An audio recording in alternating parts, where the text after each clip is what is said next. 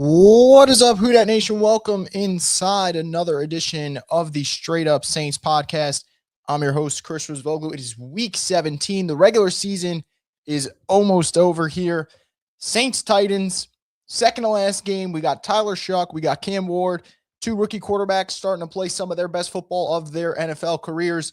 And I think this should be an exciting one. The Saints are riding a 3-game win streak. The Titans on the other side have won 2 out of their last 3 games. So some intrigue to this one, I would say. This is a matchup that about a month ago, we are probably looking at this one thinking it might be the tank bowl of the century, and now that's kind of shifted to Giants-Raiders, and this Saints-Titans game looks pretty fun on paper, at least with the way these two teams have played. So hopefully it's a good one. Hopefully the Saints can continue their winning ways with their rookie quarterback kind of being the driving force.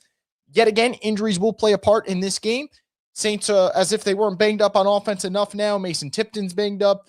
A running game obviously has been non-existent, so we'll see how they adjust against a Titans team that, all right, isn't exactly loaded, but they have enough guys in that front four to get the job done defensively. So that'll be fascinating to watch for sure. So hope everyone had a great Christmas. For those who celebrated, I see you guys asking if it was good. I definitely had a good time spent with family members, so that was a nice way to kind of just unplug and get away from everything and enjoy stuff. But man, I'm excited to watch these last 2 games of the season for the Saints as well. And look, I know this season, we talked about it so many times, early on, we're thinking, man, let's just get through the rest of this year. And the end of the season's finally here. And all I'm thinking about is, man, I don't want it to go because we're finally enjoying some quality Saints football.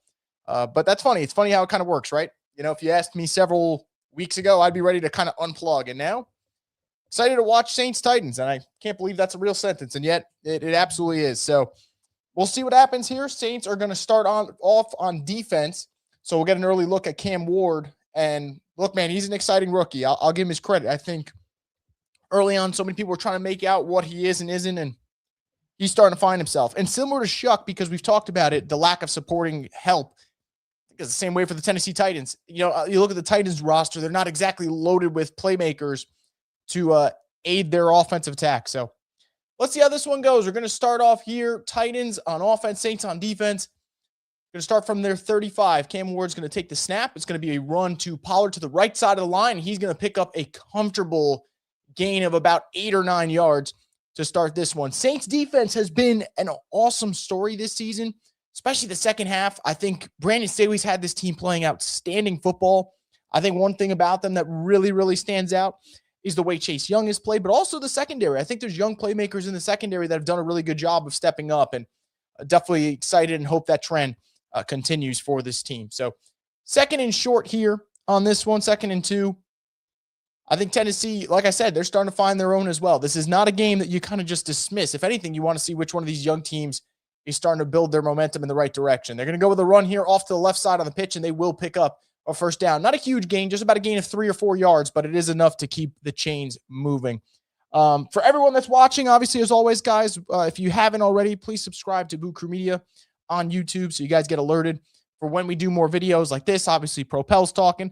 Everything else, good stuff we got going on the channel. LSU content as well, which tough game last night, obviously, with LSU and Houston. Fun game in terms of neutral perspective. Obviously, the result, not great. Was a thrilling matchup for sure. 1st and 10, Titans here from their 46. Cam Ward's going to hand it off yet again. They're just going to keep going back to that well, and Tony Pollard's going to pick up about 3 yards on the right side, setting up a 2nd and 7 for Tennessee's offense. So I know at this point in the season, there's going to be dialogue whether or not these are meaningless wins, whether or not the Saints are actually building in the right direction. All I can say, and this is, we'll see how today's result goes. The way in which the Saints are winning is what excites me. It's not just that they're winning, because there are, I don't want to say there's meaningless wins, but they're wins that don't feel like you're getting fulfillment as a fan. And I would argue the last 3 will, and I'll explain why in just a second. As we get this 2nd and 7, they're going to hand off to the right side, and Pollard gets absolutely stuffed right there. About a gain of 1.5 yards. So 3rd down coming up, chance for the Saints defense to get off the field here and get the ball to their injury-riddled offense. So let me explain myself here. All right, the Saints, going from 2 to 10 to 5 and 10. A lot of people talk about the draft pick and whether or not that hurts, and to some degree, I do get that. My counter argument is 2 out of the 3 wins are against NFC South teams that are vying for a playoff spot. So to beat them in a place where you're not technically playing for anything, I think is a great sign of what Kellen Moore's built with this locker room. And then the Jets game, you're supposed to win that game and you stomp them out. You win 29-6. It's not like you barely won. I think it shows you're trending in the right direction. Here comes Cam Ward on the third down snap. He's going to throw to the left side. He's got a man open, but it is incomplete. So Saints defense doing their job, getting off the field, and before you know it, we'll get Tyler Shuck and this Saints offense out here. So great stop by the defense. About 12-19 to go in this first quarter. But yeah, good start so far for the Saints on defense. Definitely like to see that, and hopefully they'll keep it up. I'm telling you, Brandon Staley has done wonders with this defense to the point where, who knows, maybe in a year from now, if he's able to do this back-to-back seasons, we might end up hearing his name in head coaching searches. So really nice start from the defense, and I'm not really surprised with the way they played this year. Here comes the punt. It is going to bounce at the 1, and let's see, it ends up being, looks like it's going to end up being a touchback, and it will. Would have been a great job by the special teams unit. I think they're marking it a touchback. Let's see. They will be. So a little bit of a botch there from Titans special teams unit. They had a chance right there to pin the Saints at their own 1. Thank God they didn't. So Saints will have okay breathing room to start that drive, and we'll get to see if Tyler Shuck and the offense can kind of pick up where they left off, which, quite frankly, where they left off last week, maybe the most prolific game they've had so far. We talk about the passing game. Chris Olave was sensational, 10 catches, over 140 yards and 2 touchdowns. Juwan Johnson. How about Juwan Johnson? I think Juwan Johnson is slowly but surely, I don't want to say he's winning everyone over, because I can't attest to that. Like, I can't say right now that every Saints fan's on the Juwan Johnson hype train, or if there even is a hype train for Juwan Johnson. What I can say, though, is that he is playing some of his best football, and it's starting to show consistency. So if we go to Juwan Johnson, the last couple of games, 4 catches for 92 and a touchdown, 6 catches for 46, 4 catches for 38, 5 catches for 39, 4 catches for 30 was a little bit on the weaker side, 8 catches for 89 last week. He's got the most receiving yards in the season with 733. Could get to 800 by today. We'll see how that goes. I believe if he gets to 800, he'll hit an incentive. So today could be an expensive day for him in the right direction. Most catches in the season, 70 receptions already. His most coming into the season was 50. Touchdowns is at 3. His most in the season, 7. So I don't think he's going to hit that mark unless Juwan goes on an absolute heater over the final 2 weeks of the season.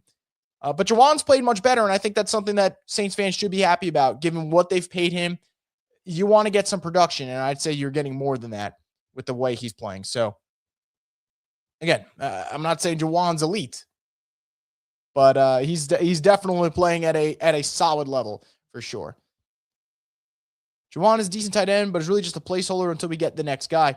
I don't necessarily disagree with that, Shane. I would argue this, right? I think Juwan Johnson's a pretty good player. I'd love to see the Saints go get another tight end, and whether they're 1A and 1B or just 2 really good solid guys, or maybe Juwan takes a step back in terms of role because you get the guy.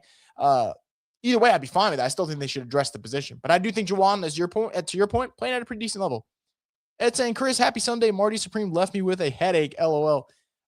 First off, happy Sunday to you, Ed. Yeah, I love that about it. You know the meme where someone's like kind of sitting up in their seat? I think a lot of people kind of use that meme if they're saying like, oh, when you're playing in the fourth quarter of 2K, or, you use that meme for anyone who kind of just turns on the intensity.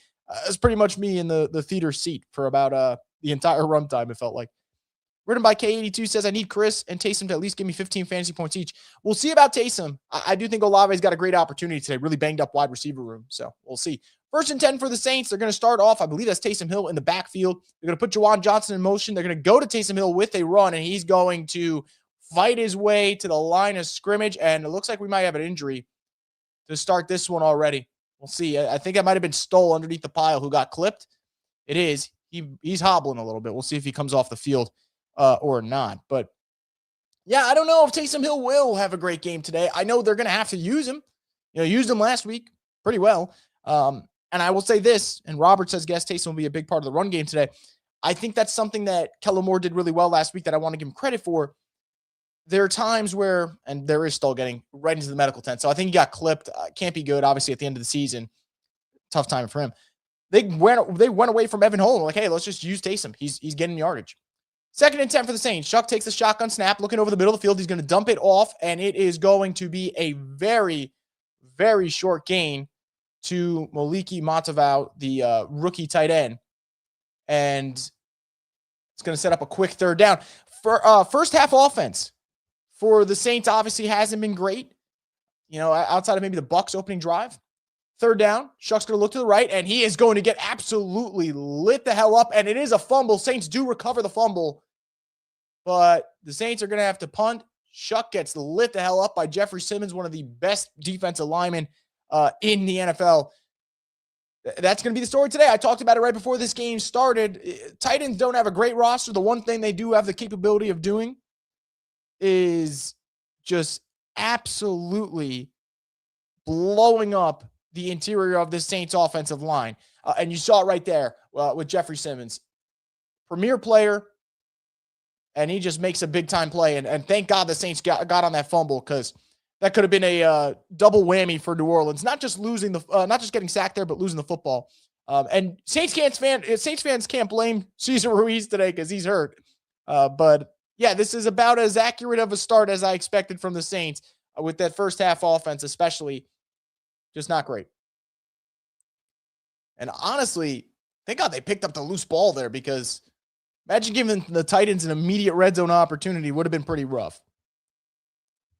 Let's see what they're saying here. They're arguing whether or not it's should still be a punt. So we're going into commercial break, 0-0. Simmons is enjoying himself. A little bit of a holiday present right there on that sack. He's a fantastic player. I would argue that he's maybe one of the best players that's like, I don't want to say rotting away, because it's not like he's not playing good football, but you just don't get to see him as much. Because similar to the Saints, the Titans aren't in primetime games, but I think that was his 10th sack of the season just now. So excellent player, really good play from him.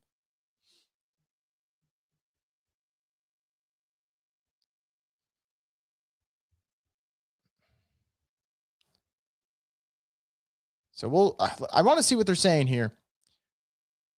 I think they're saying that the Saints, it looked like one ref was signaling Titans ball and the other ref was signaling Saints ball. So I guess we'll come out of the break and we'll see what happens. It looks like Fortner, when he picked it up, ended up getting it stripped again. Either way, that's not what you want to start this game.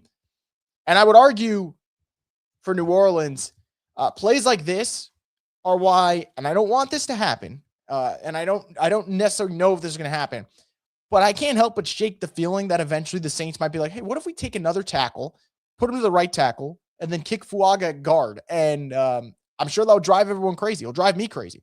But obviously, you look at this crew today. You got Fortner at center. You got Simpkins left guard. You probably got Sherman right guard for as long as he's able to hold up, although right there he didn't hold up. It's not a great crew. And I could see the Saints wanting to get more depth. I hope they don't. But I'd love to see them go receiver. You guys know I really like Carnell Tate. But, man, I do understand the argument that when Fuaga was drafted, everyone's like, oh, he should be a guard. So, and honestly, if you go back, you can just pull up when the Saints drafted him. Every analyst, whether it was NFL Network, whether it was ESPN, whether it was Pro Football Focus, everyone was like, yeah, he's a guard. Obviously, Fuaga's been a good tackle. I go back to last season. He quite literally neutralized Myles Garrett last season at left tackle. So, the talent is there for Fuaga. It's just a matter of whether or not he could stay healthy and whether or not the Saints feel like they have anything in the interior. So, I wouldn't be surprised if they kick him in, but I hope they're able to address other positions first. I do think they will at some point in the draft address the offensive line, though, because if you look at the free agency market, there really isn't a game-changing player there for them, other than maybe overpaying, and I don't know if that's where the Saints want to put their assets in. New to this stream, I can't watch the screaming guy or the guy who mispronounces everyone's name anymore. I'm gonna be honest, man. I do mispronounce a name from time to time. Everyone knows my Audric Estime fiasco I had about 2 weeks ago. That was a rough one for me. I don't know why I was struggling there. As for screaming, let's see. Maybe the Saints give me something to yell about. Right now, feeling pretty calm. I will say, though, that is one of the worst punts I've ever seen. So that's about to be like in terms of field position, about a 20-yard punt, 24-yard punt. Not even. Where are they putting this ball? Yeah, not even going to be a 20-yard punt. So one of the worst punts I've ever seen in my life. I will say this. Because of where the Saints are at as a roster, and we don't really talk about the special teams unit, but punting has been an issue for the Saints for a while. I thought they got it figured out. A lot of us thought they got it figured out when they got Blake Gillikin. And then I remember Blake Gillikin ended up losing that punter battle in preseason. They got rid of him. He ended up thriving elsewhere for a little bit. And They have not been able to figure this thing out. But right there is just a brutal punt. I don't know how you have a 17-yard punt in today's NFL. It just shouldn't happen. Awful punt. Oh, my God, our punter's ass again. Yeah, that's just kind of how we're at. A 17-yard punt is all-time atrocious stuff, though. So Titans are going to start the ball from the Saints 35.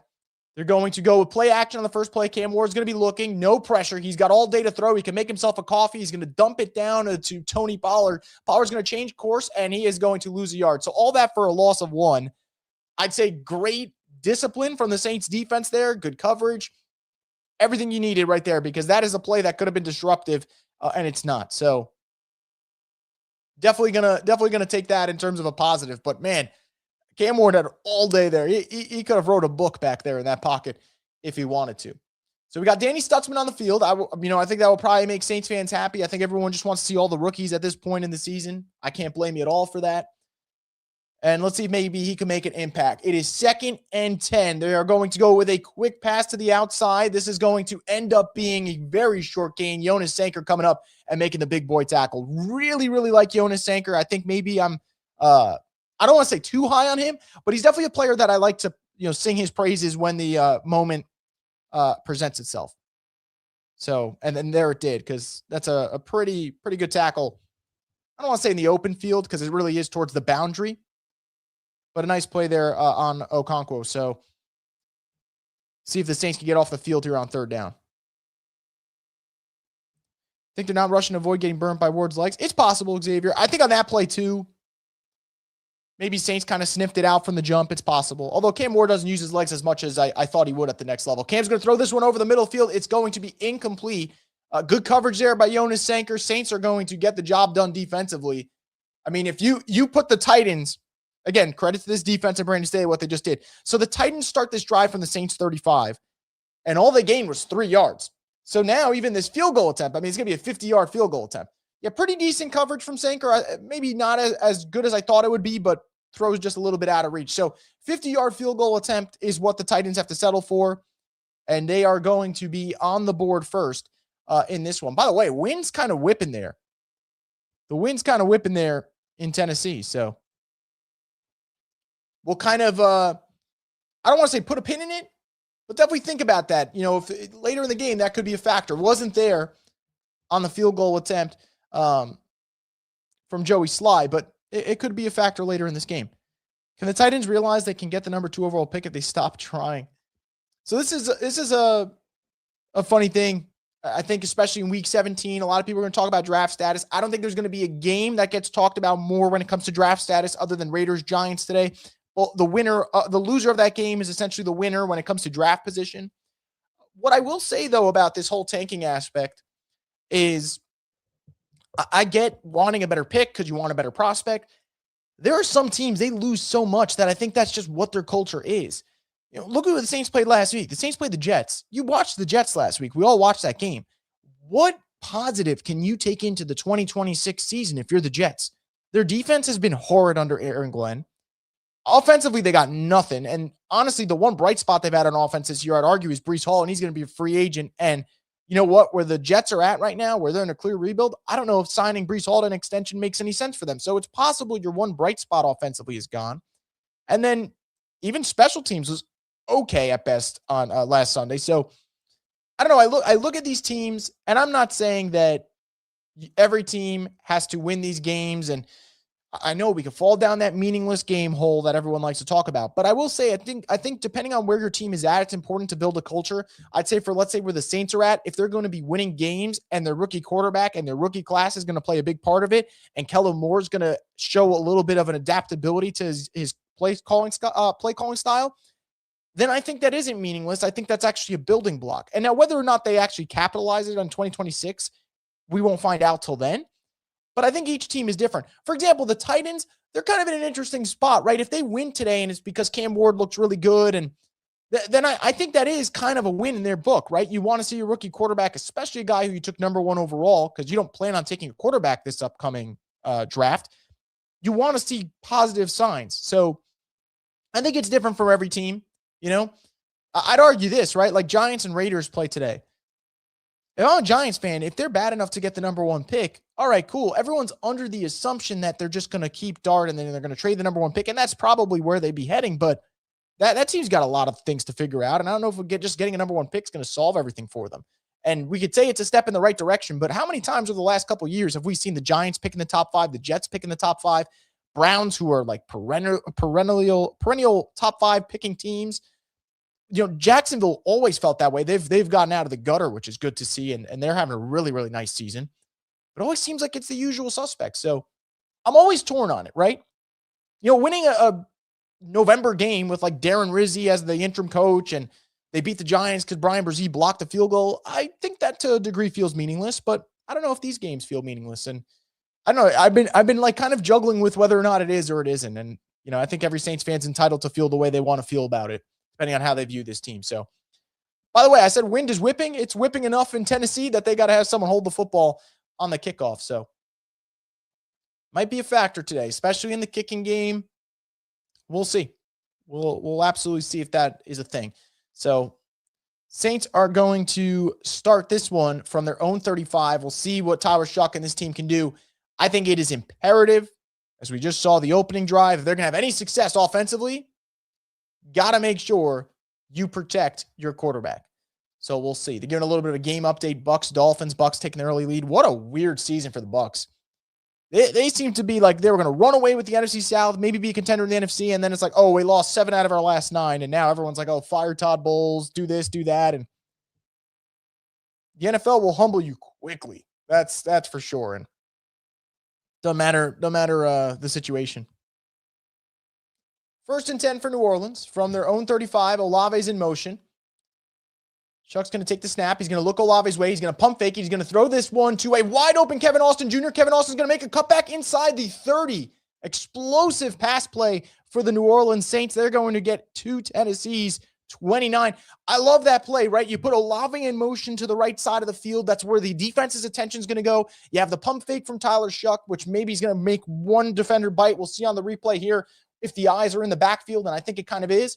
And it opens up a free man in Austin. Now they're going to hit it Aldrich Estime with a carry. He's going to pick up about 2 yards. Saints are going to have a 2nd and 8 coming up here inside Tennessee territory. I really like that play. And I'd maybe argue that maybe they got to use Olave in motion a little bit more. Not that they don't, but that's awesome. And by the way, I see it's your boy X mentioning it. I agree. That was a nice cutback by Kevin Austin Jr. I thought that was going to be a down the sideline and then wait until he goes out of bounds, but really good cutback. 2nd and 8, Shuck's going to step up, and he is going to gain a couple of yards before he is brought down. So a 3rd down quickly coming up for the Saints here. Looks like he was able to just kind of squeeze through that and pick up a gain of 2. So 3rd down for New Orleans. That's kind of been, especially 3rd and long, has been the money down. But we'll see if they can continue this. So 3rd down, Shuck takes the shotgun snap. He's looking towards the left. He's going to throw this one. Miscommunication between him and Kevin Austin Jr., and the Saints are going to have to settle for 3 points here. So was promising and quickly comes to halt. That might be the quickest field goal drive I've seen in my life. Deep shot, get it to Kevin Austin Jr., get yourself immediately into Tennessee territory. Quick 2-yard run, and then the miscommunication between Austin and Shuck. On that one. Looks like he wanted to go. Kevin Austin's running it out. Just not where they needed to be. So Charlie Smyth is going to attempt the field goal. And, well, hate to be that guy, but I guess the kicking woes are going to be a problem because Charlie Smyth missing that field goal there for New Orleans. They're going to come up empty, and the Titans are going to hold on, for now, to their 3-point lead. Not great. I know Charlie Smyth just got rewarded with a 3-year contract. Woof. That thing was hooking. And I don't even know if that one really could blame it on the wind. I think that's just a missed kick from Charlie Smyth. Doesn't look like it hooked a lot from the wind. It just looked like it was leaning left from the start. Didn't really bend that much. And Ed saying Lord Smith's got the groupie disease. Meanwhile, I could be wrong. I think Blake Groupie might be perfect in Indianapolis right now. Let me pull it up. But I think he is. It's only like 2 or 3 games, whatever it is. Yeah, he went 3 for 3, then he went 2 for 2. Oh, I'm sorry. He went 2 for 2, then 3 for 3, then 2 for 2, then 1 for 1. So yeah, wow. Yeah, Groupie's 8 for 8 in Indy. It's kind of funny. Maybe the Saints are the problem. Maybe the Saints are the problem when it comes to kicking. Weed at 24, field goal problems again. Yep. Robert saying ugly start again. Yeah. And then that one's frustrating too, because that right there, yes, it was a quick drive, but you'd like to think you could at least just get the 3 points out of it. Like I mentioned, it was the quickest field goal drive I've ever seen. 5 plays, 40 yards, minute 30. So to not get that 43-yard field goal is frustrating, because at least if you're able to put points on the board there, you feel like, all right, yeah, we only took about 90 seconds off the clock, but at least we did something productive. You don't feel it there at all. So kind of frustrating. There's no question about it.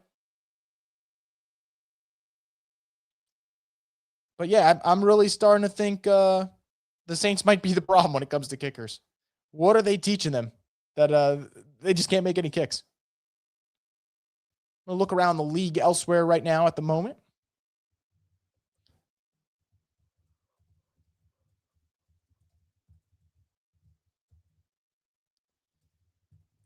Don't think there's a lot of playoff implication games today. I think a lot of these spots are pretty much locked up at this point. Yesterday's games were quite interesting. Texans continuing their second half surge. I think that's a team no one wants to face in the playoffs, especially if CJ Stroud can get it going. He was a little inconsistent yesterday. Packers Ravens was quite thrilling. Looks like good things happen when you just run the rock with Derrick Henry. So looking around the league, we got Patriots out to a big lead. Browns up 10-0 over the Steelers. That would be maybe the most interesting outcome, because then I think it makes the final game of the season between the Ravens and Steelers. I think that might be for the division if that happens. Colts with an early lead over the Jaguars, and the Bengals with an early lead over the Cardinals. So we need an overhaul on special teams. Everyone's got to go. Hard to argue with that. Titans going to go with a run here, guys, to start this drive. They're going to pick up about 2.5 on that first down carry. I don't necessarily disagree. I mean, look, at this point, something's got to happen, right? Like, why are the Saints having problems, and then you change kickers and it's still the same problems? It's a little bit of a concern. Derrick Henry got me 46. LOL. I mean, what do you have? 200 plus and 4 touchdowns? I know he had the 4 touchdowns, but was it 200 plus yards? Just, he's still got it, man. The script for the Ravens Steelers was set. Browns will win and Garrett will get the sack record. Oh, crap. I forgot about that too. That's going to be a big factor. I think he just needs 1, right? Second down, play action pass. Ward's got all day to throw. He's going to step up and run, and he is going to slide about 2 yards short of the stick. So 3rd and short coming up for the Titans. Why doesn't Ward run more? I don't know, actually, but it is a legitimate thing to bring up. So if you look at Cam Ward's season, guys, 15 games in, he's got 138 rushing yards. And this season, his career high in a game is 37. You got to go back to November 23rd. And I'm not saying Cam's got to take off and get like 50 yards rushing, but no, I'd say the same thing about Shuck. I think Shuck's got good wheels. You'd like to see them using their legs. So 3rd down, Cam Ward takes the shotgun snap, looking over the middle of the field. He's firing over the middle field, and it is caught inside the Saints 25, and they're going to be set up with a red zone opportunity right there. So Saints had a chance to get off the field. Cam Ward lets it rip. That was a pretty ball. And the Titans are back in business inside Saints territory. Just runs a post, gets right past the defense, gets past Alante, and Sanker brings him down. So inside, pretty much inside the red zone here at the Saints 21. So about a yard out, literally a yard out of the red zone. Good opportunity for the Titans to kind of tack more, and we'll see if the Saints can keep doing their bend but don't break philosophy. 1st and 10 from the New Orleans 21. They're going to go with a toss to Tony Pollard. He's going to cut to the right. Saints defense is containing the edge, and Kool-Aid McKinstry shuts that one down after a gain of a yard. So run defense, it's been good so far, I would say. Again, I'm not going to act like the Saints are playing pretty football right now. There's 5 minutes to go in the first quarter, and they frankly look like a mess. But run defense has been pretty solid so far. I can't really argue about that. But, if you get exposed in the passing game by a Titans team that doesn't exactly have a lot of weapons, could be a pretty rough look for this team today. Here comes 2nd and 9. Cam Ward takes the snap. He's looking to the left, looking over the center. He's going to roll towards the right. In pursuit, He's going to step back. He's going to go back into, and he's going to get sacked. Is that ball out? They're saying it's an incomplete pass, and it is going to be third down. That would have been a game-changing play for New Orleans. I'd love to see a replay of that one. I would love to see a replay of that one right there. That was great, great contain from the Saints defense.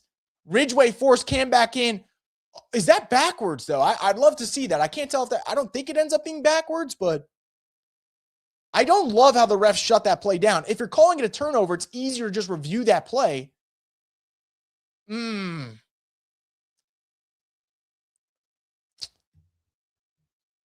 would have been an interesting one. Would have been a loss of yards. That's what I was looking at. Instead of the fumble, just a loss of yards. But 3rd and 10. Ward's going to take this the sack. He is dropping back and incomplete. I want to take a step back and said sack. Excuse me, guys.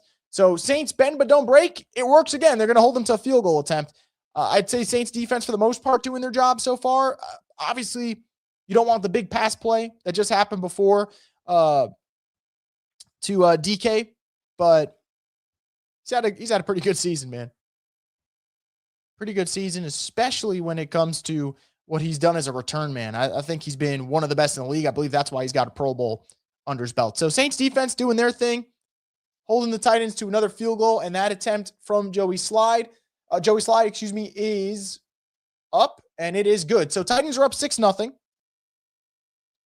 Defense still doing your job. I mean, you're a touchdown away from taking a lead in a game that you've been outplayed in the first quarter thoroughly. So can't ask for more at this point when it comes to your defense. And that bend but don't break is a thing for me. I really do value that, especially when we get to games that matter next year. You hope that kind of carries over, and hopefully it does. But man, Brandon Staley's had a resurgence, to say the least. Side note, what's everyone's thoughts about Matt Ryan joining the Falcons front office potentially? Kind of think that's cool, but I actually think that Matt Ryan's a pretty solid studio analyst, so I think that'd be kind of a hit to CBS. It's pretty interesting. He's going to join the Falcons front office and be like, well, first off, probably shouldn't have drafted Michael Penix and given Kirk Cousins $45 million. So probably be his initial thoughts on that one.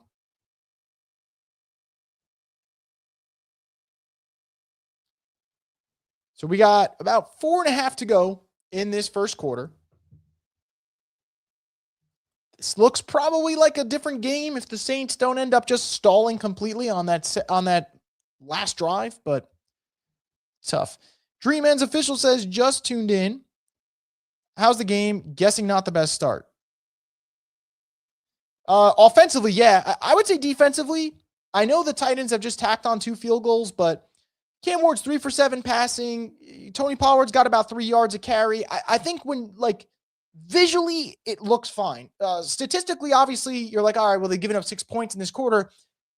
Time possession also hasn't been great. Time possession has been 7.5 minutes to 3. So I think that's something to factor in real quick. So offensively, to answer your question, not good. Last drive, they had a chance, got inside the Titans 30, and then they just stalled out, and then Charlie Smyth missed the 43-yard field goal. So that definitely factors into it.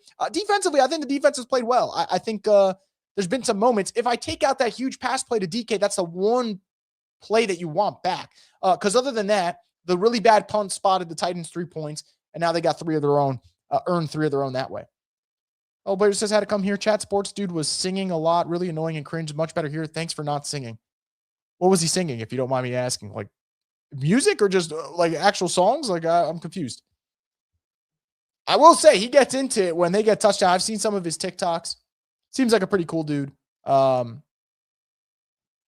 Interact with him on Twitter sometimes, but yeah, I don't know. I like to sing, but in the shower, I don't like to sing on the live stream here. So Saints are going to take the kickoff, and they are just going to take a knee in the end zone. I thought Pettis was thinking about taking that out for a sec. So we'll see what they do on this drive, but I'd like to see them get some points on the board here. Songs and Christmas carols. Christmas is over, man. I was getting dinner yesterday, and this place had Christmas music blasting, and I'm just trying to eat some sushi, and it's like, man, I don't want to hear Santa Claus is coming to town right now. He already came and left, so I don't know. So there you go. Miscues for the Saints, 17-yard punt. Egregious. 43-yard missed field goal. And it's the first quarter. So those are like the early things that have really contributed to this being 6-0 so far. 1st and 10 for New Orleans from their own 20. Shuck's going to take the shotgun snap. He's going to throw to the right to Olave. Olave is going to cut to the right, and he is going to get popped after about a 3 or 4 yard gain. So 2nd and 7 coming up. Tony Pollard is clearly the game plan for the Titans. He's touched the ball on every play, but 3 just keep shutting that dude down. Couldn't agree more. I think it's pretty clear that's what they want to go to. And honestly, if you look at the Titans and the wins that they've had, the wins they've had are when Tony Pollard's at his best. So if we go to last week, over 100 yards rushing. We go to the Browns win, 161 yards rushing, 2 touchdowns. He's been the not-so-secret sauce for them, that's for sure. 2nd and 7 from their own 23. Shuck under center. He's going to hand this one off to Taysom Hill. He's going to run towards the left, and Taysom Hill is going to get bottled up for a loss of a yard. So I'll say this about New Orleans. Can't stress it enough. Whether it is getting a running back or fixing the offensive line, probably a mixture of both. I think it is crucial that the Saints fix their run game this offseason, because even if Shuck is the guy and ends up being the guy, it is not sustainable to have no run game. They quite literally have no run game, no semblance of a run game right now. So 3rd and 8 for New Orleans. Shuck in the shotgun.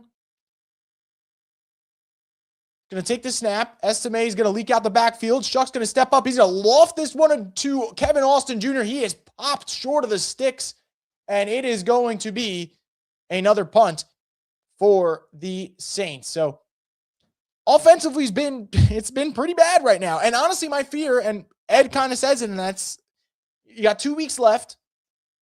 Shuck is under constant duress here. Even on that throw, can't really even get that one off cleanly.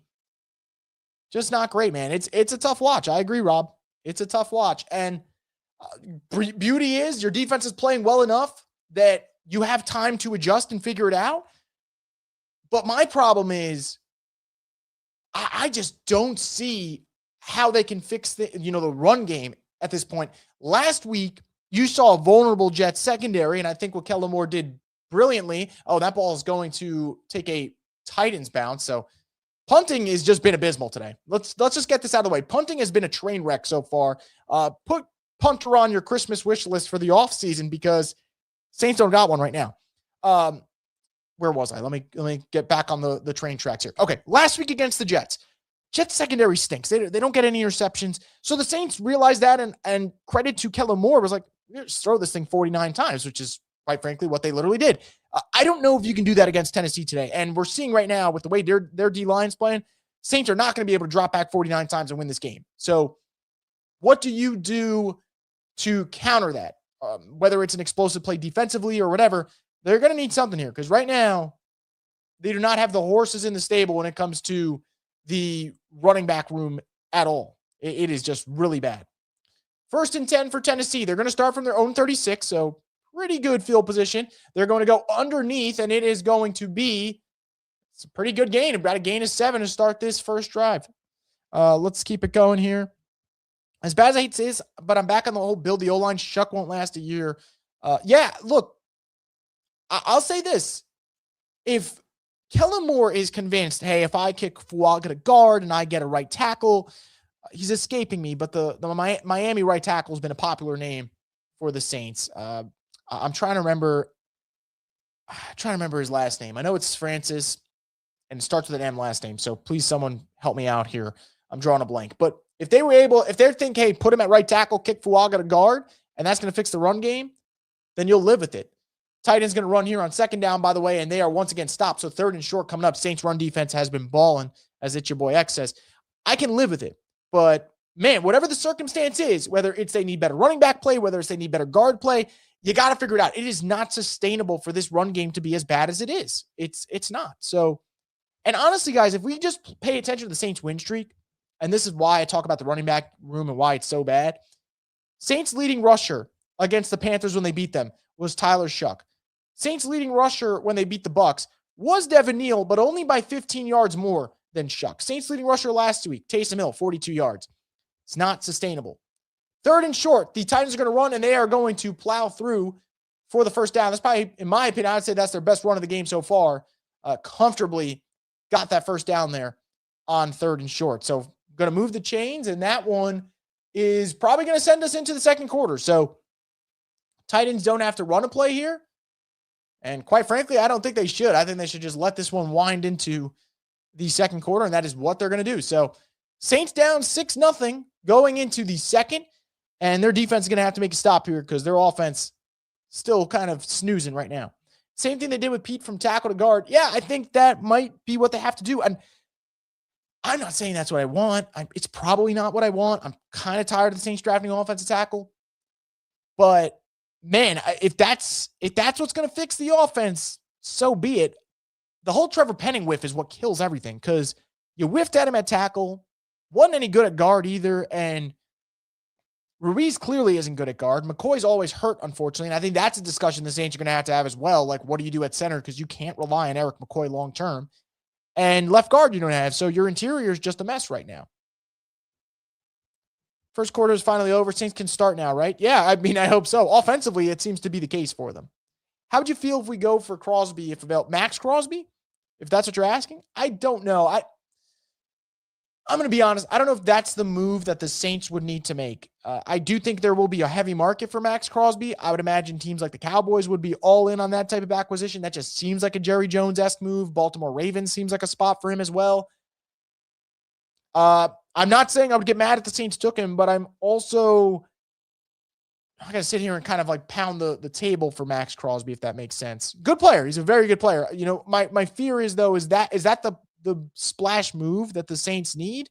I don't know. I would argue, though, to your point, Xavier, Crosby and Chase Young would be pretty cool on the outside, but I guess we'll see what happens. I don't know if the Saints would go that route. I think they might end up wanting to go elsewhere. I don't know if they want to have 50-something mil invested in their two pass rushers. It's not the worst thing in the world, but I think that's something that I'm kind of hesitant on, you know? Did I miss something? Are Raiders considering trading Crosby? So here's what happened. So the Raiders and Giants are clearly, it's the most clear evidence we've had over the last couple of years of tanking. Go look at the Giants injury report and then go look at the Raiders. Like, you might have woke up on the wrong side of the bed today. Like, all right, well, you're inactive today. And so Max Crosby's been dealing with a knee injury since October, according to reports. And it was announced this week that he was ruled out for week 17. And then Jake Glazer reported that Max Crosby was pissed about that decision and stormed out of the facility.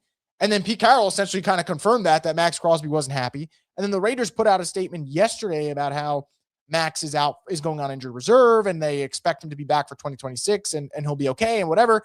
And I think once your organization starts putting that information out there, and then Max Crosby goes on Instagram and posts videos of him playing basketball to show that his knee is fine, I think it's going to get ugly. And I think Max Crosby's finally going to end up asking for a trade. That's just my guess. It's not sourced right now, but I think when Jay Glazer comes out and says that he didn't agree with that decision, and then you see the social media content to back that up, I think you could probably put the 2 and 2 together and figure out that he's going. 1st and 10 for the Titans. They're going play action. Cam Ward's under pressure. He's going to step up. He's going to take off, and he's going to gain. Ooh, is that ball out, or was he down by contact? I think he was down, and that's what they're ruling it. So it is going to be a gain of 5 for Cam Ward. I'm excited for about a second on that one. Thought that ball was going to pop, but it did not. And yes, I think down by contact for sure. Danny Stutzman was in on that one. Yeah, I would think that's down by contact.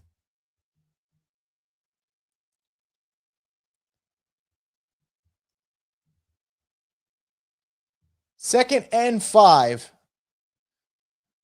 They're going to go with a toss play to the right. Saints run defense is going to force a loss of, that looks like a loss of 2 right there. We'll see where they spot it, but Tyjae Spears had nowhere to go on that one, and it is going to be 3rd down. Saints run defense has done their job so far. I don't think there's a question about it. They've absolutely done their job. 11 carries, 34 yards so far. And by the way, that's clearly going to be Tennessee's script right now. Run. And If the Saints are going to hold, they'll keep themselves in it. They just got to avoid those big chunks in the passing play, which we saw earlier with that catch from DK. 3rd and 6. Cam Ward's in the shotgun. He's going to take the snap. Saints are only sending 4. He's going to throw to the left. He's got his man, but it is going to be short of the sticks. 2 yards to go. Decision for the Tennessee Titans. I'd imagine you got to go for it here, right? Another throw out wide to DK. So it is 4th down. I'd have to think you're going for it if you're Tennessee. And they are going for it. Under center, Cam Ward's going to take the snap. He's going to fake the handoff. He's got a man wide open. It is going to be Okonkwo all the way down to, and oh my God, what the heck is Kool-Aid McKinstry doing? It's a touchdown, Tennessee. Oh my God. What the heck is Kool-Aid doing? What is Kool-Aid doing? What the actual hell is Kool-Aid McKinstry doing, man? Oh, man. All right, so that is what you don't do when it comes to tackling. It's a good job by Tennessee. You clearly got the first down, and Kool-Aid's just going for broke here and trying to strip the ball at the 15. And here's my problem with that play by Kool-Aid, besides the fact that he just missed, right? Your defense has been actually pretty good. I know now it's 13-0, so it's going to look bad on the scoreboard, but your defense has been fine, especially in the red zone. Just make the tackle. They'll be inside the 15, sure, but everything's going to tighten up. Hold them to 3. But you're trying to rip the football out, and instead of what is maybe a red zone opportunity, it ends up being an easy touchdown for Tennessee. So that was ugly, quite literally embarrassing. I know you guys are saying Kool-Aid should go home. I don't agree. I mean, I don't disagree on that. Like, that is an ugly display of tackling on that one. Ugly display from that one. And now the Saints find themselves in a 13-0 hole. And I'm going to be honest, this is where I get scared of, can you keep your quarterback upright? Because it's 13-0. You can't run the ball to begin with. And now you sure as hell ain't running the ball down 13-0. You can't run it when it was tied. You're going to run it when it's 13-0? I don't see it. So, good Lord. I got to say, I love people. I tweeted, what is Kool-Aid McKinstry doing? And people said he's trying to strip for the football. I know he was trying to strip for the football. I'm being facetious. It was like what is he doing? Because it looks like he's looking like an absolute jackass on that play. That's why. But, man, rough time for the Saints right here.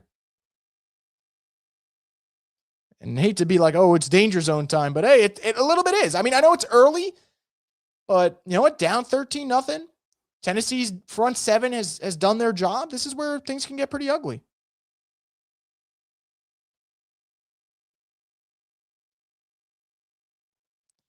Man, I just don't get it. The funny thing is, I'll keep saying it, though, when it comes to Kool-Aid. The highs are high, and the lows are like, Jesus, like, what is this guy doing? So, just tough, man. David saying O-line has to step up, be professional. I don't disagree. Don't disagree at all.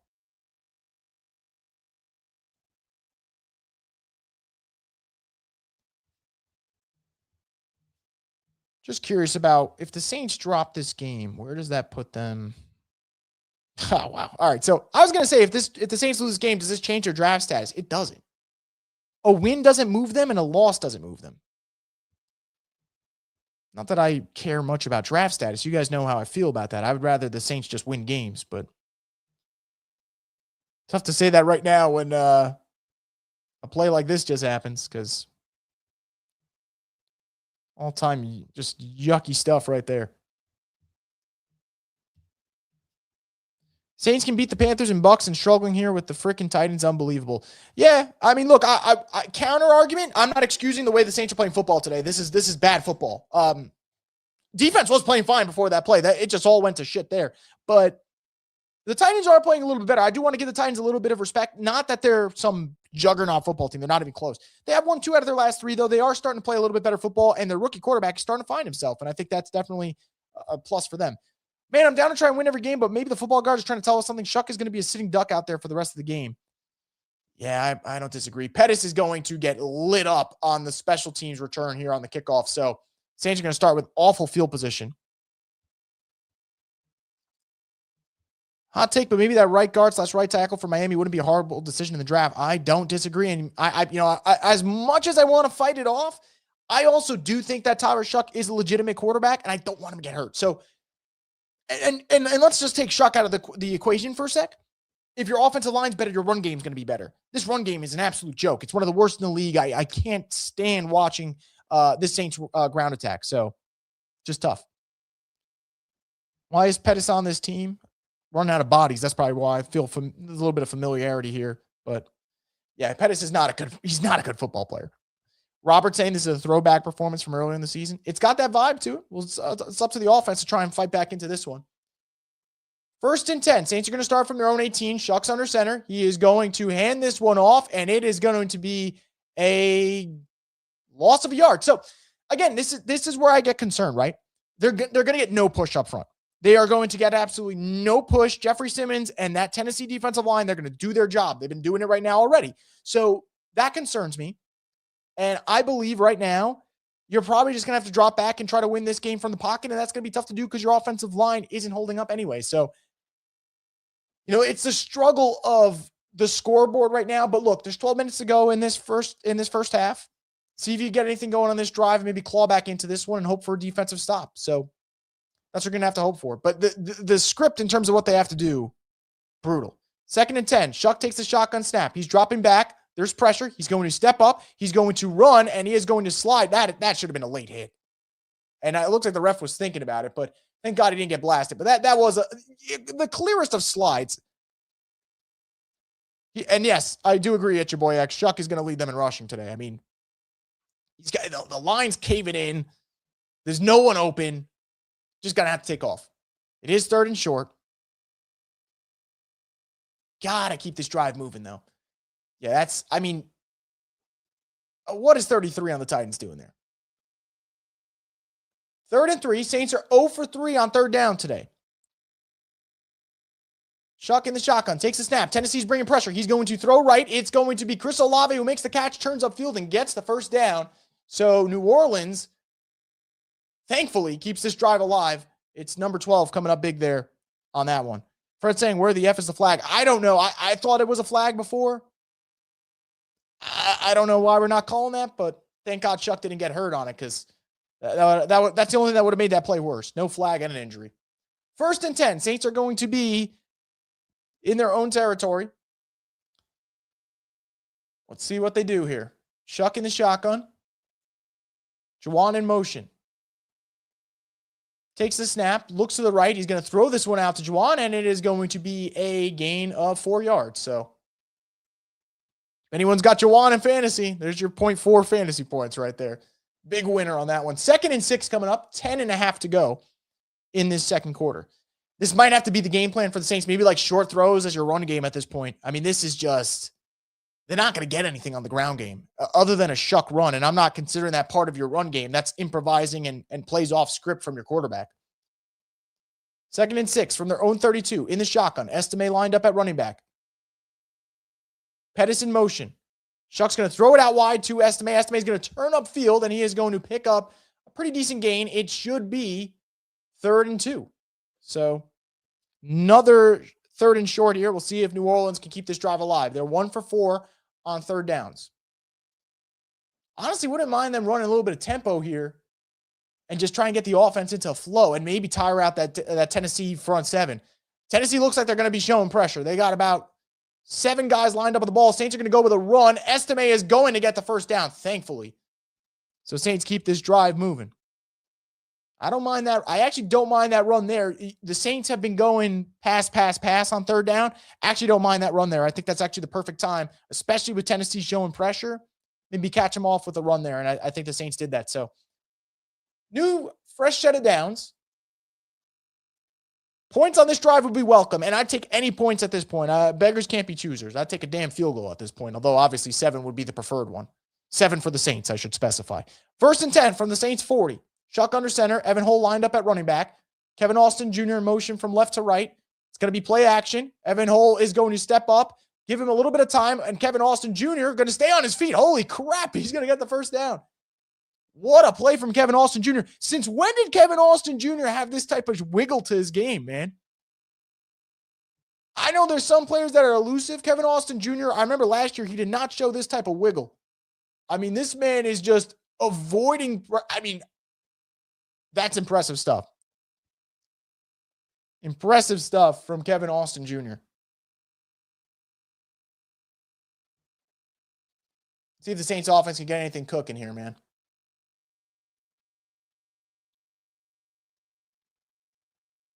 So they're going to spot him. Where are they going to spot him? At the 42, I believe. So they're going to say he was down. Still impressed. I'm still impressed by Kevin Austin Jr. so far. That's twice where he's shown a little something to his game, which I didn't think he had. So they're saying the knee is down, right? Yep, and it was. That's a good call by the officials. It's a good call. 2nd and 8. So wipe off the big play right there. Taysom Hill's in motion.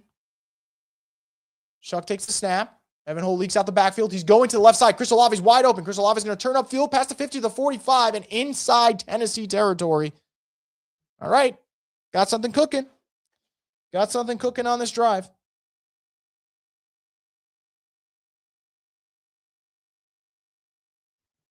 Gotta believe on this one.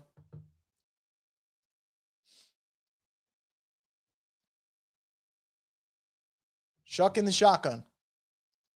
Takes a snap. They're going empty. He's throwing over the middle of the field to Chris Olave, to the left side. And Olave goes straight down. And he is going to, looks like he's hobbling off the field. Olave is dealing with back tightness. I do want to throw that out there. It's been a problem for him.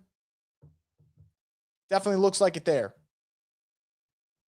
Hopefully he's all right. Obviously, I can't imagine how bad this Saints offense would be without him on the field. I mean, these are preseason players for the most part, outside of Juwan and Olave. 2nd and 4. At the Tennessee 36.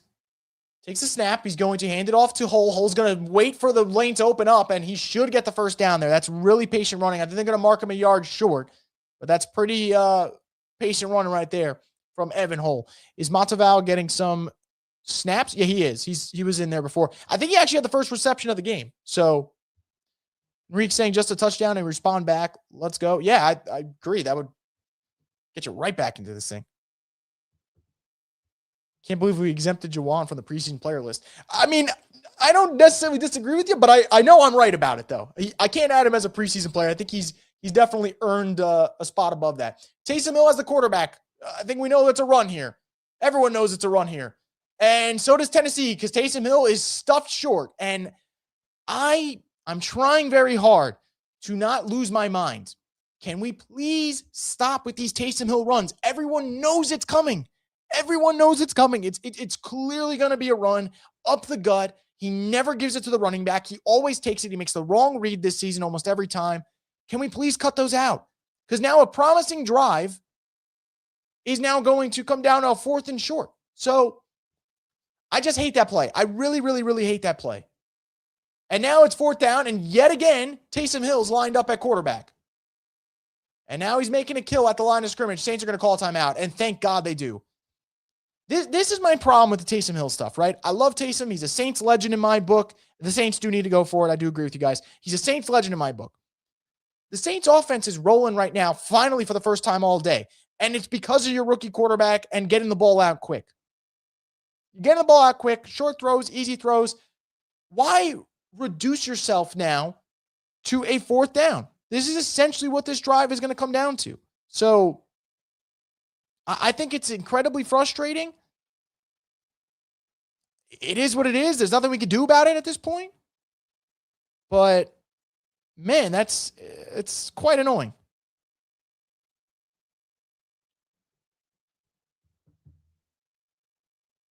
Taysom up the middle is killing me. Yeah, and look, he looks slow. The problem is I don't think Taysom gives you any advantage over Shuck even when it comes to running the ball. I don't think so either. We've seen Shuck on zone reads, and he's done a good job. So I don't get it, man. 4th and short, they're sticking with Taysom. Yet again, another kill at the line of scrimmage. Tennessee knows it's coming. If you're rolling him to the right, I'm fine with it. If not, it could be a mess. And it is going to be a 1st down, and now there is a blown whistle. You know, false start. Yep. Yeah. I mean, You know what? I've given him all the praise in the world. I've given him all the praise in the world. Stuff like this is on Kellen Moore, though. And I think Kellen Moore's done a masterful job the last 3 weeks. I really do. I think he's done a really good job. This drive just got blown up because their insistence on using a player who is not going to be here next year. He's not going to be part of this team. Makes no sense to me. And now you're hoping for a field goal from Charlie Smyth. And even if Charlie makes it, now I'm frustrated. I know before I said I'll take any points, but now I'm aggravated because it should not come to a field goal. This should be a drive they have a chance to put up 7. So Charlie Smyth now is going to attempt the field goal. The kick is up, and it is good. It's going to be a pretty easy kick from Charlie Smyth. So Saints are on the board. Yeah, nice to see him bounce back, but God damn it, I'm so frustrated with the Taysom runs. Just get him out of here. Get these runs out of here.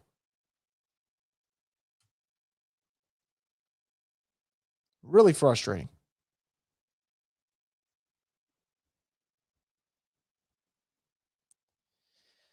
Frustrating finish to that drive.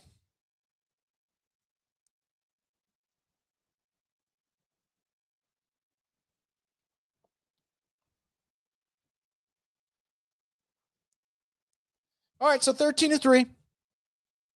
Gotta hope that this defense can get back to their better ways. Last one was bad, so. Smyth has been sick all week, and so has most of my family. Shit is horrible. Sorry about that, guy. I will say, I hate the downside of the holiday season. Everyone gets sick at that time, which makes sense. Everyone's coming from different parts and whatever, and definitely the downside. Enrique saying, I smell a turnover. I hope so. I hope so. I don't understand this team. So confusing. Yeah. Saints fans are going to lose it when we take no, man. Look, I don't disagree. Only thing I might disagree with you is Algier. My only reason why is, hear me out. If you look at the running back class, I think there's better running backs in free agency. So Etienne's a free agent. Rico Dowdle's a free agent. I don't want Javonte Williams. I think Javonte Williams he's having his best season with Dallas, but how much is that because Dallas has explosive receivers on the outside? You can't stack the box as much. How much is that? It's a question that I have. It's a question that concerns me. When you got Pickens and CeeDee Lamb, I can't be putting my safeties in the box. They got to be out. They got to be back and worrying about those two explosive wide receivers. So I wouldn't want Javonte. I'm not saying if the Saints signed Tyler Algier, I'd be upset about it because I wouldn't. I think Tyler Algier is a pretty good running back. And prior to Bijan Robinson, he was an 1,000-yard back. So I would take Algier for sure. Beggars can't be choosers. I'd take Tyler Algier. Part of me is like, Rico Dowdle would be pretty interesting, though, if they could end up snagging him. Either way, give me an NFC South running back. I'll take him, and I would improve the offensive line. I said it earlier. I've been a very big proponent of, fix the run game. So, yes, I wanted a Carnell Tate. I've mentioned maybe a Jeremiah Love. Saints go offensive line, Fuaga moves to guard, and this solves everything, and they could wash their hands clean. Screw it. Do it. I will live with it. But then make sure in free agency you get your playmakers. So that would be my counter argument to it. But I agree with you. I think that's a really good comment, and I will co-sign that. The advantage of Algier is he'll be cheaper and won't have much tread on the tires. I don't necessarily disagree with that. I mean, let's go to his numbers real quick. 25 years old, 126 carries this year. It's a light workload. And he's a fine back. I want to make that very clear. I don't think Tyler Algier is a bad running back at all. I mean, Tyler Algier, the year before they got Bijan Robinson, over 1,000 yards rushing, 4.9 yards a carry. That's a good back. Tight ends on the return. They're going to get really good field position on this one to the 37 before tackled out of bounds. So Saints defense is going to be up against it. We'll see if they can get the job done. Good news is the new flick with Damon Affleck looks pretty good. I didn't end up seeing that. I know they just played that trailer. I didn't end up seeing it, but I do have to catch up on movies. I actually started my morning by watching Train Dreams on Netflix. I'm dying to watch that movie. And it killed me this morning. It killed me. I was like, why am I like sobbing at like 11 a.m.? Just really, really bad way for me to start my day. And now we'll see if the Saints make me sob at this point. As good as last year's draft picks have been, I'm good either way they go. Yeah, I think that's fair. Look, I'm cool with that. I don't think winning or losing really affects our draft position. No, you're right. So if the Saints lose today, they're pick 8. If the Saints win today and the Bengals win today, the Saints are still pick 8. So there's not much movement. There is not much movement there. Do you think this should be an offensive player heavy draft or defensive player draft? I'm still on the BPA train. I think the Saints just got to go best player available. I will say, though, I wouldn't mind them getting a playmaker. But, man, if they go offensive line, I'm fine with it. Defense, I do think they got to address, but I don't think the first pick has to be defense, if that makes sense. So I would go offense, but you can attack defense at some point. But I think the Saints have more assets defensively, right? Like Quincy Riley is pretty good. Losing my train of thought here. Kool-Aid, I know he was rough on that touchdown before, but Kool-Aid's had a pretty good season. There's been moments. Jonas Sanker's a pretty promising player, so they have some options. Just, again, I'd be fine with them going defense, but I don't know if the first pick should be defense. I'm a Giants fan actually here because I bet on the Saints. Good stream. A good stream, man. Thank you. What's your thoughts on the Giants game later today, man? Giants, Raiders, obviously that's going to be a tank bowl, so it's going to be an interesting one for sure. I think the draft would be more interesting if the Giants own the number 1 pick. Because if the Raiders own the number 1 pick, everyone knows that the Raiders are just going to take a quarterback. If the Giants get the number 1 pick, I think it's all fascinating, right? Like, conventional wisdom tells you they stick with Dart and they trade the number 1 pick. But even if that happens, that's fascinating. Where's the number 1 pick get traded to? Who gets it? Whatever. And then on the flip side, all right, you look at, let's say they were to keep it. Then where would Dart go? Like that. And I don't think they're going to do that, by the way. I think they're going to trade the number 1 pick. But I think it's a fascinating thing if they get the number 1 pick. If the Raiders get it, they're just drafting Mendoza and they're washing their hands clean. So 2nd and 7 for Tennessee. They're going to be at their own 27. Going to be play action. Cam Ward's going to roll to the right. He's going to throw on the run. He's got a man wide open, and it is going to be a huge play to Van Jefferson on the right side. So looks like that Titans offense is starting to open up a little bit. Love my Giants. If we lose, great. We'll have all the capital to get better. They will. I mean, I think they got the capital regardless, even if they win today, but for sure, that number 1 pick opens up possibilities if they're able to trade it. Don't really care about the draft pick at this point. We're just hoping to continue riding the high of the last 3 weeks. I think we make a second half adjustment and get another W. It's possible, Fred. Definitely need to stop here, though. Like, can't be giving up 7 on this drive. That's for sure. Can't be giving up 7. Tight end's going to be at the Saints 46. Cam Ward's going to take the snap, going to hand it off to Pollard. Pollard's going to cut up field and gain about 5. There is a flag coming in. We'll see if that'll end up being on the offense. Would imagine it's in the area of holding. We'll see. And it is. So that'll back them up. Looking like just 2, maybe 3 players have to be restructured to become cap compliant as well. To be able to pay draft picks. Chase Young is an obvious one. Who else would you choose? That's a good question. Chase Young is one of them. I'm trying to think. Let me pull it up real quick because I want to see his cap number. I don't want to be mistaken. I think so. Olave's got a $15 million cap hit next year. That's not that bad, but technically they could move that if they sign him an extension. Wouldn't be surprised if they touch that, but let me pull up the Saints cap situation. It's going to be 1st and 20 for the Titans, by the way, from their own 44. There's pressure. Granderson's going to get there. Chase Young is going to come up with a sack, and he rips the football. Chase Young rips the football. He's running to the 30, the 25, the 20, the 15, the 10, the 5. Touchdown, Saints defense. Chase Young. Holy shit, man. Chase Young with the play of the game.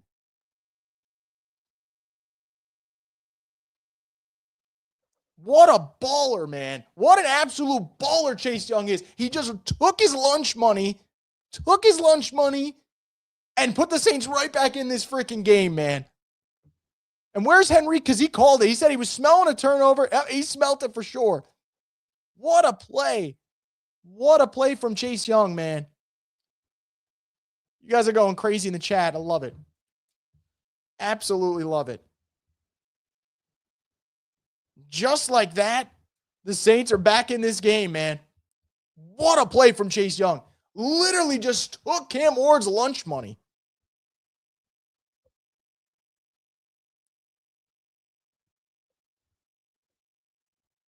Chase Young, in my opinion, he's like reaching his potential finally, and it's one of the coolest things to see.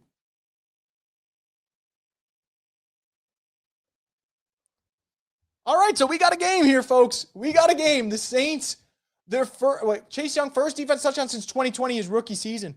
Awesome. Awesome stuff. And you're right. That is what set it up, right?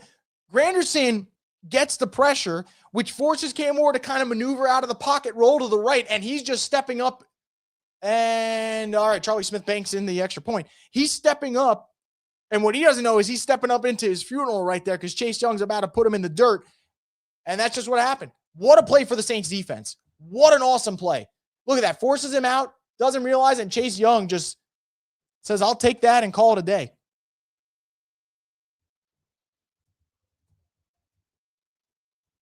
Awesome stuff. Awesome stuff.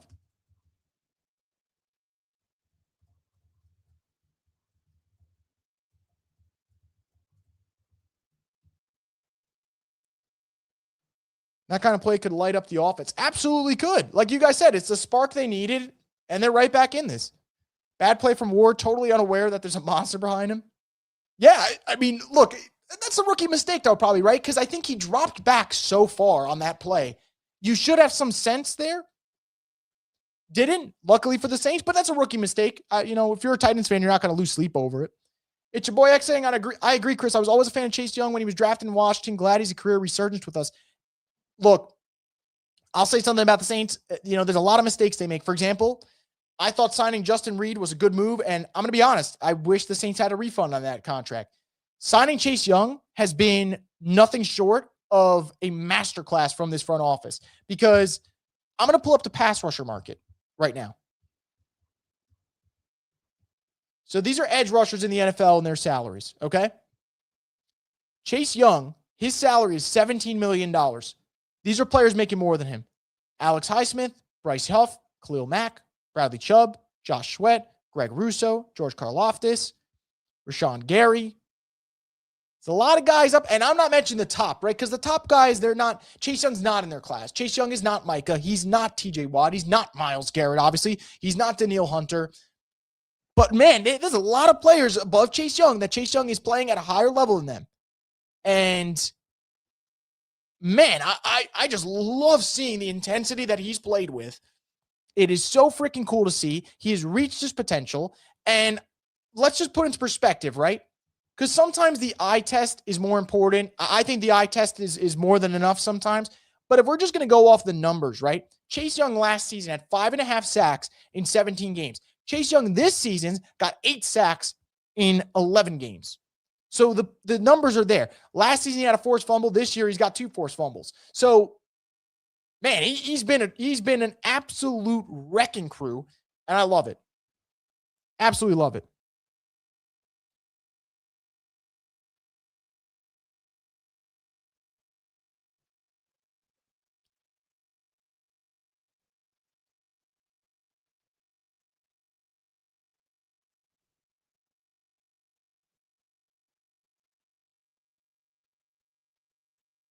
Some guy from Ireland's mad about one of my tweets about the Saints kickers. Man, didn't mean to ruin his day. All right, let's keep this rolling. Seen this on Twitter. Chase Young has 8 sacks in 11 games. He does. Chase Young's been awesome. The production is there. And I'm going to be honest, guys. We're at the point where, let's be real, that contract's going to get renegotiated. It's going to get renegotiated. He's going to want more money. And how do you not pay him more money with the way he's played this year? Chase is a dog. Yeah, he literally took that ball, just ripped it out. 3-and-out field goal, end that half. That's the deal. Henrique, I hope you're right, man. But hey, look, this is a great opportunity for the Saints. They're right back in this freaking game, man. They're going to go with a run on first down at Tony Pollard. He's going to pick up 4 yards, 2nd and 6 coming up. They're right back in this game. So, man, I mean, it's just a complete 180. Complete 180.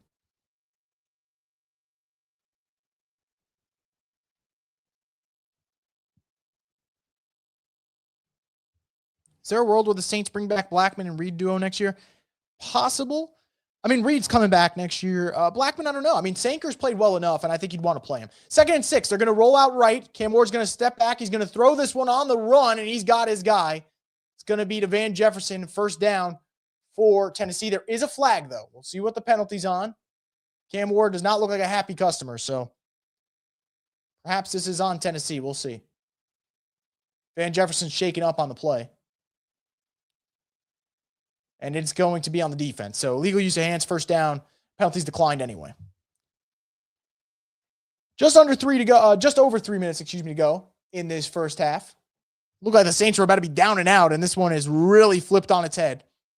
See if the Saints defense can come up with another stop. I think that'd be the sign of a defense that really coming into their own. When you make big plays like that, and then you also come up big with a stop after, I think that's telling. So we'll see if they're able to do that. Oh man, I feel like the NFL page took not that it's my line, but they put the video of Chase Young and said took his lunch money, which is what he did. Titans go on the run on first down. They get to the 40. Think they should trade Reed for picks and draft downs or any other position but linemen. I don't know who's going to take that Justin Reed contract, though. I mean, not that Justin Reed has been horrendous, but he has not been worth the money. Let's pull up the contract real quick. It was a 3-year, $31.5 million deal. His cap hit for next year is going to be $11 million. Kind of rough. So I think you kind of just got to live with it. He should still be able to bounce back. This has not been a great year for him, but it's not like Justin Reed's an oldie. I mean, he's only 28 years old. Should be able to bounce back. Titans go with a run here on second down. They're going to pick up 2 before they're bottled up. So it's going to be 3rd and short after the 2-minute warning. Would you say that Reed has done better than Marcus May, or May was better? I don't know. Marcus May wasn't any good either for the Saints. So I'd say Justin Reed's better. I don't know by much, but I'll say he's better.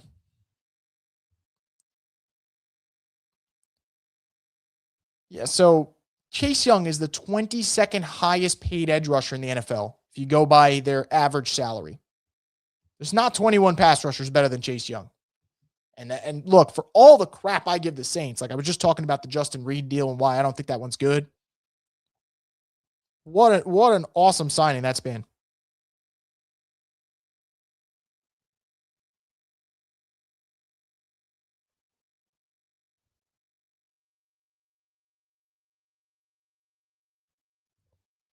Huge third down now. Let's go defense. Look, if the defense can get the stop here and give Tyler a chance to get into that 2-minute drill, would be awesome.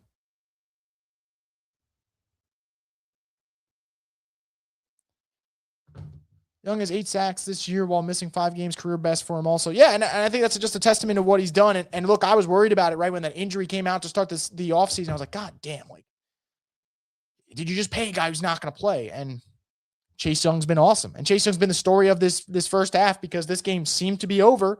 And not over, but seemed to be in a hole, I should say. Over is a little bit of a stretch. I apologize for that. And Chase Young has completely flipped it on its head where Saints aren't in the driver's seat, but they're lurking. They're tailing the Titans pretty good there. And I think for the Saints, if you get the ball back here and give yourself a chance to just get in a 2-minute, try to get a field goal to tie this game, and then you get the ball to start the second half, I would love that. I think that'd be perfect for this team, and you put yourself in a really good spot. But really good fight right now. Down 13-0, look really sluggish, and everything was going against them. Offensively, they're still kind of a mess. Special teams, you had the missed field goal. You had Kai Kroger with a 17-yard punt. They're starting to find their footing a little bit. So feeling good about that. But I will say it is the silent killer. Special teams is going to have to be better in the second half because the first half hasn't been very good. So coming out of the 2-minute warning, Titans with a 13-10 lead.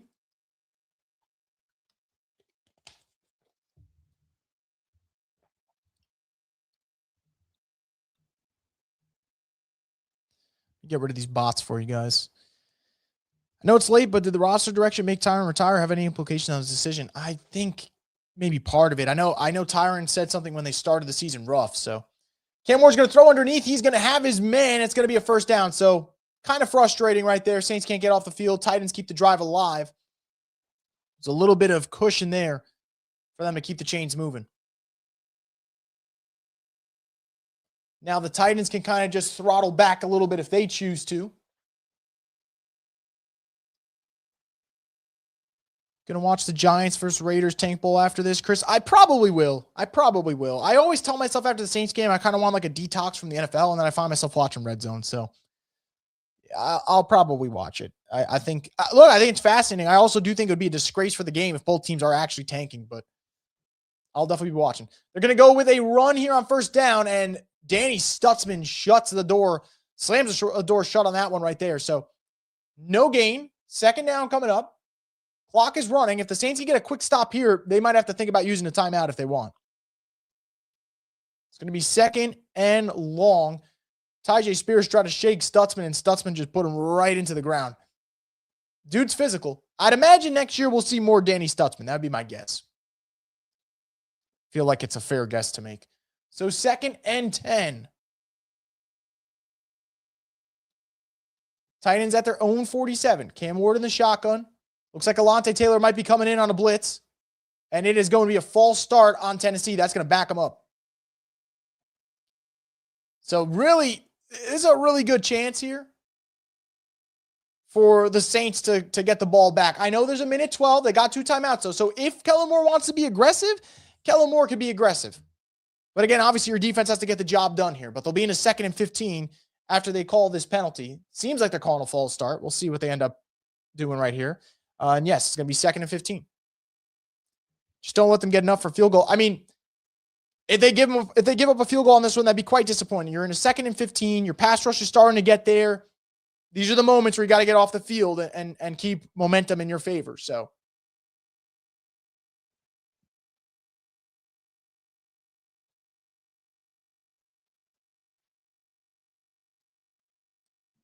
got Cam Ward in the shotgun. They're going to be from their own 42. Looks like they're going to have Max protect here. Never mind. They're going to roll out. It's going to be a screen to the left, and it is going nowhere. If I'm Kellen Moore, I'd call a timeout here. And it looks like he has. And quite frankly, I think that is growth from your rookie head coach. I think that's growth. Kellen Moore 2 months ago is not doing that. He's probably letting this thing go into the half. So I love that call there. And now if you're New Orleans, you're trying to get yourself into a 2-minute drive right here with Tyler Shuck. So I love that from Kellen Moore. I'm all about wanting to see, step by step, see some incremental growth from your rookie coach. And you definitely saw it there.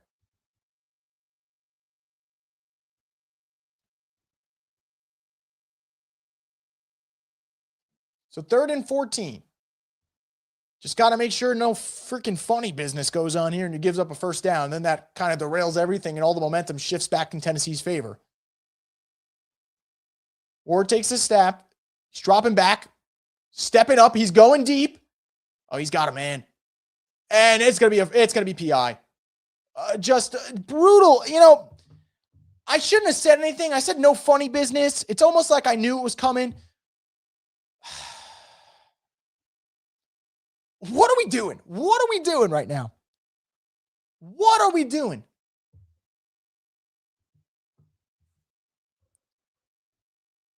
Justin Reed, and we just talked about Justin Reed. We just talked about how disappointing Justin Reed's been this season.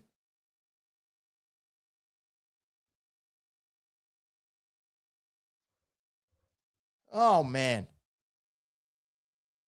Well, I mean, talk about momentum completely flipping in Tennessee's favor because Justin Reed is just absolutely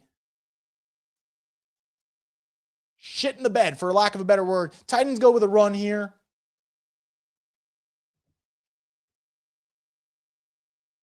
See what happens. Oh, man. You got to know that's coming in that situation. I mean, yeah, look, if you're Tennessee, it's like, well, you're throwing moon ball here, or we can just punt this thing.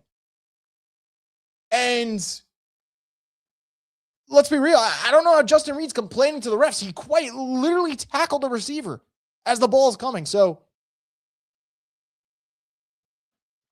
just don't put yourself in a shitty spot. And that's exactly what Justin Reed did. 2nd and goal. Saints defense hoping to come up with the goods here. Oh, man, I thought they had him wide open. And he does. All right. So Titans score. This game flips in the opposite direction now. And, yeah, we could blame Justin Reed for this one. I'm sorry. I don't like to put it on one player, but what the absolute hell? So this was in the Saints' direction. It was favorable. And, man, Woof, man. Absolute nonsense from the Saints defense at the end of the half.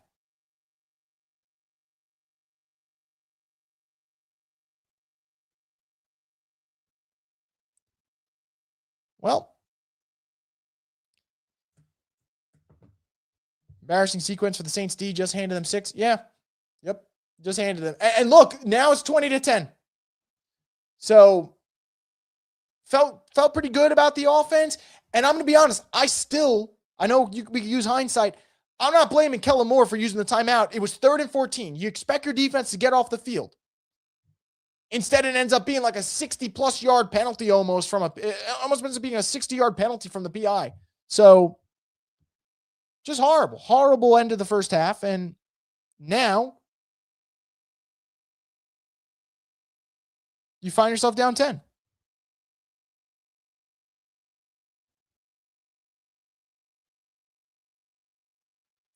Tough for the Saints, man. Just really tough.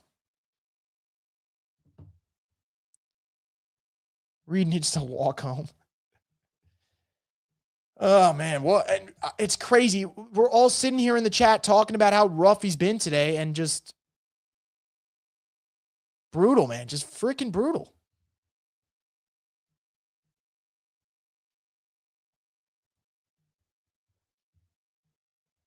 And there's really nothing else I can really say about it. I don't understand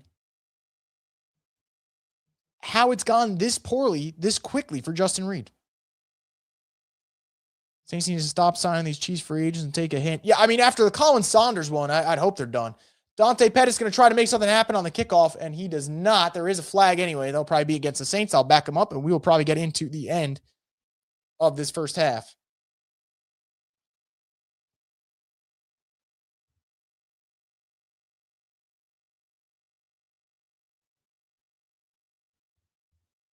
Looking elsewhere real quick, what the hell did the Jets do at practice? Why is it 35-3 at the end of the first half?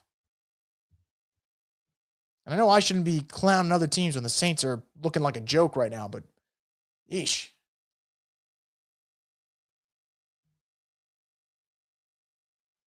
We have more luck at kick returner with a high school player. It feels that way. I don't think Dante Pettis has done anything worth a damn, to be quite honest. And I agree with you, Fred. At this point, I'm just expecting a fumble. We'll watch it happen later in the game, like when this game gets tight. Watch it happen then. Wouldn't be surprised. So Saints are going to take a knee. They're going to send this into the half. And, so this went from a complete turnaround in the positive direction, feeling really, really good about this Saints first half, to all of a sudden thinking, all right, they got to climb back up that mountain again. And they did a really good job the first time around defensively with Chase Young with that touchdown. But you find yourself down 20-10. So let's talk about the good. Let's talk about the bad. Let's start off with the bad. I don't know what's going on in the secondary right now, but this is not sustainable football with the way they're playing. A lot of miscommunication in the back end. Part of it could be, this is what you get with your rookies. But Cam Ward's on pace to have the best game of his career so far. He's 11-15 for 146, 2 touchdowns, no interceptions. There is the strip sack. Credit to Chase Young. He got the Saints back in the game with that play. But overall, this Saints secondary has to play better. And what's confusing me about how poor they've played, it's not like there's the threat of the Titans running all over them. The Saints run defense, quite frankly, has been really good today. Tony Pollard's got 10 carries for 35 yards. I don't want to say they've completely neutralized him, but they've, for the most part, kept him at bay. So it shouldn't look this bad in the secondary, and yet it has. So that's my concern for the Saints. Secondary has been an absolute train wreck. Special teams, 2 blunders already. 17-yard punt, spotted the Titans 3 points. Missed 3 points on the missed field goal from Charlie Smyth. Now, he did come back and make one later on from a deeper range, and that's obviously a good sign for him. But you lost 3 there, and then you gave up 3 on the other end. 6-point swing. Not good. 7 points just now because of that PI. Not good. So a lot of it's self-inflicted, and I would say the good thing about self-inflicted stuff is if you can just go out in the second half and stop doing the stupid shit that you did in the first half, Saints could be right back in this game. But I am concerned about the secondary because, like I said, it's not like the Saints are just stacking the box and saying, man, we got to be so worried about this Titans run game that we're just getting broken down in the back end. It is coverage breakdowns. It's miscommunication. Shouldn't be happening. And yet it is in week 17. So that's got to change offensively. No run game. You got no run game. So how are you going to adapt against a Titans defensive line that clearly has done a pretty good job? Shucks 10 of 11 for 82. Pretty pedestrian stat line. Obviously, you don't want him to put the ball in harm's way. Run game's a joke, though, right now. Aldrich estimate 2 carries for 6 yards. Evan Hull, 2 carries for 3 yards. Taysom Hill, 3 carries for no yards. So you got no ground game. Tyler Shucks, your leading rusher with 8. So you're going to have to throw the football a lot today. Kevin Austin Jr. is your leading receiver, 42 yards. This is not a great recipe. Chris Olave is dealing with a back injury. So there's a lot of things that are going against the Saints today. And quite frankly, they're going to need the best half of football, in my opinion, to win this game that they've played all season. I know that's saying a lot because they played a really good second half last week. They played a really good second half against the Panthers. But if you just pay attention to the game script right now, they can't run the football and they can't stop the pass for the Titans right now. 2 concerning things. And on top of it, you got special teams, which has been an utter disaster. So you got 3 things in each phase working against you. So if the Saints were to win this game, it's going to take an awful lot of adjustments. Good thing is, as Wes says, you got the DC to do it. You got Brandon Staley. He can make those adjustments. I think he can figure it out. I believe he will figure it out. So that might solve one problem. But offensively, how are the Saints going to move the ball? Potentially an injured Olave. No run game, as I mentioned before. You're getting nothing out of the 3 guys who are carrying the football. You're going to have to put it all on Shuck. And it worked against the Panthers. It worked against the Jets. Titans have a 10-point lead. Their defensive line can kind of pin their ears back right now and go right after Shuck. That can be scary. That could be a little bit of those kind of danger hours for your rookie quarterback. So how does he handle that?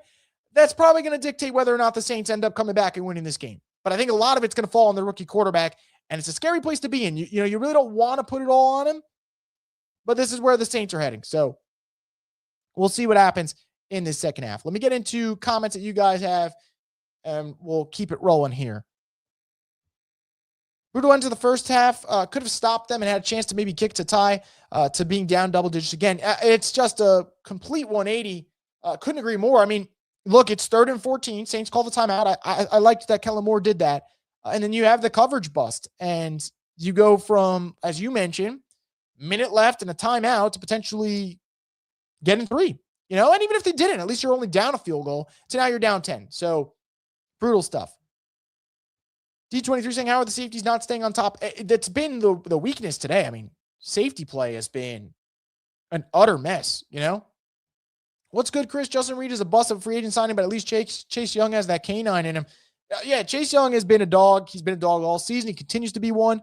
He's, quite frankly, the reason this game is even somewhat close. If you take away that touchdown, it's like a first-half massacre out there. So Chase Young's kept them in it.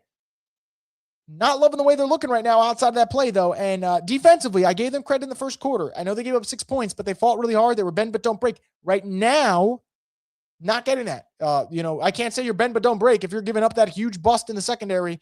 And you all of a sudden, instead of being a 3-point game, it's 10. So defense is going to have to be better. Again, I do believe they have the DC to make the second half adjustments, but not great. Besides the strip sack, notice how Cam Ward guards don't get pushed back into him.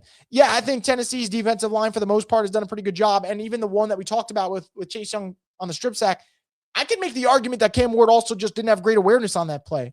He's pushed to the right. Okay, understandable. But the ball's a little bit loose there, and Chase Young just goes up there and takes his lunch money. So it's definitely tough. I think Reed has to deal with too many young DB mistakes. It's possible, and since you guys mentioned that, let's talk about it. Kool-Aid McKinstry, man, what the hell was that in that first half?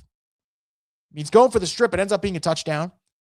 That's another mistake that the Saints have made. So, like I said, they're down 10, but let's be real. A lot of these are self-inflicted wounds, and whether or not you can clean them all up in 30 minutes, I don't know. And it's tough to do because you're down 10, right? Like, look, if the Saints score a touchdown on this opening drive, then everything changes, right? You're right back in this thing. Even if you score 3, you're right back in it. But it's a lot of work, and the margin for error was already thin. It's now razor thin because you only got a half left to play. So, man, I just a mess.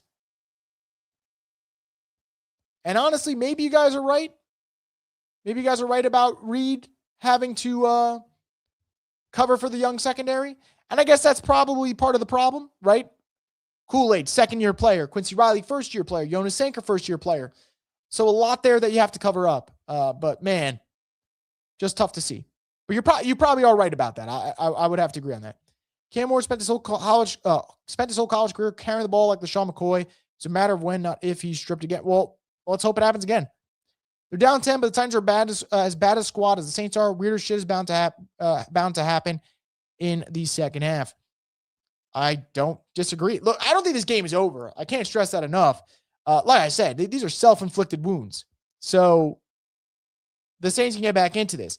My concern, though, is yet again, you're like, all right, rookie quarterback, help us on offense. Because where's the help coming from? It is not coming from the ground attack. It's not. So that's my question. So I think the Saints can sort out their secondary woes. You're not going to fix a run game that's been non-existent. So that's kind of where I'm at. And maybe you go a little bit more up-tempo. But I don't know if that's going to solve everything. Shuck is at least 10 of 11, so still some silver lining. I mean, I'm not worried about the quarterback. You guys know where I'm at with Shuck. I'm not sitting here screaming he's a top whatever quarterback. I mean, that'd be premature. But I know he could play in this league, and I know he can hold his own. I'm not worried about that. I mean, yeah, 10 of 11 is good. Not putting the ball in harm's way is good. But I mean, he could have been 4 of 11, and I wouldn't be sitting here today worried about the quarterback. I'm just worried that he doesn't have a support system around him at the moment. So that's my concern. And again, there's only 2 weeks left, one after today. You're not fixing the run game now. It's too late for this. But it is frustrating to watch that this run game is just week after week. It's the same shit. And we went through it, guys. 3 weeks ago, Devin Neal was the leading rusher, but he was only 15 yards better than Shuck. The next week, Shuck was the leading rusher. The next week, Taysom Hill was the leading rusher. So even in this win streak, they're doing it in spite of having a ground game. And that is where it gets concerning. So that's just kind of where I'm at. Titans could take 10 defenders off the field, and Kellen would still run Taysom directly at Simmons. I'd probably scrap the Taysom plays a little bit. Feels like the Saints came in a little full of themselves. I don't know. Look, I think part of it could be that. I also want to say, like, a lot of the mistakes the Saints are making, it has the stench of a young team, which they are, and B, an undermanned team in terms of talent. And again, the Titans aren't a talented team, so maybe that excuse isn't good enough on a day like today. But you are seeing a team where, like, look at offensively. When Olave's not on the field, it's Kevin Austin Jr., Ronnie Bell, and Dante Pettis at wide receiver.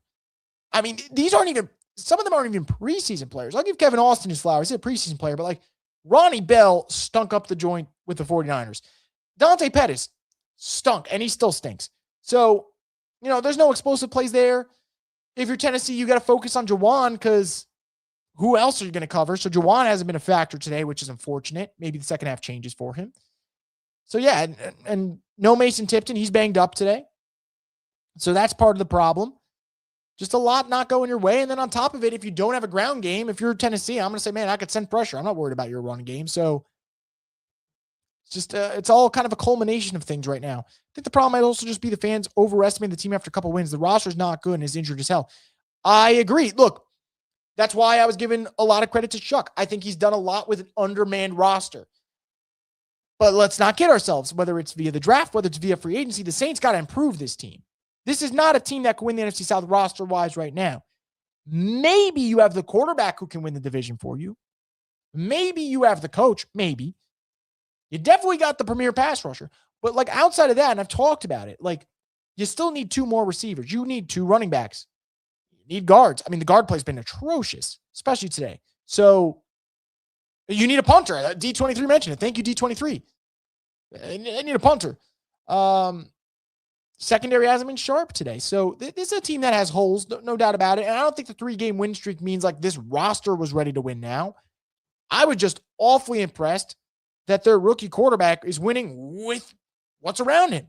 And look, today hasn't been the case so far. Maybe it changed in the second half.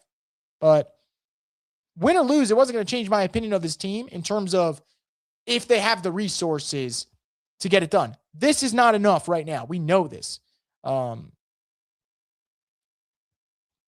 to definitely in the offseason improve, especially getting a run game going. We freaking lost Vele after we shipped off Shaheed. We're batting 100. I mean, that is the big problem there. Shaheed getting rid of him made sense. Got more than the comp pick formula anyway, so that's an added bonus. Vele started to come into his own. Then he's out. Devin Neal starts to come into his own. He's out. So part of it is attrition. Again, I still think they're making silly mistakes today. I don't think they're doing anything where it's like, man, Titans are just the better football team today. I think the Saints are just shooting themselves in the foot.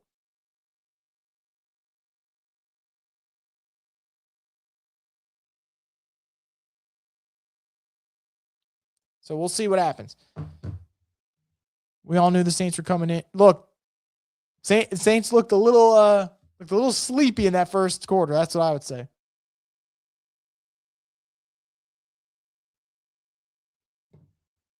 Third quarter about to start here. Definitely need something going this drive. There's no way around it. If they can't get something on this drive, it's gonna be rough.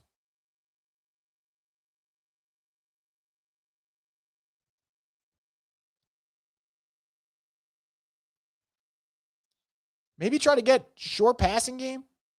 I honestly am trying to think what the Saints can get going here, just to take some pressure off their quarterback, because I don't think they're magically going to find a run game. Doesn't work that way. Never will work that way.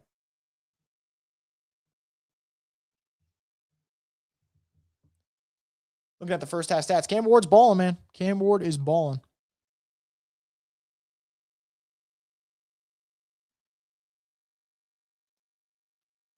You probably need more from Olave and Juwan, honestly. That's I'm kind of just thinking about it like that. You're probably just going to keep going back to that well.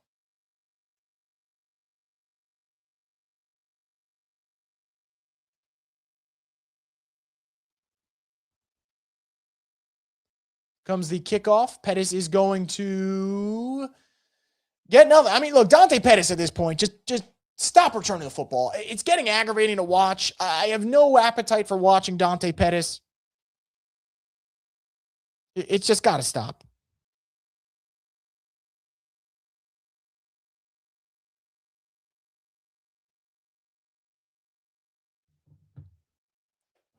So, yeah, there's the stat right there. 15.8 points per game allowed over the last 6 for the Saints. 20 points already today. So, trending in the wrong direction for sure.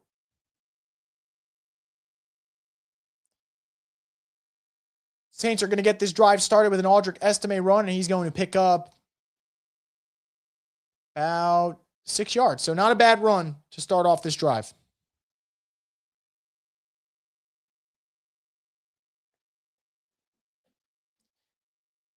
Low-key might need a new special teams coordinator. I'm probably not going to argue against that. I mean, Blake Rupe has done a lot better since leaving the Saints. Punt game is, I mean, good God, man. Kai Kroger's sitting out here punting the ball 17 yards, was it? I mean, it just can't happen. Can't happen at all.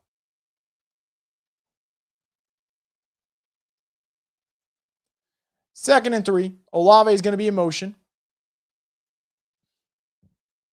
He's going to throw this one. Olave, it is high, so it's going to be incomplete. Third down quickly coming up.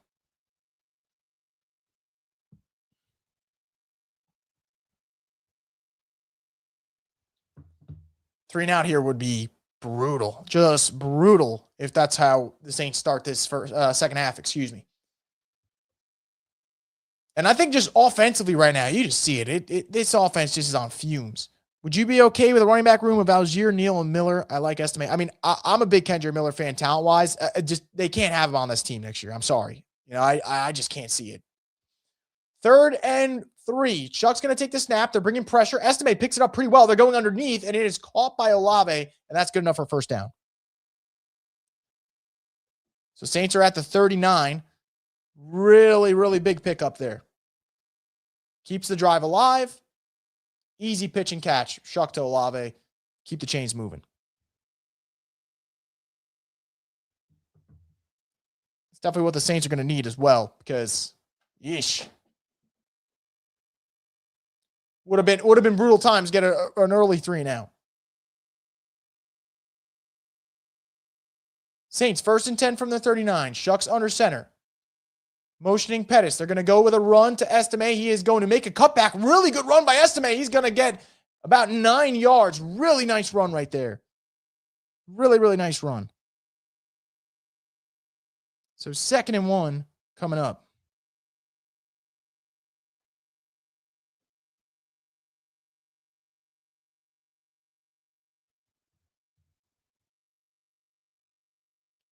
Maybe they'll get this run game going a little bit. Would definitely open things up. If you could just get something out of this ground game, you're taking a lot of pressure off of your quarterback.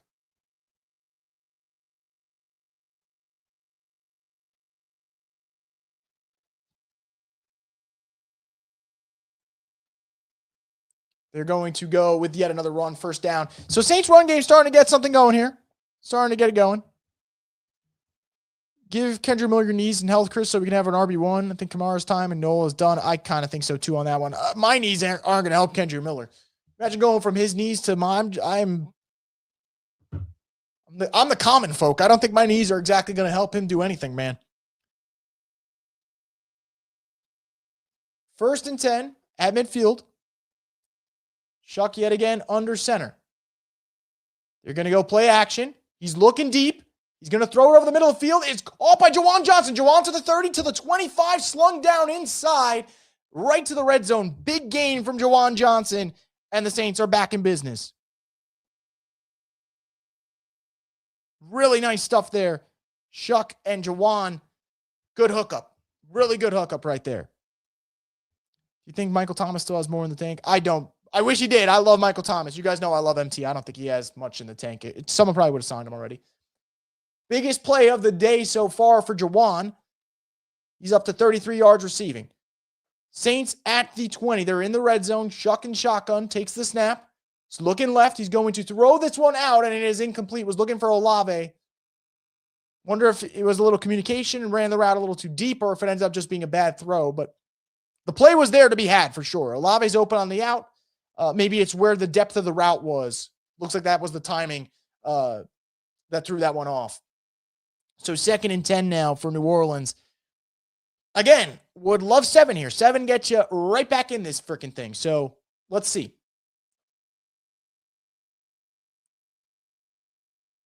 Juwan's back on the field. He's in motion. Shuck's under center.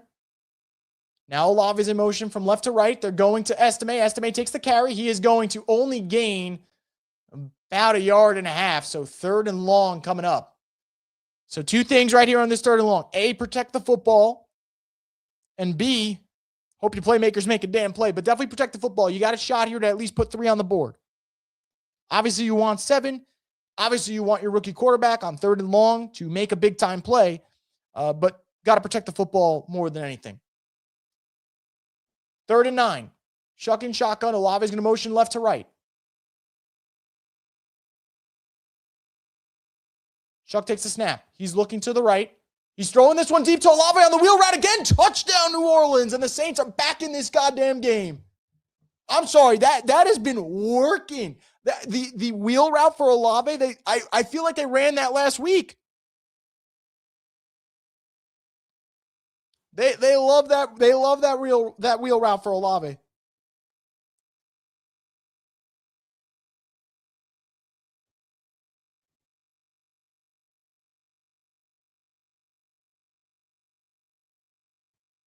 Awesome stuff for the New Orleans Saints. They're right back in this freaking game, man.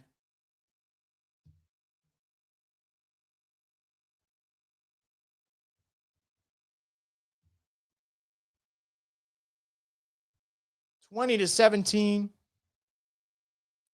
Awesome stuff.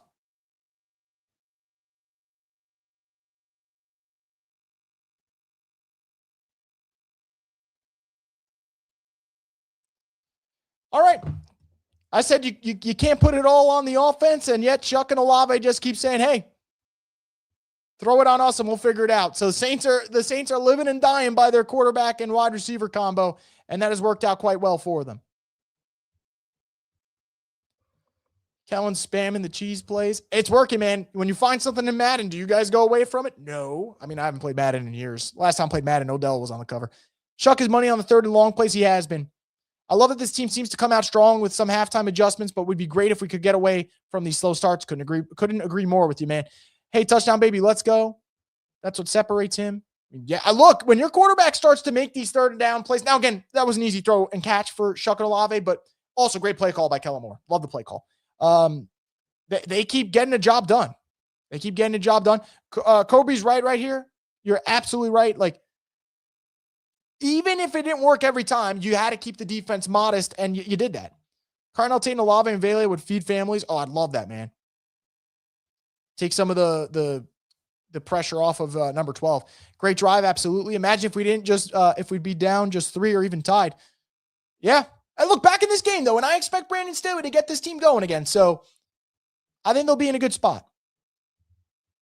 Titans not watching film, apparently pretty sure we score with Olave on that same play. They did. I think the only difference, I don't know if there was the natural rub on this one. They had the rub route last week against the Jets. It's the same design, though. Olave's on the wheel from the slot, but I don't know if I have to go back and look. I don't know if the rub was there. I think Olave just got a good release, but you are right, though, Fred. And if you go back to our video earlier last week when we did our rewatch of Saints Jets, we highlighted that play. It was my favorite play of the game, and that was definitely it. So, yeah.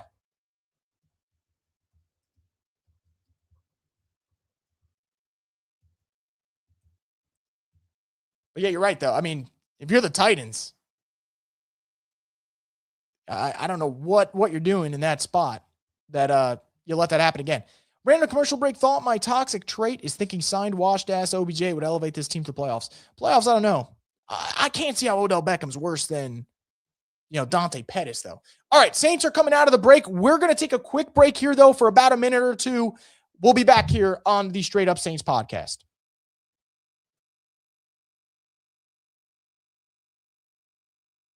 What's up, guys? We have an awesome deal going on with the Game Time app. Make sure you use code BOOT to get $20 off your first purchase. I personally always use the Game Time app. There's no late hidden fees. You get to view your seat from where you want to sit in the stadium or the arena. And I absolutely love using the Game Time app. So make sure there's a lot of games coming up with the Pelicans, a lot of games coming up with LSU, Tulane, you name it. Make sure you use Game Time app and use code BOOT to get $20 off your first purchase.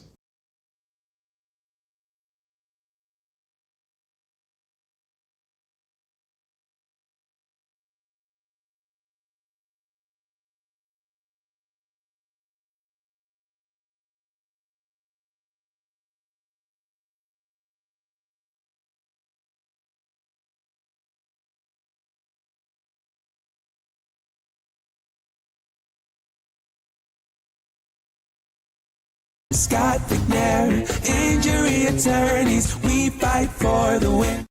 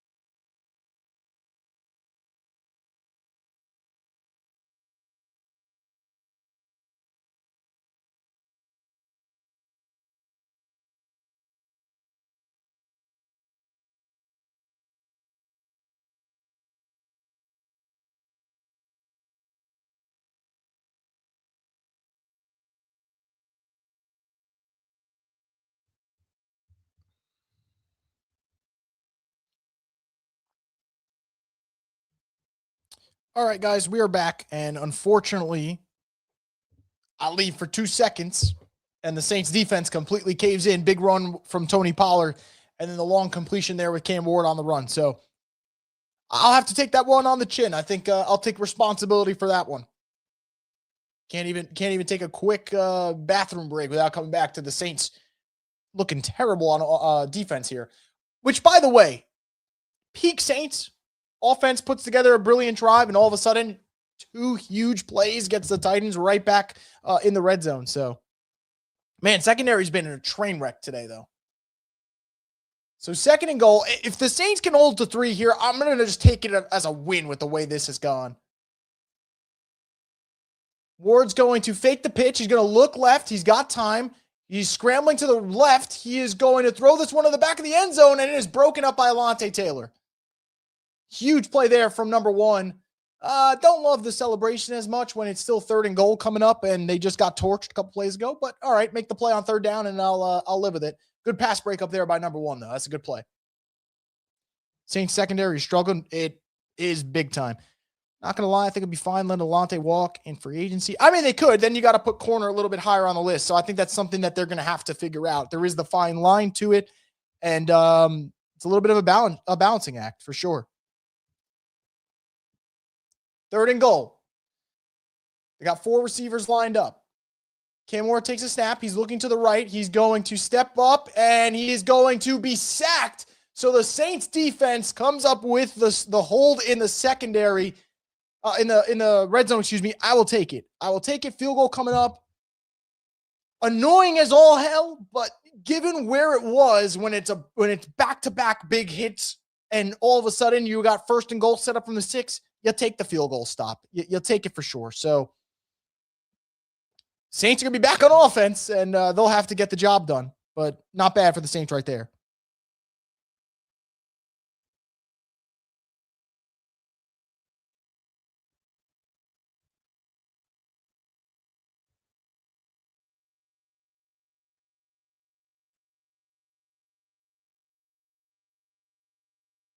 See if the Saints can get this thing moving in the right direction.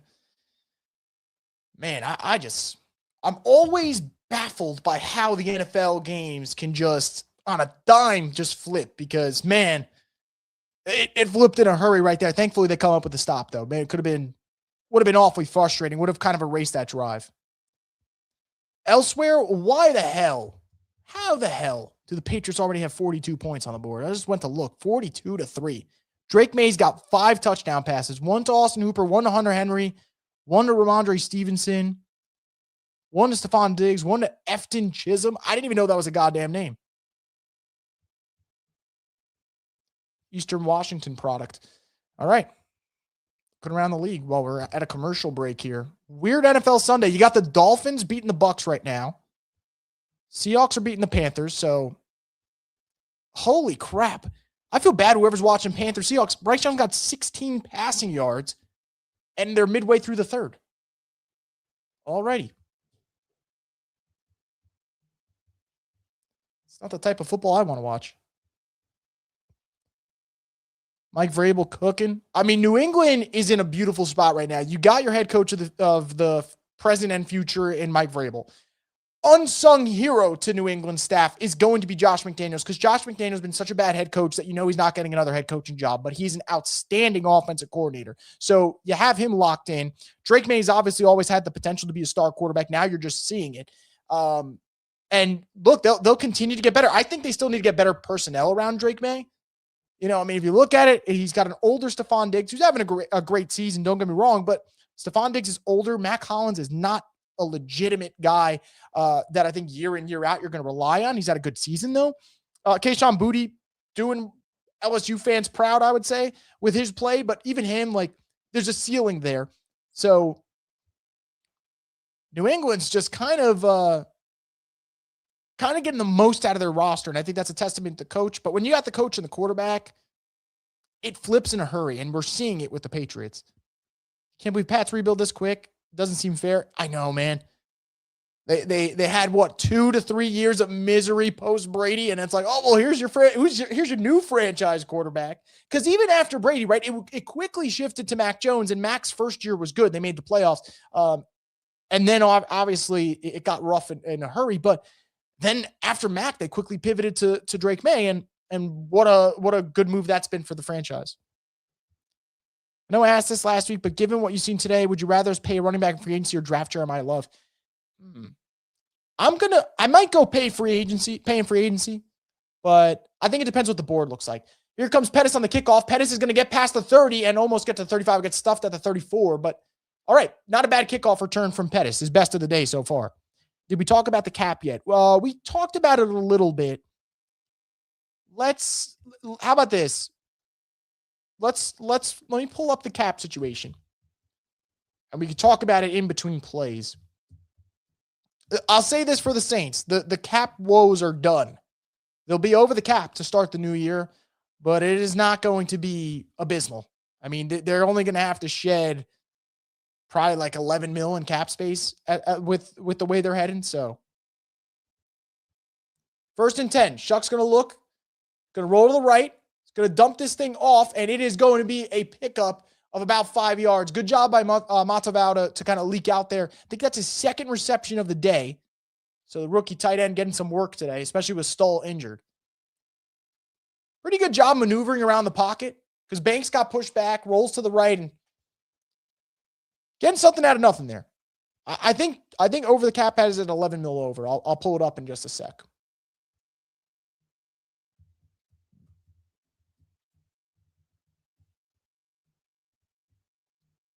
So over the cap has the Saints at, 11 mil over. Saints are going with a run on 2nd down. Should pick up the first. They will pick up the first. Really nice run by Audric Estime. Also, good job by the offensive line. The hole was there for him to just burst right through and pick up the 1st down. So, Saints are going to have about 11 in cap space. 11 million over in cap space, excuse me. They'll be able to get out of it quickly. They're always restructured deals. I'd imagine Chase Young's going to be someone that they don't mind moving that cap hit around. Saints go with a first down run here. Audric Estime going to make a big cut and pick up 9. So call me a liar because I said this run game wasn't going to get fixed magically in the second half. And so far, the run game is starting to get itself going. Really nice second half so far from Audric Estime. He's doing some things that impress you, but the run game is also getting pushed at the line of scrimmage. So testament to the offensive line and the adjustments they've made in this second half. So 2nd and short for the Saints. Wouldn't mind them taking a shot here, but we'll see if they do. Might just try to pick up the fresh set of downs and then get back into their set. Kevin Austin Jr. is in motion. Shuck takes a snap. He's rolling right. He's looking. He's stepping up. He's going to run, and he's going to pick up the 1st down before he easily slides. And there is a flag, and this looks like it's going to be a hold on the Saints, and this will back him up. So maybe sometimes you do just take the run and get the 1st down. I didn't mind the play that they went with, but now you're backed up. It's going to be 2nd and 11.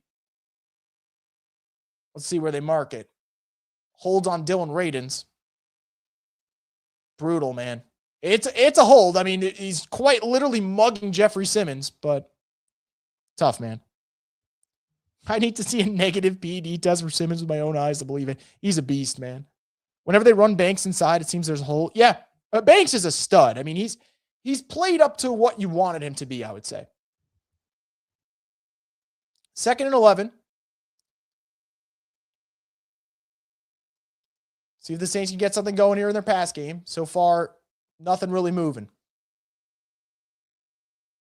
Shuck takes a snap. He's looking right. He's going to fire over the middle of the field. He's going to hit Kevin Austin Jr. Kevin Austin Jr. is going to make a cut and pick up the 1st down. So Saints get backed up by the hold, and there's another flag.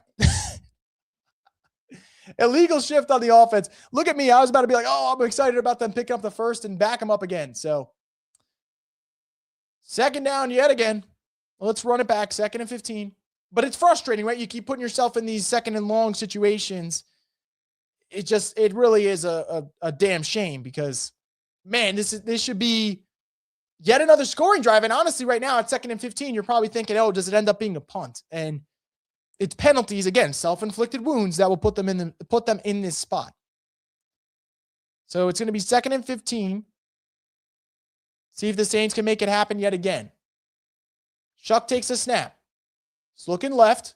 He's going to fire deep. He's throwing this one out, and it is going to be a 1st down. Dante Pettis, a pickup of 18.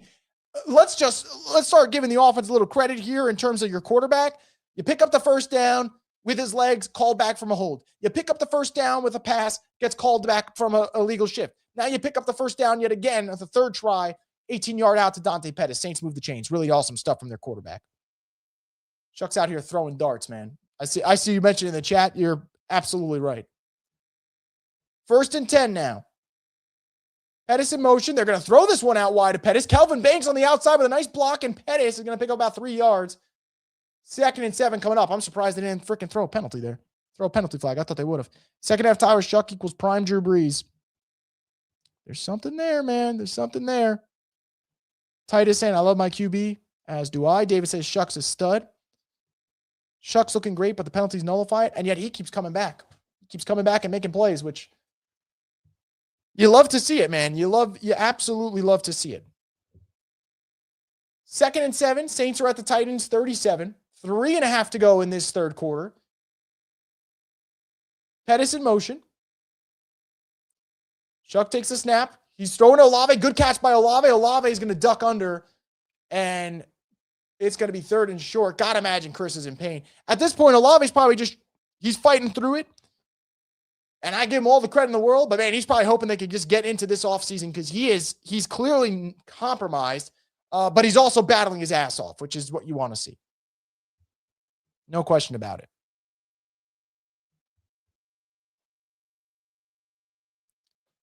Third and 2.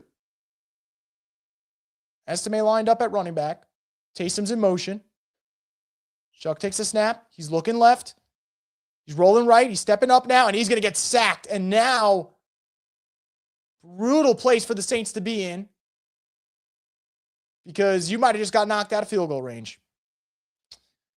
Man, let's see what they end up deciding to do. This might be go for it territory, to be quite honest. If you're in that no man's land where you don't know if you want to kick a field goal or go for it, I probably would just end up going for it. I know it's going to be 4th and 9, but looks like they're going to send the field goal unit here. So Charlie Smith, good test for him. Going to be another deep field goal. He hit one before.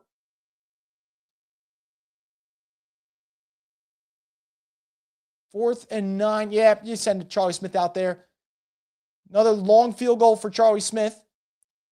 He missed from 43, made from 56. This kick is up, and it is good. That just looks like, do we call it a draw in golf? Is that what it is? Because that's what it looks like.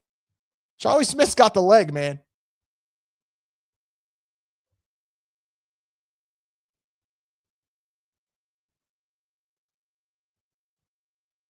That's an impressive field goal, man. Well, now we know why they gave him the 3-year deal. They know he's got the leg. It's just about getting that consistency. But I will say this about Charlie Smith, and this goes against Blake Grupe. And this is not me just trying to shit on Blake Grupe because he's no longer with the Saints.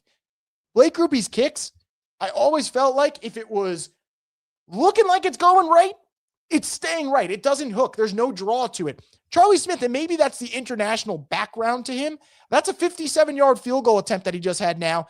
And it looks like it's starting left. And by the time that kicks through the uprights, it's right down the middle because there is a draw to it. So really nice stuff there from Charlie Smith. And what a day he's had, actually. I know he missed the field goal before, and that's the difference between being tied in this game and not. But he's got makes from 57 and 56 today. Pretty crazy. And now if you're New Orleans, you're just trying to get a stop defensively and get yourself back in this game because, man, it's there for the taking. Can our secondary get one stop? I hope so, man. I hope so. Not gonna lie, I was worried there. Charlie tends to make his kicks lean. I'm telling you, it's a little different. Like there isn't that, hey, if it's looking right, it's staying right. Like his kicks they're gonna hook a little bit. How far? What? 57-yard attempt. Quite literally, like you guys said, that was a cannon. Cannon of a leg. There's no question about it. We saw that from day one. Is it too much to ask for a turnover? Xavier says. I don't know. I mean, if it happens, I feel like it's got to happen from the front seven, right? I don't think is the secondary going to force a turnover with the way they're playing today? I'm not quite sure, man.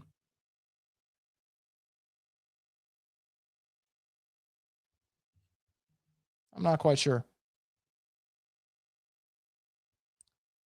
Take a quick glance across the NFL.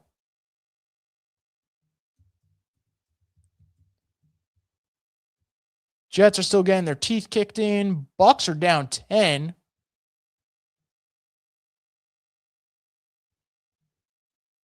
Jaguars, Colts, pretty good game. Seahawks, Panthers. Seahawks starting to pull away. Price, Jets are about to be down 50 at this rate. Look, man, I don't subscribe to like firing coaches every year.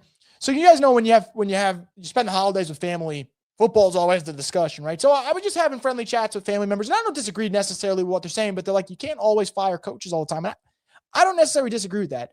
My counter argument to the Jets right now, though, is they look so freaking bad, and they're not going to fire Aaron Glenn. I think when they made the Quinnen Williams and Sauce Gardner trades, it's pretty clear, like, hey, let's give our new regime more draft assets and let them build a team in their image.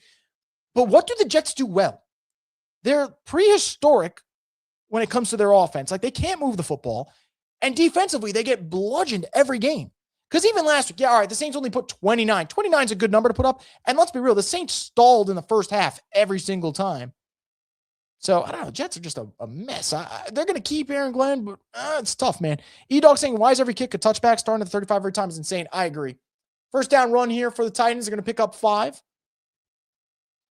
But I agree. The field position thing is insane. I also think they're not going to change it. This is what the NFL wants. But you are going to see passing stats around the league just look so different year to year now because of these drives. They all start at the goddamn 35 these days. It's so freaking frustrating.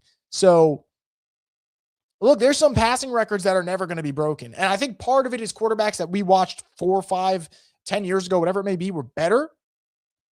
But, the field position ain't helping either. I mean, it's just making life easier for them. 2nd and 5 from the New Orleans 40. It's going to be a bootleg. Cam Ward's rolling right. He's got all day to throw. He's directing traffic at the 32. He's going to dump this one over the middle field. It's going to be caught, and they're going to get to the 49. So first down before Sanker makes the tackle. That, to me, is a rough look for the Saints defense. Cam Ward on the bootleg rolls right, writes a goddamn novel, watches 2 movies from his watch list, and then says, hey, let me just throw this for a first down. That's quite literally what just happened there. There was not an ounce of pressure. It looked like, honestly, that looked like a play at the park. That looked like a play at the park with your friends, and, you had that one guy who just wants to roll out every play. That's kind of what it looked like right there. 1st and 10 from their own 49. Titans offense has been cooking the Saints all day. They're going to go with play action again. Cam Jordan's getting some pressure. They're going to force Cam Ward to the outside. Cam Ward's going to step back to the inside. He's got all day to throw before he throws this one out of bounds. So Cam Jordan tried. And it's just, oh my God. Cam Ward's got enough time. He's got enough time to watch every Oscar-nominated movie in the history of the world right now. That's what's going on. So they're gonna need something to get some pressure here.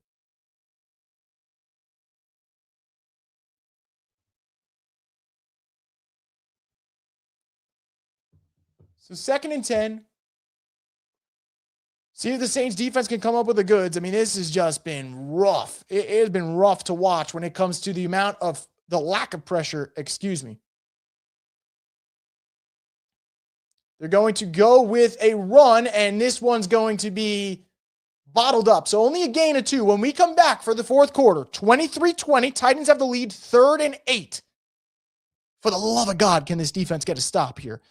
Because, man, they are getting worked and worked. So would love to see the Saints defense come up big and make a play.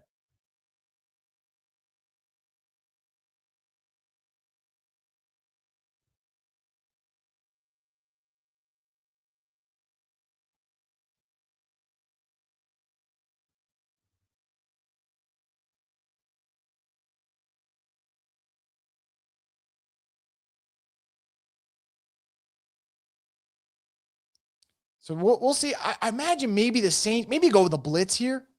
You go with a blitz, try and shake it up. That might be the move.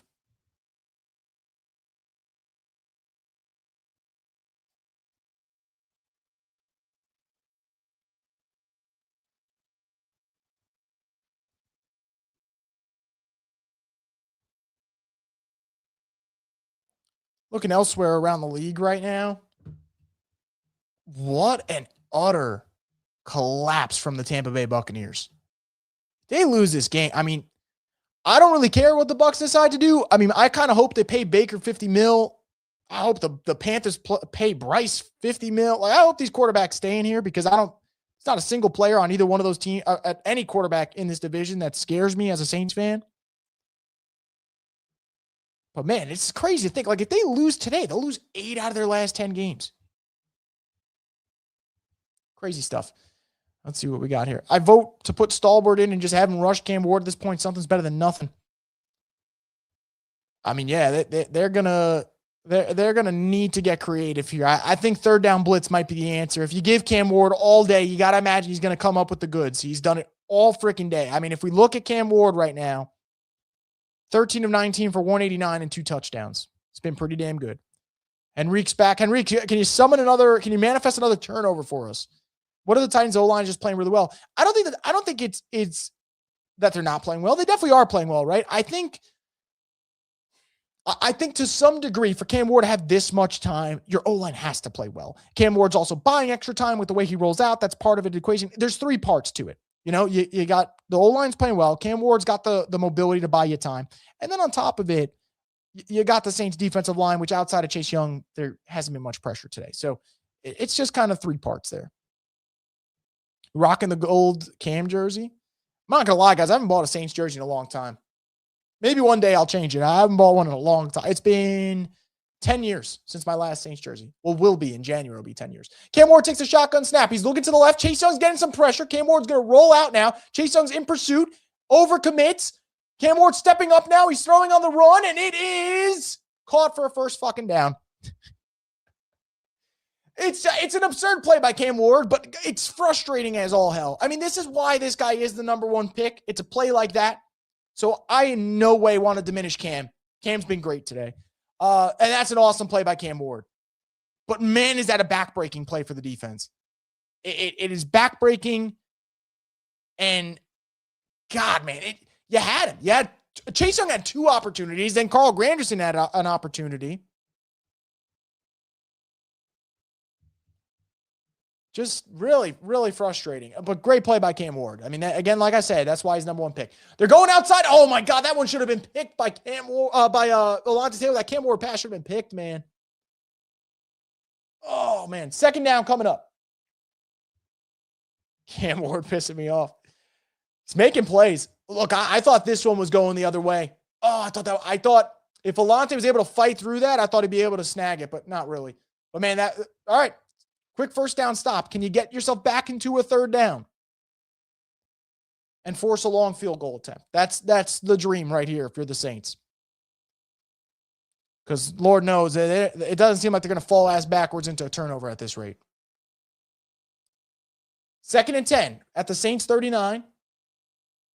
They're going to go with a handoff to the right side. It looks like they have a running lane, and they do, and they will pick up about 7 or 8 yards on this one. 3rd and short coming up for the Titans. Now the question I think here, does Tennessee go with a run? Do they go with a bootleg? They've been really, really having success on the bootlegs. I wonder if that's where they end up going. How many times has Tennessee punted? Once, I think. Let's pull it up. 1 time, yeah. 1 punt today. Ward was drafted first for a reason. Yeah, I mean, look, by the way, Saints tried to trade up to get Cam Ward. That was a discussion that they mentioned in April. He's a gamer. They're going to go with a toss to the left side. They have blockers. They have the first down. There is a flag, though. This could be coming back. This could be a hold on Tennessee. I think it is. Let's see. That would be huge for New Orleans. It would back this play up and get them back into 3rd and long. Let's hope it's a flag.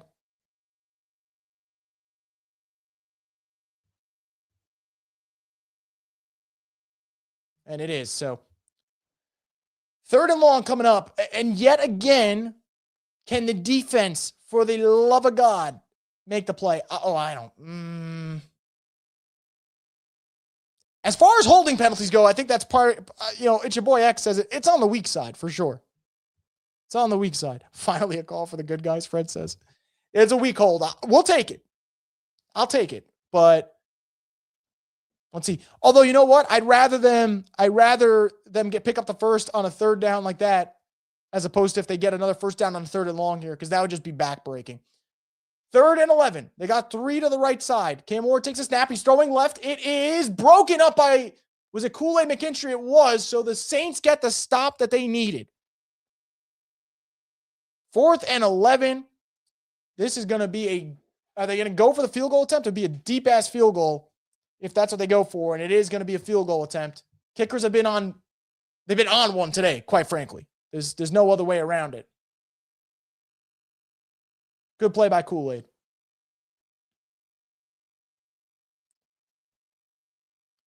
And I've had this. I'll wait for this kick attempt to go, and I'll say what I want to say. Joey Sly's 3 of 3 for today, makes from 28, 38, and 50. This one is from God's country, and it's right down the goddamn middle. All right, so it being right down the middle is what I could say now. Kickers are so much better these days than I think they used to be.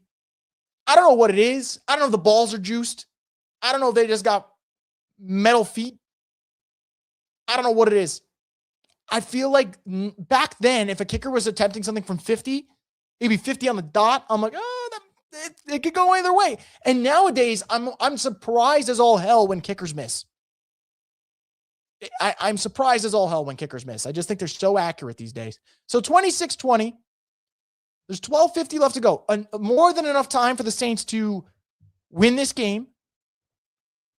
But it is going to take the defense playing better, and your offense obviously is going to have to punch it in here. You can't be settling for field goals. I remember when they said the Saints Titans was going to be the Tank Bowl championship. Look how the tables turn.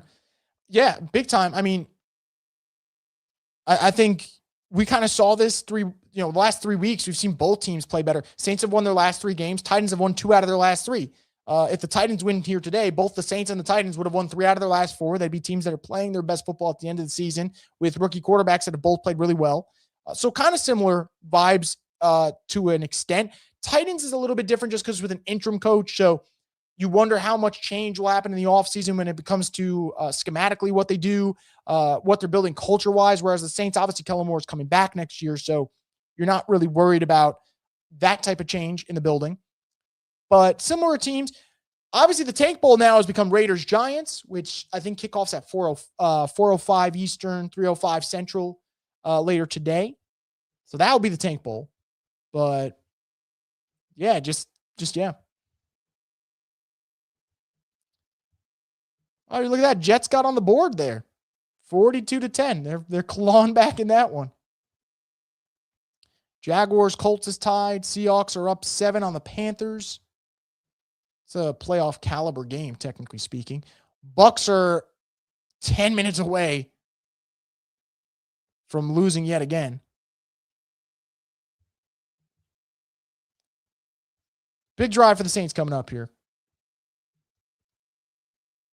Jesus, did you say 42-10? I did. Big touchdown drive to cut it to 42-10. What a time to play the Titans right after spanking KC. Yeah, I mean, Titans, like I said, they're starting to play good football. And then you go a couple weeks back, they had that win in Cleveland. I know the Browns aren't good, but Browns defense is good, and the Titans put up, I think, like 31 points that game. Every time Tyler touches the ball, it's a legacy drive. I mean, Shuck's been good today.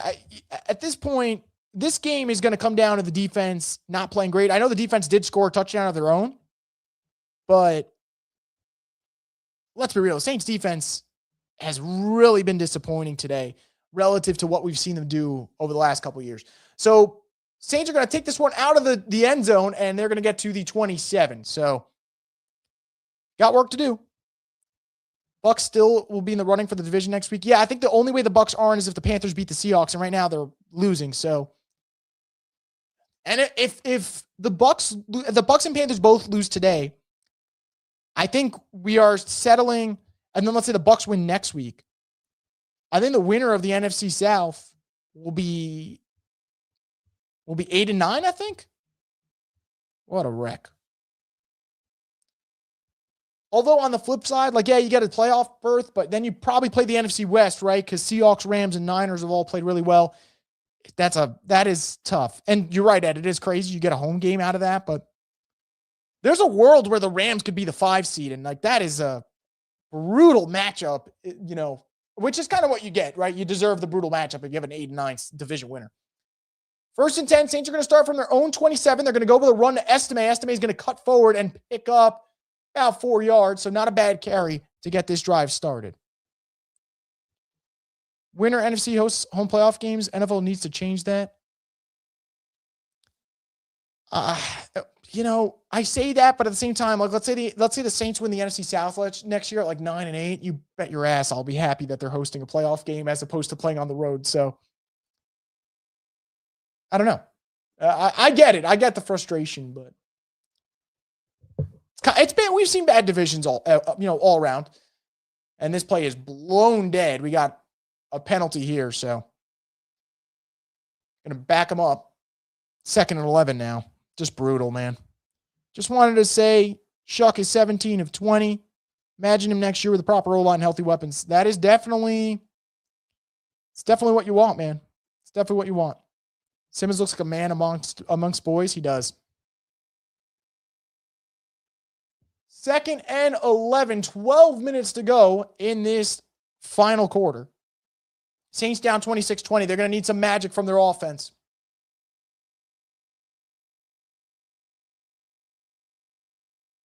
Shuck's going to take the snap. He's looking right. He's looking at Olave, directing traffic. Now he's throwing this one deep. It is caught by Juwan Johnson. Juwan Johnson going to turn upfield, get to the 40, down to the 35. Wow. Dude, Juwan has been stepping up, which means he's probably due for a bad drop in about the next minute. But he's stepping up. He is stepping up. Great job. You know what's crazy, man? We'll see how this drive goes, but the rookie quarterbacks have delivered today. They've delivered. They're making plays. They're improvising.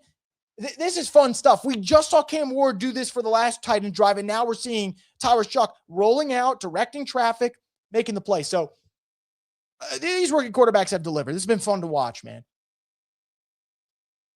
Juwan's now up to 73 yards receiving. Shuck's going to take the snap. He's looking over the middle of the field. He's going to fire this one out to Dante Pettis. Let's see if Pettis can make a play. He makes a nice cut to the 30, to the 25, to the 20. Makes a spin move. Pettis with a cutback. Pettis is going to get, and he fumbles the fucking football. Did the Saints get it or lose it? Motherfucker, man. Dante Pettis. What the absolute fuck, bro? Oh, what the absolute fuck, Dante Pettis? You got to be kidding. That is the worst way. That is the worst way for this game to possibly go.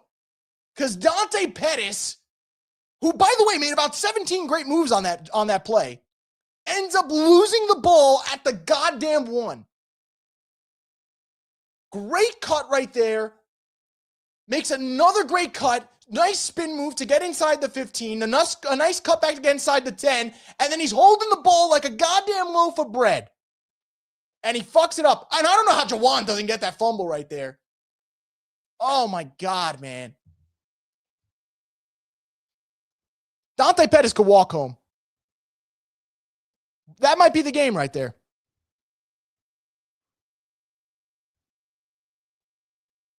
Oh, my fucking God. There's nothing worse than, and you know what's funny? Go back to the end of the first half. I said Dante Pettis is going to have a costly fumble. Now, I did say it was going to be off the kickoff. But what the fuck, man? That is so annoying. Yet again, crucial time. Your quarterback's coming up with the goods. Your rookie quarterback continues to do his thing.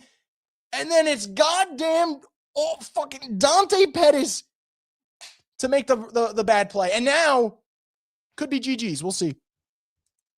Gotta be shitting me, man. Gotta be shitting me.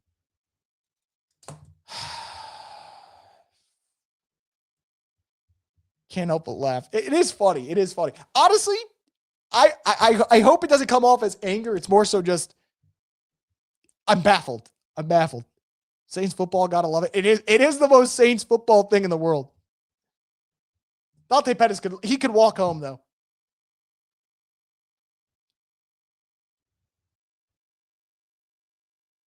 Unreal, man.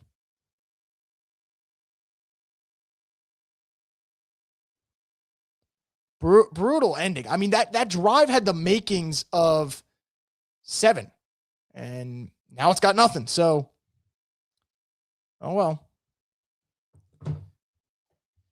Rather have one of you guys out there on the field right now over Dante Pettis. Defense needs to make a stop. Saints doing what they want. Don't disagree. Offense is getting the job done. Knew that was coming. Juwan was playing too well. I don't know how he didn't recover that fumble. And I'm not going to blame this on Juwan. How about Dante Pettis just doesn't fumble the goddamn football. But oh my God, man. It's so frustrating too, because like,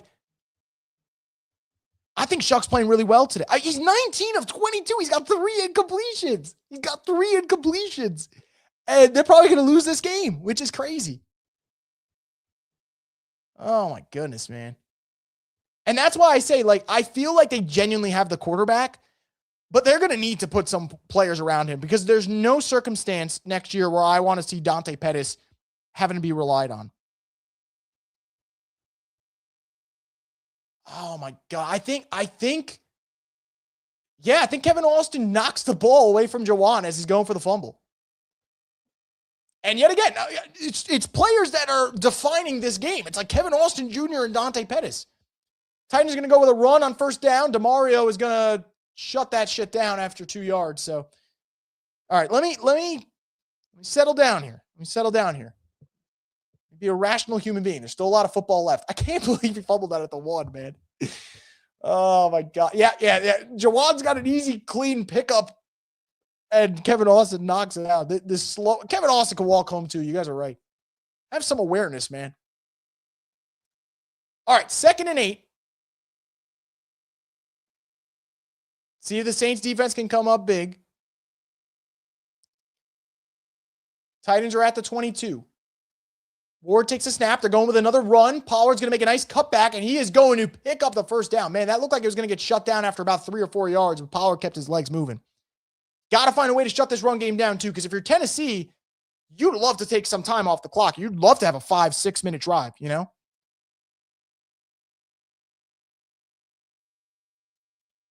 Man, oh, Dante Pettis, man. That play's going to be bothering me the rest of the afternoon. Just going to be thinking about it.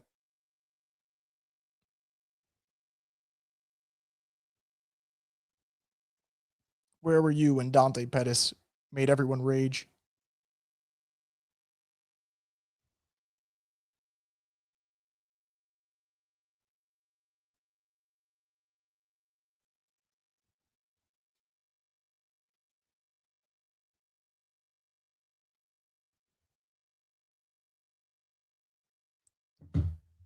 I don't want to see a single person say this team needs to draft O-line in the first round after that shit. They do also need O-line, but yeah, I get it. I mean, there's just no way. There's no way I'm relying on Austin Pettis, bro. It's just, I mean, on Dante Pettis. I don't know why I keep saying Austin. There's just no way. Ward's going to roll out. He's going to throw this one incomplete. So 3rd down coming up. Yeah, there's just no way Dante Pettis is someone you can rely on. There's no way Kevin Austin Jr. is someone you could rely on. It's brutal. Is the pet ass joke too easy? It comes to mind. I mean, go for it here. 3rd down coming up. Saints need to stop in the worst way possible. Because, man, you give up a first down here. This is how this drive becomes that 5 to 6 minute drive that you fear. Because time is not on your side right now. 3rd down. Cam Ward's been pretty awesome on some of these 3rd down plays. Hopefully the Saints can limit him here. They're in the shotgun. Saints look like they're sending blitz here. Cam Ward's going to throw deep. He's got a man wide open. It is incomplete. It should have been picked off, to be quite honest. And there is a flag. We'll see who it's on. Please be holding on the offense, please, for the love of God. All right. Doesn't matter anyway. Penalty on the Titans. Saints are going to get the ball back. Oh, my. How does he not pick that off? Dude. How does he not intercept that? Oh, my God. It hit him right in the goddamn hands. All right. Defense gets the stop, and let's be real. Chase Young made that happen in the sense that even if that ends up being a first down, would have been neutralized by a penalty. So thank you for Chase Young being a dog. Saints offense going to be back on the field. We'll see what they can do. 9 minutes left in this one. Titans go for a punt. See where Johnny Hecker lands this thing. Jesus Christ. Pettis, why are we fielding that ball from the 5? Pettis is going to cut back upfield. He's going to take this to the 20. And Saints are going to be back on offense. Dude, is Dante Pettis trying to make me have a heart attack on this live stream? What the hell is this dude doing? Also, can Johnny Hecker just find something else to do because I'm tired of this guy booming punts 70 yards even at this age. Meanwhile, Kai Kroger's got a 17-yard punt today. I think, and I'm not kidding, like Pettis has not played enough this season for this to become a theme. Where every 2 seconds, he's fielding the ball from the 5. I just don't get it.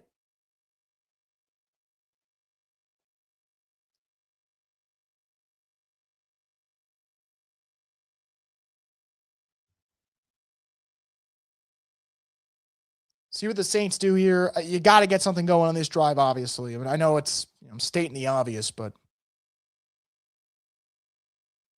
maybe get Olave back involved. Obviously, Jawan's been doing his thing today, but I don't want to see the ball going in Pettis' direction. Honestly, Kevin Austin Jr. either, but we'll see. Shuck may get 300 again. I mean, yeah, he's got 8:45 to go. He's at 240 right now. Possible. Watch Pettis score a 70-yard touchdown on this next drop. I'll take it. I mean, if Dante Pettis scores, I'll live with it. I'll definitely live with it. Glad you're doing this broadcast because I don't have health to watch a Saints game.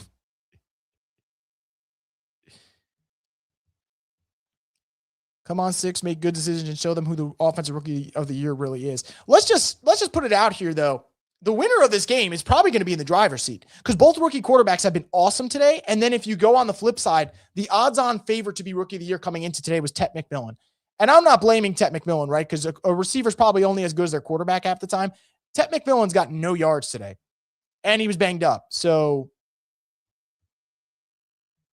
you might have the winner of this game is going to be the offensive rookie of the year favorite. I'm going to be honest. If you're Shuck, this is the moment. Like, and quite frankly, it got ripped away on a Pettis fumble before, but not that Shuck winning offensive rookie of the year is going to do much because I know how people work.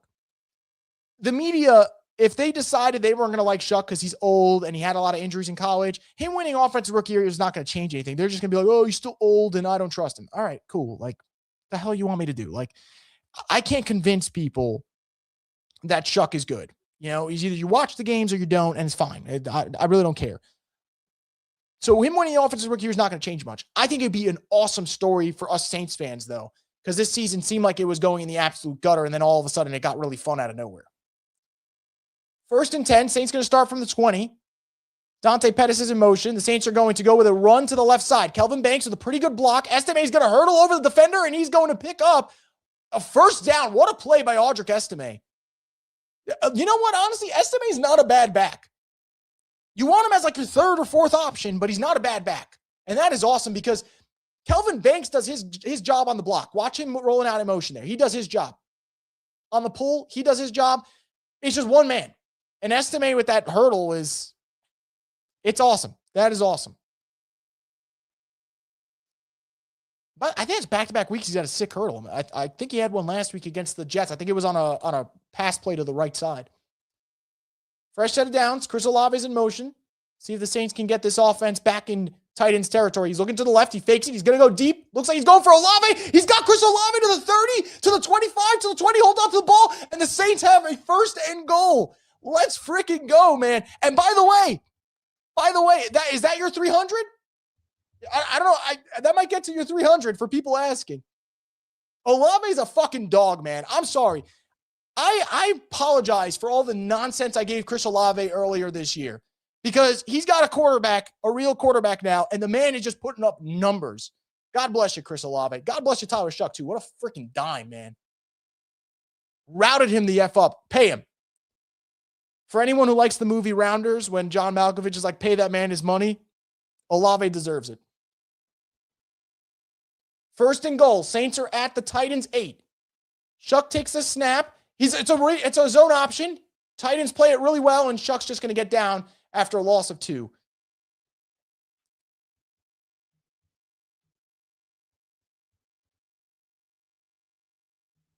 So 2nd and goal from the 10, excuse me. Shuck is now at 300 yards passing on the dot. Saints need 7, obviously. 2nd and goal from the 10. Got three receivers lined up to the left. Pettis, Kevin Austin, Chris Olave. They're going empty. They take the snap. Shuck's looking to the left. He's throwing one to Kevin Austin Jr. It's a touchdown for the New Orleans Saints. Kevin Austin Jr. doesn't have to walk home. Dude. Tyler Shuck is him, man. I'm sorry, dude. Tyler Shuck is balling, man.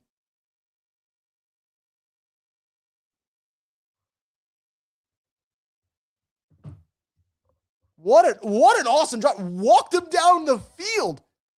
Walked him down. He is 21 of 24 for 300 plus, 2 touchdowns, no picks.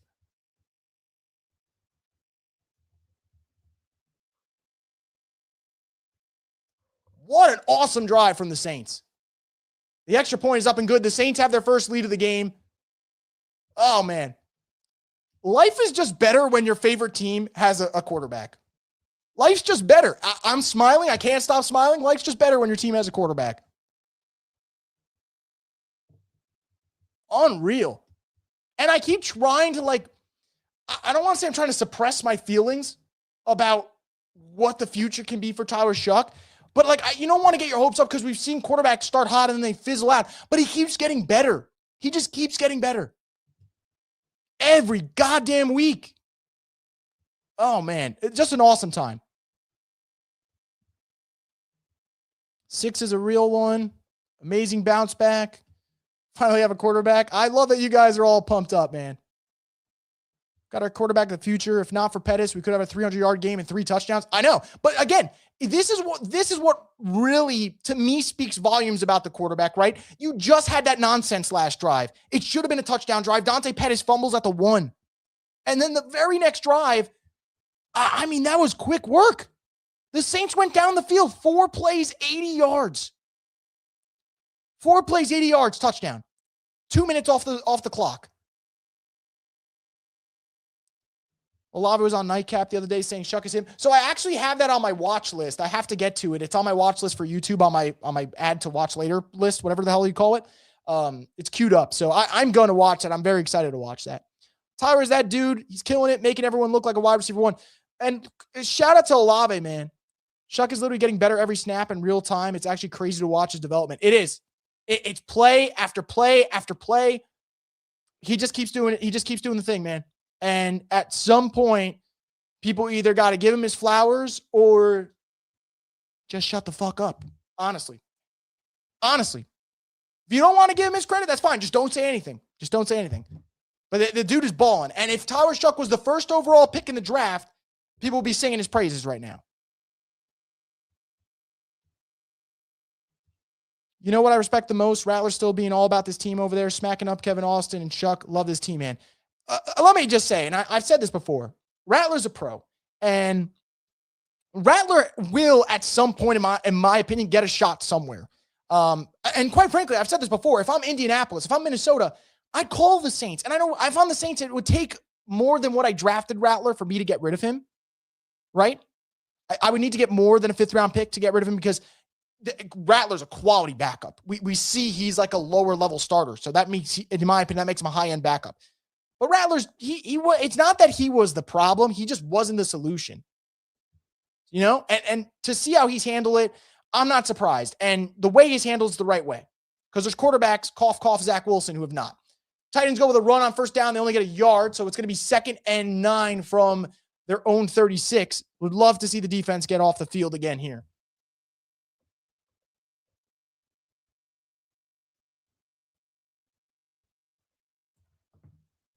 This is what happens when you don't throw hospital balls F Derek Carr. Yeah. And look, there's belief with Olave now. Like these are wide receiver 1 numbers he's putting up. And it's starting to become undeniable. And whether or not he looks like the prototypical wide receiver 1, he doesn't. But his numbers are undeniable right now. 2nd and 9. They're going to go with a pass. Ward's on Corky. What's the left? It is. Oh my God. Should have been intercepted. Alante Taylor, bro. What are we doing? Oh, that should have been intercepted and it's not. Oh, man. All right. Defense has to get back on the grind here.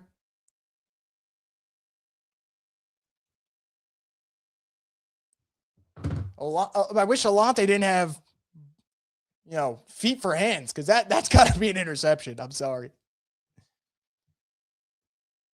3rd and 9. Cam Ward in the shotgun. Takes the snap. Chase Young bringing pressure off the right. And he has tripped up. Demario Davis forcing the pressure, and the Saints defense coming up with the stop. All right, ball's going to go to the offense. It's going to be up to them to put this game away, man. I hate that this season's almost over. I'm really starting to fall in love with this team. And I'm starting to love watching Saints football again. And, oh, man, it sucks that the season's coming to end. But what an awesome play there. Demario forcing Cam Ward to step up. Gets tripped up, and then Chase Young just finishes it off right there. So here comes the punt. Get ready for Dante Pettis to field this thing from his own 1. Pettis is going to field the punt. Takes it out the 30. Going to get to the 35 before he gets knocked out of bounds. So no damage done there. And the Saints offense is right back on the field. You got a shot here if you're Shuck. You got a shot here to put this game away and win Offensive Rookie of the Year.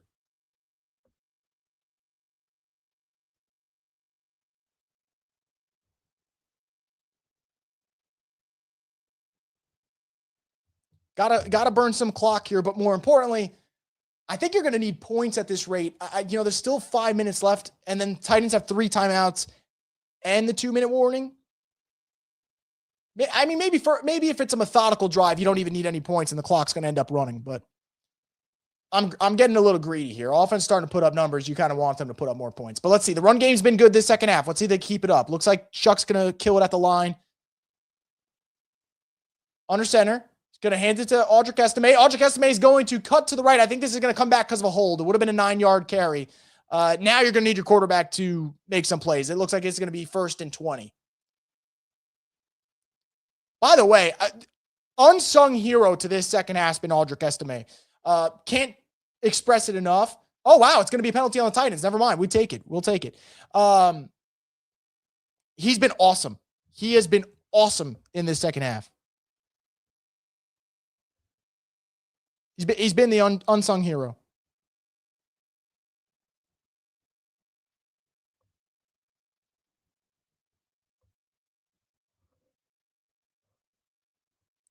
And honestly, if those runs don't happen, you don't get to keep the Titans defense honest. And don't get me wrong, it's not just on him, right? Like the offensive line has also opened up more holes. Credit to the coaching staff and the second half adjustments they've made. They've been fantastic. But man, really, really impressed. And I'm really happy for him too. I'm sure this has to be an awesome, if they're able to finish this out, this would be an awesome win for them. And look at him. He's already up to 65 yards rushing. So pretty good stuff. 2nd and 1. Saints would love a first down here. Keep this clock moving.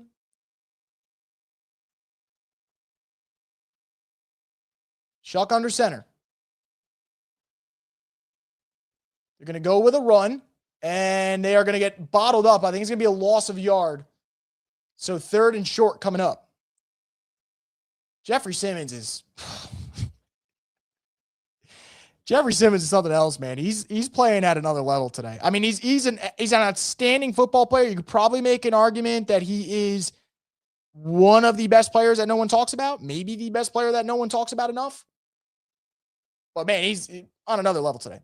3rd and 1.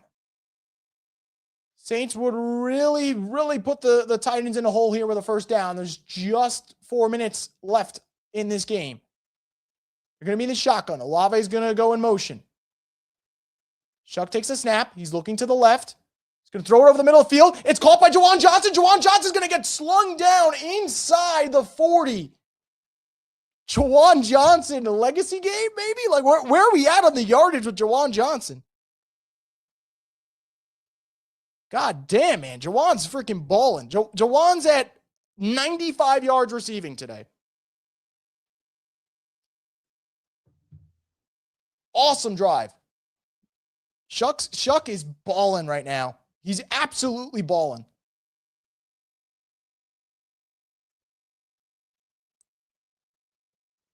We're quite literally a couple of first downs away from the Saints having the Offensive Rookie of the Year. I'm not even kidding. Like, this is where we're at. It's undeniable at this point.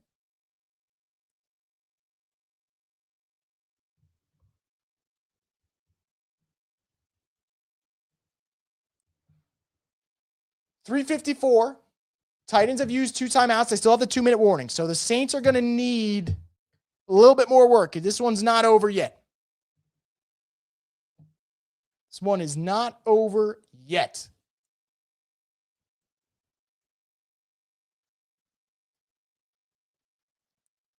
First and 10. Saints from the Titans 32. They're going to hand it off to the left to Audric Estime. He's bottled up in the backfield. He's going to cut to the left. He's going to make a man miss. Audric Estime is going to get to the 20, the 15, the 10, the 5, the touchdown. The New Orleans Saints are going to be up 8. What the absolute hell, man? The Audric Estime show in the second half has been undeniable. Undeniable.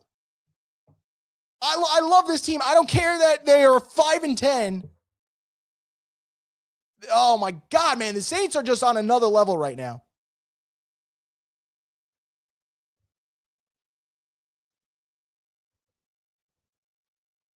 What an awesome play by Audric Estime. He's bottled up in the backfield, changing direction, and maybe seals the game. We'll see. What a play, man. What an awesome play. And the New Orleans Saints, who were down 10 most of this game, are now up 8 with 3:44 to go. They don't quit. This team does not quit. And now Audric Estime is going to have, look, if they get the ball back, he's going to go over 100 yards at this rate. He's at 97. So, wow, man. Over 30 points. Us Saints fans, let's hope the defense closes it out. But if they do, we deserve a win like this, man.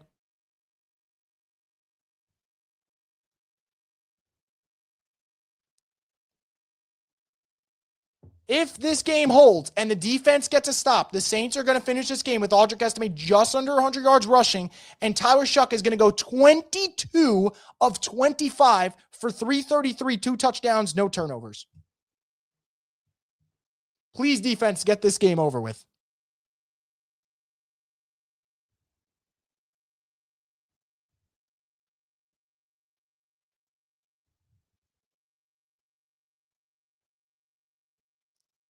See where this one's going to go. Is it going to be another touchback? And yes, every goddamn thing's a touchback at this rate. I think it'd be fitting if the Saints can get a Alontae Taylor pick here to close the door. And I just want to remind everyone, the Saints had 1 win before Tyler Shuck was named the starter. They're about 3.5 minutes away from potentially getting themselves to 5-3 with him as the starter. So, looking pretty good. How many field goals does Charlie Smyth hit? Charlie Smyth is 2 for 3 on the day. His field goals are like deep as hell, man. Second down coming up.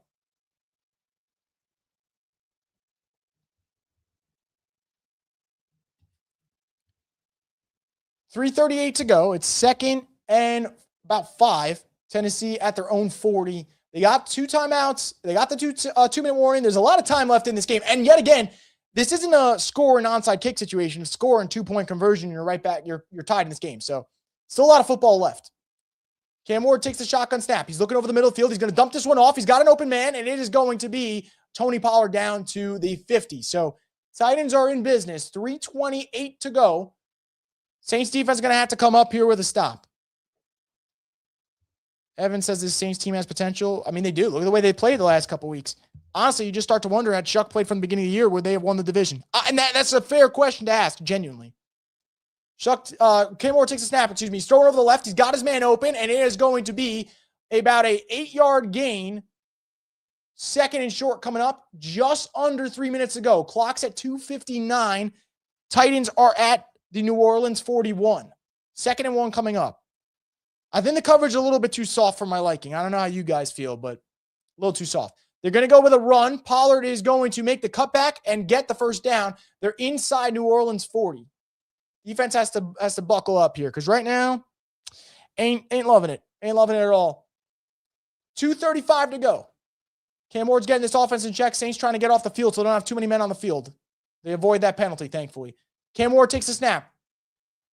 He's looking over the middle of the field. He's going to fire this one. Incomplete. Please don't throw a flag. No flag. Lovely. 2nd and 10 coming up.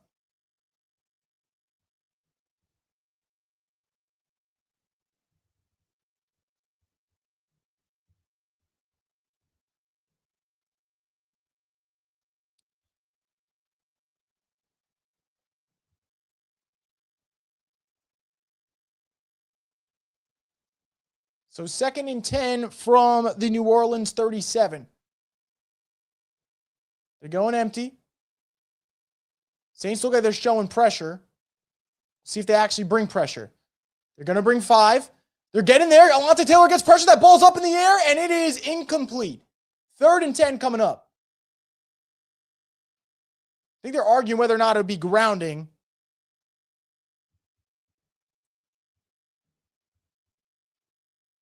They're saying there was a man in the area, though. It was definitely still in the tackle box.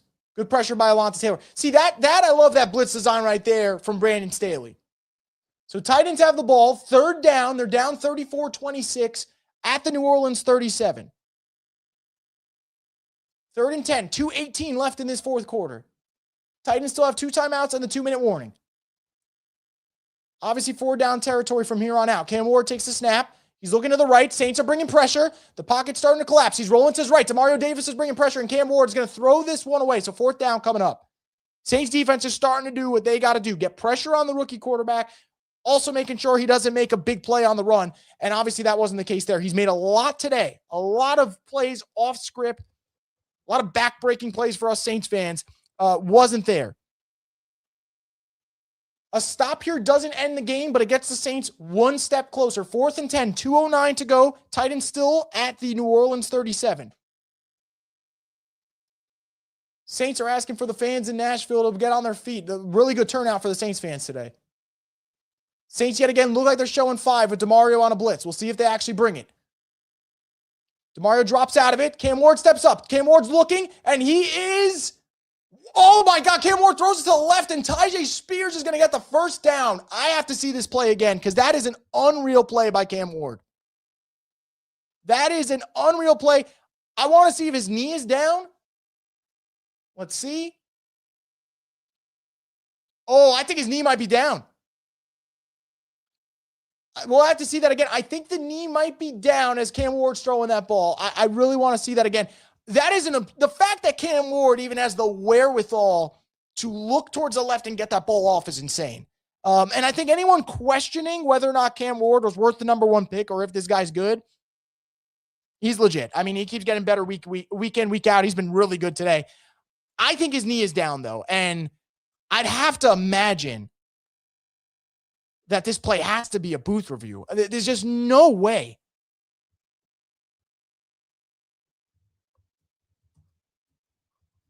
There's no way that's not going to be a booth review.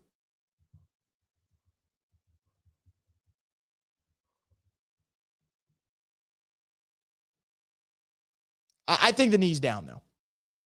Is he challenging? Well, now it's inside 2 minutes, so he can't challenge it. I'd imagine it's going to be a booth review, though, because this quite literally, it's not on the line yet because the Titans do have the 2 timeouts. So technically speaking, the Saints can get the ball back here, and this game's not over. But you have to review it. I mean, this is a game-changing play. This is going to be booth review, and I imagine this is going to end up getting reversed.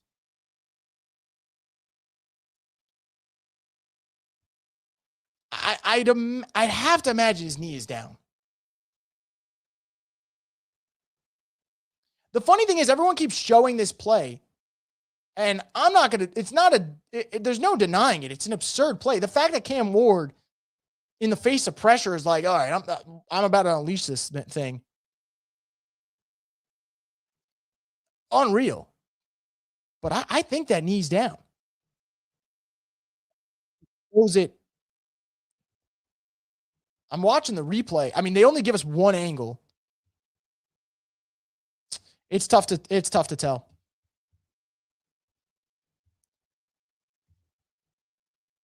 This has to, yeah, it's going to get reversed. Okay, great. So it's going to be Saints ball Game's not over. It calls reversed. It's going to be Saints football. This game is not over, though. 2 timeouts left for the Titans. Saints are going to need to get another first down here.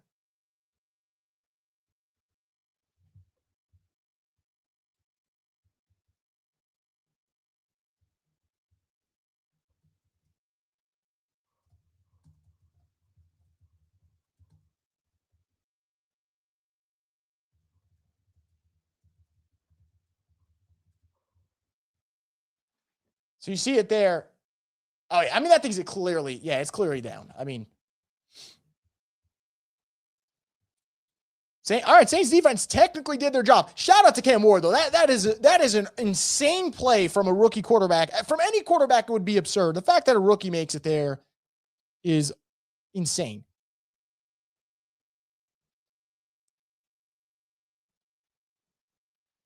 So 1st and 10 for the Saints. They're going to go with a throw. Shuck's going to throw this one deep, and it is incomplete. Oh, man. I'll tell you what. I like the aggression, because you're all assuming it's going to be a run. It's a great call. I always go back to this. I think it was Cowboys 49ers, NFC divisional round. Greg Olsen talked about when the 2-minute warning is coming up anyway, the clock's going to stop. You might as well take the chance there for a throw and see if you could catch the defense off guard. And honestly, the play's there. Olave's open. It just ends up going incomplete. It's the right play call, though. Absolutely is the right play call. Because even if that pass is completed, this game's still not over. So I like the play call. I think it's the right play call. And I think most of you guys are agreeing, and I love to see that. It's not that you guys have to agree with me. I just think in the moment it's a smart play. 2nd and 10. I'd imagine Saints are going to go run here, though. You want Tennessee to burn one of those timeouts for sure. And they're going to go with a run, and Estime is going to lose about 3 yards. So 3rd and it's called 13. If you're the Saints now, you have a decision to make. Do you run it now to make the Titans use that timeout, or do you go for it? In my opinion, I think record is what's going to dictate it for me here. I think maybe if the Saints are fighting for a playoff spot or something, maybe you're just running it here, making them use the timeout, and you're going for it. But I think in this spot, I think I'm going for the kill. I'm 5 and 10. You are up 8. It's not like you're only up 1 point, 3 points, whatever. You are up 8. You do have somewhat of a cushion. I think you go for the kill shot here. So 3rd and 13. They're going to be pretty backed up here. In the shotgun, got to imagine the Saints are going to go for a safer throw. One that you could still maybe get the first down, but at the minimum, you're taking time out of the clock. No, they're going for a deep ball. Chuck's going to throw it deep, and it's just out the reach of Dante Pettis. And it is going to be a punt for the Saints. I'll tell you this. I think these throws were there, man. The throws are there. I don't know what the fuck Dante Pettis is doing. I'm sorry. Can I just say this again real quick? We could talk about the clock management in a sec for sure. Dante Pettis is running like he's got shit in his pants. Why is he doing that? He's worried about hand fighting instead of just running full speed on his route. Dante Pettis is much faster than what that route was ran. And honestly, if that's Olave on that, I think it's going to end up being a completion. But Dante Pettis is so concerned with the hand fighting that's going on in that play that it ends up going incomplete. I like the aggression, though. I can't sit there and ask for Kellen Moore to be aggressive, and then when he's not, and then when he is, I turn my back on it. So I like it. Titans are going to get the punt. They're going to get down inside the 30. So at the 32, it looks like. They'll be back out here. Let's see if the Saints defense can make another stop. Look, it sucks that they have a timeout. There's no question about it, but man, I like them going for the kill shot. The only knock at this point is if you're the Saints, the completion percentage drops low. Now it's 22 of 27. That's the only knock. But I love the kill shot.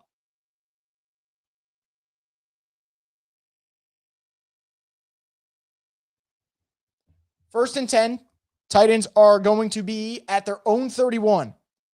Minute 37 to go. A stop here for the Saints defense would end the game. Didn't last time around. This time would end it. Cam Ward takes a snap. Chase Young coming off the edge.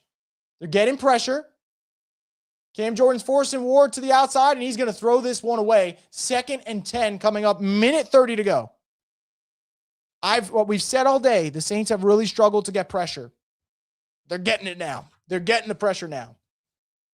No question about it.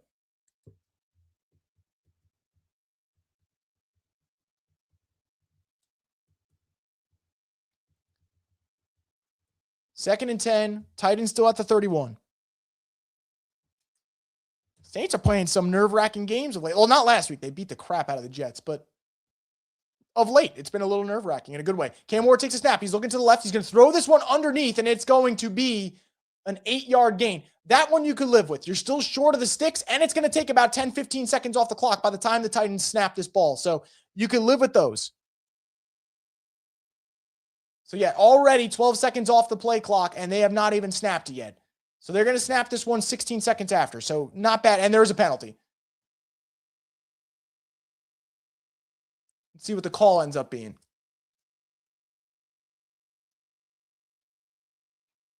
So timeout Saints. But again, you can live with it. A lot of time ran off that clock before they got it, and it's still 3rd down. So plays like that you can live with. No bonehead plays from the secondary, please. I hope not. I mean, they've had enough today. I don't think we need more. Why didn't we run it to? Why didn't we just run the clock? I mean, look, they're 5 and 10. They had both plays. I think were 5. I mean, the Olave one I think is the right call. The one to Pettis, better receiver. He probably ends up getting the first down. But I get it. I think maybe Record could have come into this too. Several weeks ago, there was a similar situation for the Saints, and Kellen Moore went with a short pass against the Bucs. Didn't go with that one. So 3rd down, Cam Ward's going to throw it to the right and pick up the first down. They're going to get to, let's see where they're going to mark him, at the 44 of Tennessee. Under a minute to go. Clock is running here. Titans have to hurry up. 48 seconds left. They still haven't snapped it. They're at their own 44. 1st and 10. Cam Ward takes a snap. 43 seconds to go. Cam Ward's looking deep. Now he's looking for his guys underneath, and that one should have been picked. Alontae Taylor could have ended this game a million times today. And don't get me wrong, Alontae Taylor is still making plays. He's had a good game. This is not a bad game for Alontae. But good God, can Alontae hold on to the football here? This game should have ended 15 times already. And I've said, it just feels like this game could end with an Alontae Taylor pick. But Alontae Taylor's saying, hey, I like to make things interesting. 39 seconds to go. Titans are at their own 44. They're down 8. Cam Ward takes the snap. He's looking towards the left.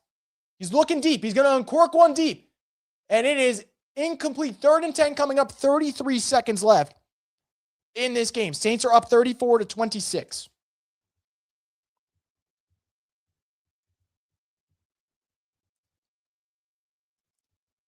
Second half defense for the Saints.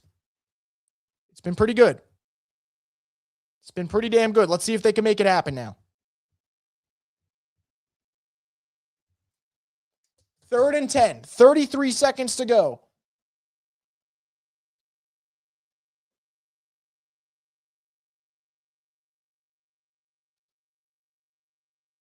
Cam Ward takes a snap. He's looking left, looking at a man underneath. There's some pressure. He's going to dump it off. Just keep him in bounds. Saints are unable to do so, but it is a loss of yards. So you take it. All right, yeah, you get out of bounds, but 7 seconds just came off the clock and they lost a yard. I'll take that as a win for the Saints defense. 4th and 11. This is the game. A stop here wins the game for the Saints, and they get to 4 wins in a row. Let's see if they can do it.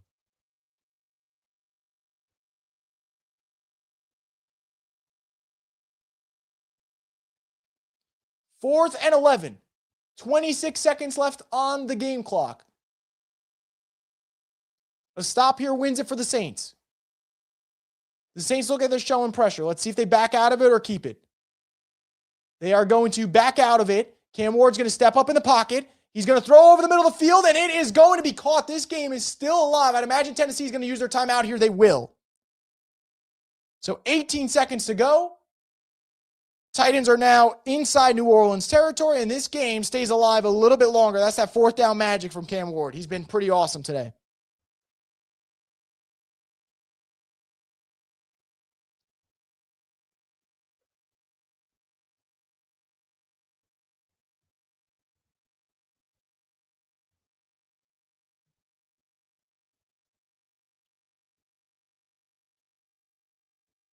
So first down from the New Orleans 40, it was around the 43. We'll see where they end up marking it.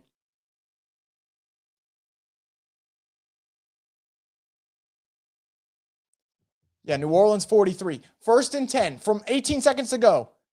They could probably run a couple of stuff to the out, but they can't go over the middle of the field. Cam Ward's pressured. He's going to roll to the left. Now he's going to step up. He's wasting a lot of time. He's going to throw this to the end zone. It looks like it's incomplete. It looked like it was going to be an interception from Kool-Aid, but they're saying that he didn't get his second foot inbounds. I want to watch that one again. Good coverage from Kool-Aid, though. That play had no chance. Kool-Aid's going to have to work on that toe drag swag in the offseason. Right foot's in. Yeah, left foot's completely out. Good call by the ref. Now we got to hope that he didn't get hurt on the play. Trying to see where he possibly would have got hurt, but a lot of time came off that play. Cam Ward took 10 seconds off that with him dancing around. So this is probably the end zone shot or something underneath. Let's see. I wonder if they try to pick up a couple more yards to make it interesting. Cam Ward takes a snap. He's in the shotgun, wasting a lot of time. This is the game. This is the game. Cam Ward's going to drop back. He is going to lose the football. It is going to be a fumble. Cam Ward's going to chuck it. Now this is just an absolute shit show, and it doesn't matter. The game's over. The Saints won yet again. That's 4 in a row. They're going to improve to 6-10. They are 5-3 with Tyler Shuck as their starter. And God damn it, I think they got the rookie of the year.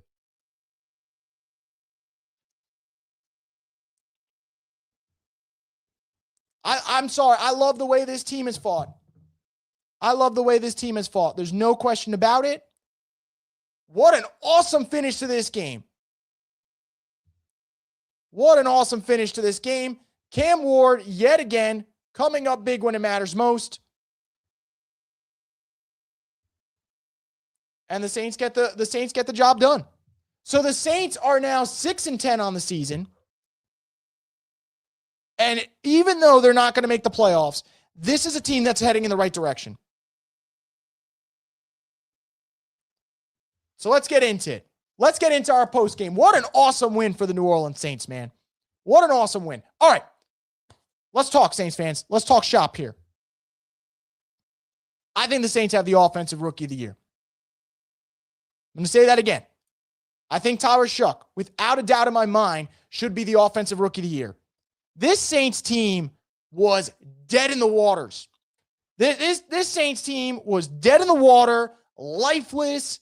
We're sitting here looking at mock drafts. We're sitting here going, well, no one can win with this team. I mean, the roster's depleted. That's all we were saying the whole time. And Shuck comes in, and they're 5-3 with him as the starter, and it's the ways they're winning. They beat Carolina on the road. They beat Tampa Bay on the road in a monsoon where Tyler Shuck comes up with 2 gutsy rushing touchdowns in that game. Then they go back home against Carolina, who needs a win to feel good about their playoff chances. And Tyler Shuck not only outperforms Bryce Young, but makes a great comeback with them down 10 late in the third quarter. And then how do they follow that up? They play the Jets, and everyone's like, well, it's the Jets. You should win. All right, how about 300 yards, no turnovers, throws the ball 49 times, makes it look easy. They beat him by 23. And then you come into today, and I'm sitting here the whole week saying if the Saints win this game, Tyler Shuck's the offensive rookie of the year. So how does Tyler Shuck play? Completes 81.5% of his passes today, 333 yards, 2 touchdowns, no turnovers, and Cam Ward was great. Cam Ward was really freaking good today. I think Tyler Shuck was a little bit better. And now New Orleans, which, like I said, looked lifeless, they're going to go into the offseason saying, we have a lot of needs. You know what's not one of our needs? It's quarterback. They have their quarterback. And I don't know how long they have their quarterback for. I know they have their quarterback for next year because Tyler Shuck's not just really good right now. He's been fucking great. And I'm tired of trying to act like he's not. And I'm tired of trying to suppress how I feel about what this guy's done for this team. He's been awesome. And honestly, the Saints are a Chris Olave drop in Miami from winning 5 games in a row and from being 6-2 with him as their starter. So, right guard's out, center's out, Mason Tipton's out, Vele's injured, Devin Neal's injured, Olave's banged up. You're throwing passes to Dante Pettis and Kevin Austin Jr., and you're winning a damn game.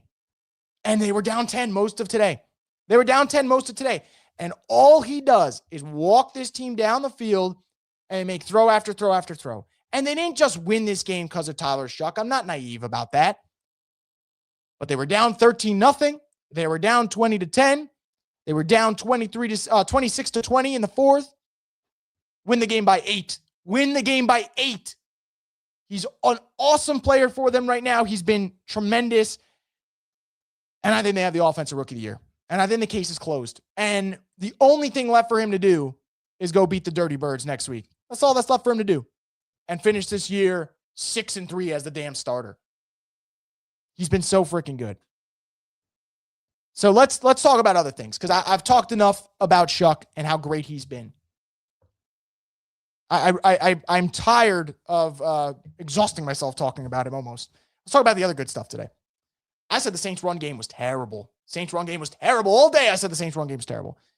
And Aldrich Estime has a great second half. And Kellen Moore does a really good job with his run scheme. And all of a sudden the Saints finish with their leading rusher not being their quarterback. Their leading rusher actually has a respectable stat line of 14 carries for 94 yards and touchdown. Aldrich Estime, unsung hero of the second half. He was awesome when it mattered. But it's not just that. The defense. Defense sucked in the first half. Let's just call it what it is. They gave up 20 points. 6 points in the second half. Big time stops when it mattered. Brandon Staley at some point might get a chance to be a head coach again. It'll suck if the Saints lose him because he's been awesome. But he's freaking earned it. He's been so damn good. And we are at the point with Brandon Staley where I don't question him anymore. I just expect him to get the job done. That's how awesome he's been. That's how awesome his defense has been. And Cam Ward was a headache. Must have been a headache for this Saints defense to try and stop today. And yet, when it mattered most, they came up with it. So I want to give the defense their credit. Again, wasn't an awesome game for them. But at the end of the day, when it mattered most, the Saints defense came through and made the plays. So I have to give them credit. I have to. So Saints defense stepped up. Run game stepped up. That's a testament to Kellen Moore. And then I also want to give a credit here I want to give a credit to Kellen Moore. Talk about being aggressive. Talking about putting the team in the right spot.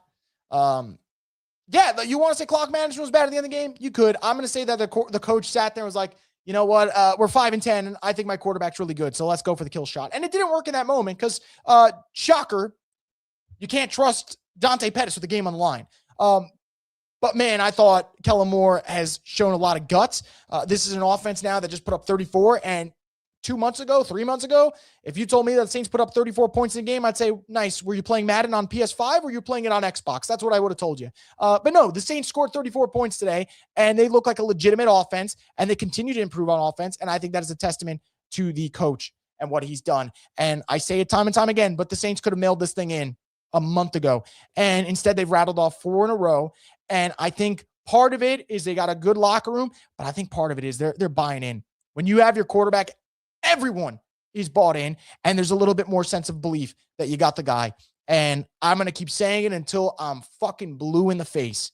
But this Saints team sucked the first 2 months of the season, and they have now won 4 in a row. They're 5-3 with Shuck.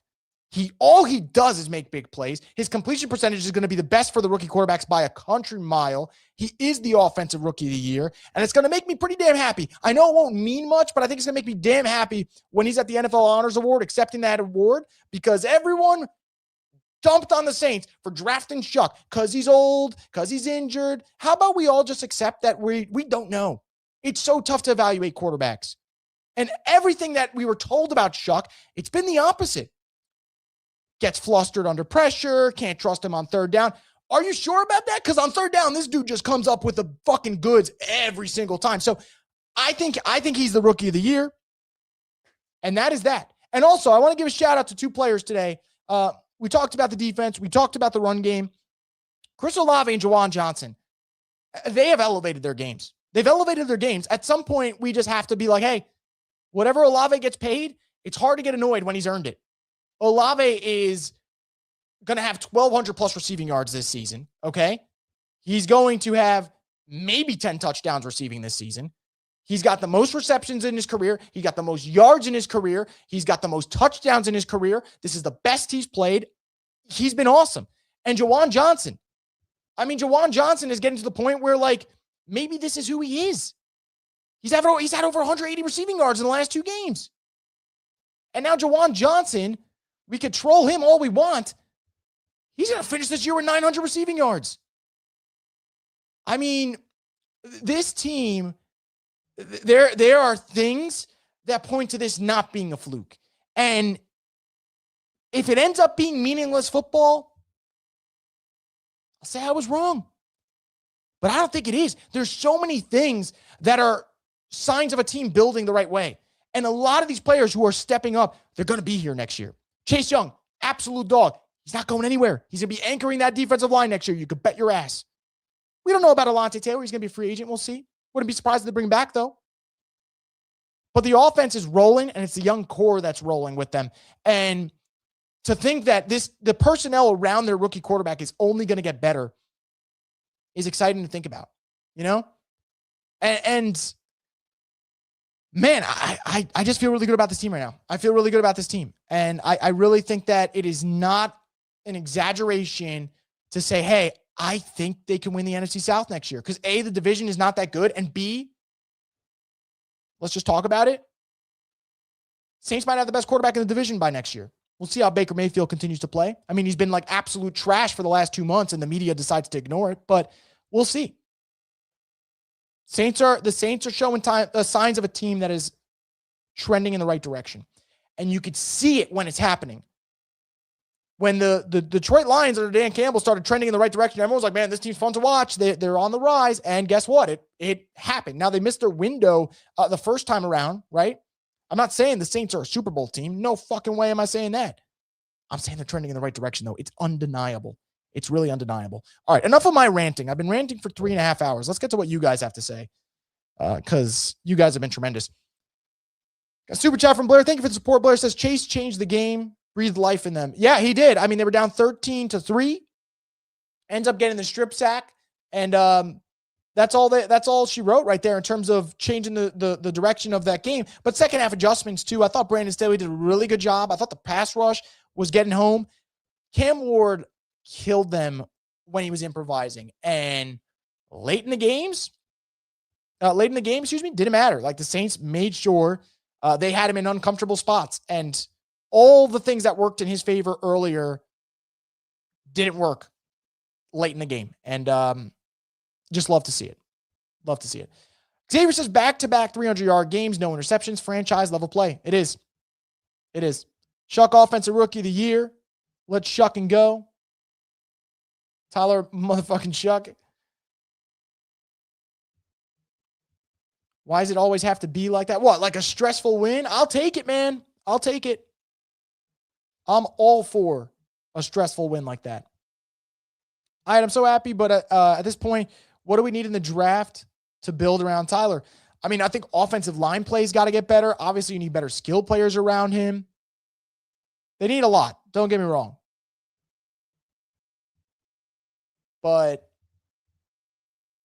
they are in the right direction. They're in the right direction. And I think wide receiver play needs to get better. And I would get 2 running backs. I think that's where I'm at. I would get at least 2 running backs.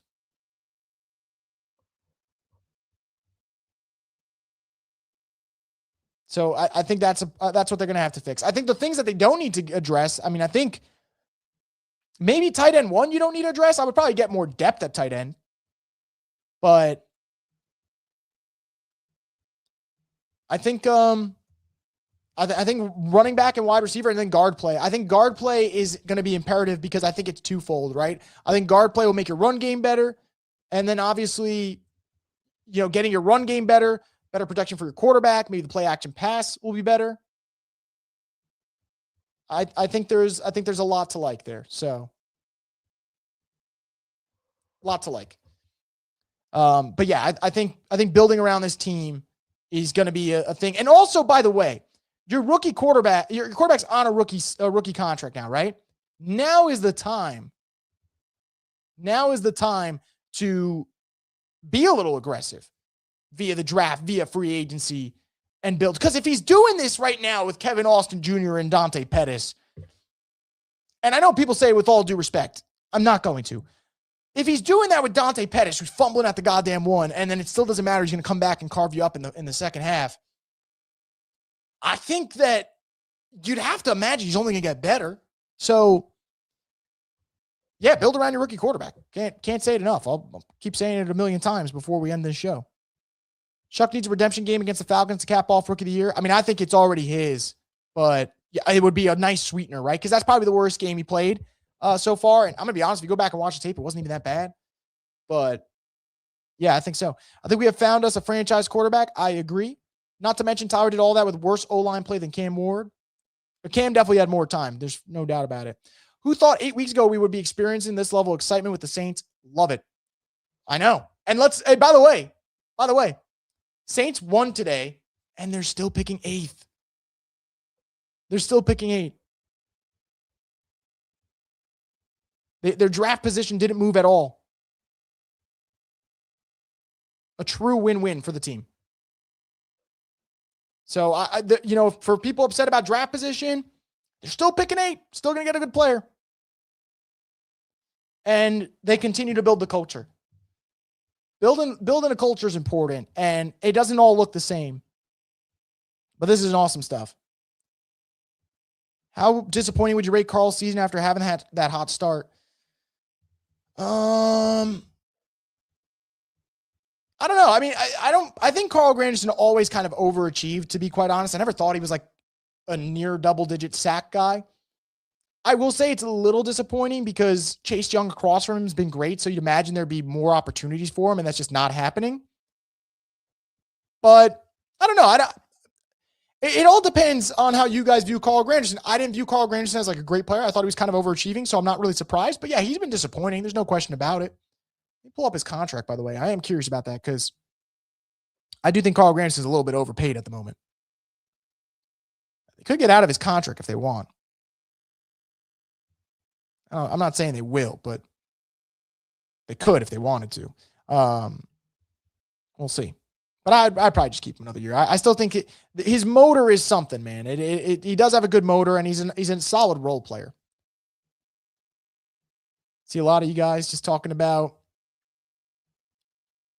Shuck for Rookie of the Year. It's undeniable at this point, guys. It's undeniable. I mean, just ignore the touchdown aspect of it because he's not going to have a ton of touchdown passes, but he hasn't thrown a pick in 3 weeks. The last pick he threw was on December 7th, okay? His completion percentage coming into today was 66.4. It's going to shoot up now because he completed 81.5% of his passes today. Just absurd. Yardage-wise, he's probably going to come close when it comes to the yardage for rookie quarterbacks. He's going to have more yardage than Jackson Dart, who's been starting since like the end of September. So, I think I think he's got to be the Rookie of the Year. Make me question, should we get a real cornerback one? We're doing this. Wide receivers like Try Palmer, Tipton, Vele out. I mean, I still think you need to get better wide receivers. Vele is going to be one of the three, though. One of the three guys. I mean, maybe he's your wide receiver 3. If you can make him your wide receiver 3, I think I'd actually like where they're heading because Vele was balling before he got hurt. I made a comment earlier saying I never thought I'd say this, but the offense rolls better when Jawan gets involved, which is wild to think with how the year started. It is, but like, how good has Jawan been? How good has Jawan Johnson been? Like, he deserves his flowers, man. Jawan Johnson's been freaking awesome. He's been awesome. So I want to give him his credit. Imagine if Jawan and Olave played like this the first 8 games, they'd both be having Hall of Fame seasons and we would go 9-8. It's possible. And I'll say this though, right? So I said if they started Shuck, maybe they would have won the division. counter argument, and I actually do feel okay with this. Like I could sleep at night not being worried about maybe they could have made the playoffs with Shuck. At the end of the day, they put him in when they thought it was best for him, and the results have been great. So I wouldn't want it any other way. What I think matters is that the rookie quarterback is balling, and he's doing that. And I don't give a damn about when they did play him. When they played him, he's been awesome. And maybe if they played him earlier, it wouldn't have worked out. Maybe it wouldn't have worked out. So it's all trended in the right direction. It's all trending in the right direction. And who am I? Who am I to judge when they put him in? So awesome stuff. This is all our first time living. How can we listen or believe in experts at anything? I mean, yeah, that's a deep thought, Derek. That's a deep thought. But no, like quarterbacks are so hard to evaluate. Like I remember liking certain quarterbacks and they've been horrible. Like, all right, he hasn't been horrible, but I'm going to mention a name. I thought Kyler Murray was going to be like top 10 easy in the league. Not all time, just top 10 in the league. Kyler started off pretty good, but Kyler's been bad. And you could say it's the system or whatever. You could say he's not the great. He hasn't been that good. You know, and on the flip side, there's been quarterbacks that I thought would be bad that have been good. I'm trying to think of one right now off the top of my head. I'm kind of drawing a blank. But I'll take an example for the media. Josh Allen was drafted. Everyone's like, it's a risky pick. One of the best in the game, if not the best in the game. So it's hard to evaluate quarterbacks. It's very hard to evaluate them. And I have no problem with people missing on evaluations. It's just like the Saints got trolled because they didn't draft who the media wanted them to draft because everyone was saying Shador or Jackson Dart, and they didn't draft either one. And there's no knock on those two players. Those players are fine. I got no problem with Shador or Jackson Dart. Shuck's been better than the two of them. And you know what?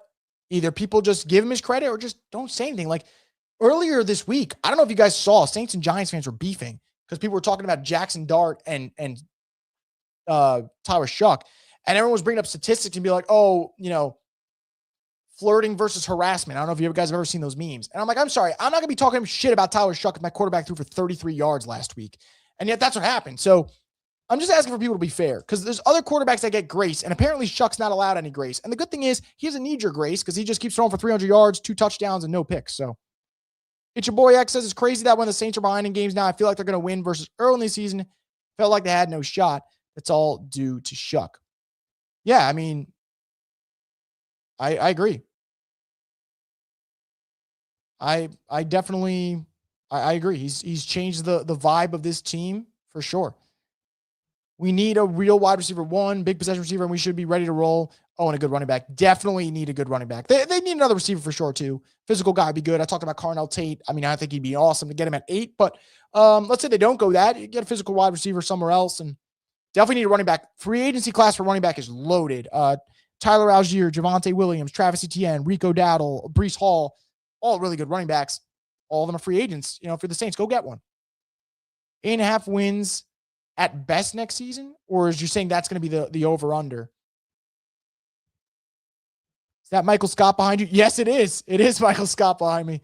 It's, which one is it? It's the you miss 100% of the shots you don't take one with him deep in thought. Love Michael Scott. One of my favorite characters in TV/film by a mile. We getting Shuck tonight. Dude, sometimes, especially lately, because the Saints just don't know how to lose anymore, I'll just be walking around. I'll be in the street, and in my head, I'm just like, it's just stuck in my head. Just constantly just thinking about that damn song. It's quite catchy. Do we trade for the Raiders' edge? Can't remember his name. Who, Max Crosby? Probably not. You'd have to trade a lot for Max. I don't think the Saints should be trading their assets for like older players. I think you should be trying to continue building this team because it's a young team. Just try to keep building it up. I wish Vela didn't get hurt. He was balling. I say give him a shot at wide receiver 2 next year. My thing is, if you could get him at 3, that'd be better because then that means this whole room's going to be amped up. But I do think Vela, I don't think what he was doing was a fluke. I think he's a pretty good receiver, and it's just tough that he got hurt. He's going to be another Drew Brees as far as accuracy goes. He's very accurate. He throws people open. I don't think we'll ever get another Drew, but I get your point. Like, he's been super, super accurate. Super accurate. So hard to not. I mean, 81% of his he completed 81% of his passes today. Just nuts. Blair says Saints absolutely need a punter again. Yep. It's little things like that that can't go under the radar, you know? Crosby for Ruiz trade. I don't think Cesar Ruiz is, his team would be like, whoa, this is a ripoff. I mean, come on. I love the ambition, though. But I don't think they could trade Cesar Ruiz for Sidney Crosby. Forget about Max Crosby. Winning is a lovely feeling. 4 for 4 is great. Yeah. Problem is we have AK and Neal, so if we draft a running back, we have to cut Estime. We'll see what happens to AK if he comes back and how much juice he has. You know, they are doing this without him, and this isn't a knock on AK. It's not like they wouldn't have won these games with him. But he is older. He's just not the player he once was, obviously. 3 of the 5 wins on the road as a rookie with a chance to make it 4 next week.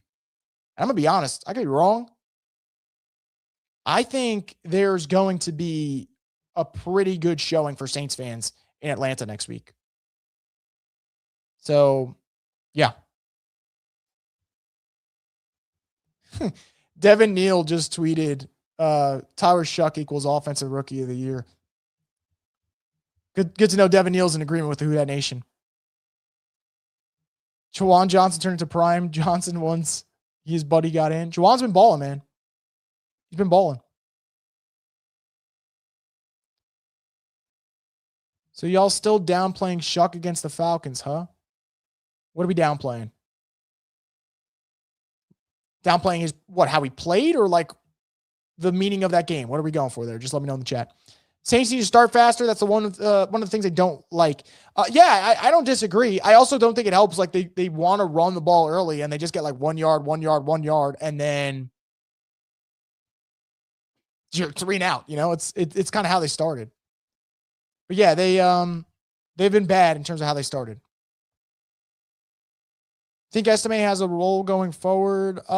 Could. I mean, he's gonna start next year on the roster, which is good. I mean, the thing about Audric Estime, he's not like a aging back like a journeyman. Like, he's 22 years old. Like, there might be something there. He's a year removed away from getting drafted. So, and he's looked good. So I would keep him on the roster. Who do you want at 8? Be honest. I mean, I've been saying Carnell Tate, but I'm gonna be honest. If the Saints go with a freaking offensive lineman and kick Fuaga at guard, I'm not going to be happy about it, but I'm also not going to scream about it, because if they get this offensive line humming and the run game gets humming, and now all of a sudden Tyler Shuck doesn't have to throw the ball 40 times to win games, they're going to be in a good spot. They're going to be in a really good spot. We have a gunslinger, boys. They do. Could have won 10 this year. No thanks to Groupie. Yeah, look, there's some factors. Let's go back and look at it, right? You got the Falcons game. Groupie was horrendous. You got Saints Bills. They could have won in the second half. They choked. Niners Saints could have won that game. Cardinals Saints. Juwan Johnson drops it at the goal line. They had their moments. The problem I had with Tyler was that you took him early with Johnson on the board. I get that, and I understand that. But at the end of the day, quarterback is all that matters. And Will Johnson's a good football player. Will Johnson's tape was clean. I loved Will Johnson as a prospect. But, you know, you throw darts at the board and you hope they stick. And it looks like the Saints hit a bullseye with this one. So I can't get too mad about that, to be quite honest. Tyler Shuck really better than Cam Ward, and we got him in the second round. Let's go. And look, Cam was awesome today. I thought Cam Ward played great. I just think Shuck was better. And he's been better, to be quite honest. Chase Young's been going off. Chase Young's been awesome, man. Chase Young has been a dog, just nonstop, making plays when it matters. And look, man, he's had 8.5 sacks this season. That's a career high for him. Great game against Atlanta, and maybe he's at double digits for the first time in his career. He's been well worth the money. If anything, he's been a bargain. Let's not forget that Mel Kiper called the Saints pick of Shuck a reach. Yeah, Mel Kiper also had a goddamn tantrum because Shedeur Sanders wasn't drafted in the first round. Was legit like crying basically on camera, screaming about how NFL teams don't know anything. Maybe Mel doesn't know anything. We all don't know anything. That's the reality of it. I mean, I'm trying to think Saints picks that were made that I was like, oh, I don't mind that pick. And then the players sucked. Let's see. I'm trying to remember. Oh, easy one. I thought Isaiah Foskey would be an okay player. Turns out he literally can't play football. I mean, we don't know shit. And that was the other thing, right? So when the Saints drafted Tyler Shuck, and everyone was like, well, they just wasted a second-round pick. All right, they wasted a second-round pick on Foskey. They've wasted a second-round pick on, let me think about it, but they've wasted second-round picks before. It's not anything new for this team, okay? I mean, goddamn, if we go back to one of their drafts, Peyton Turner, what a mistake. Trevor Penning, what a mistake. Foskey, a mistake.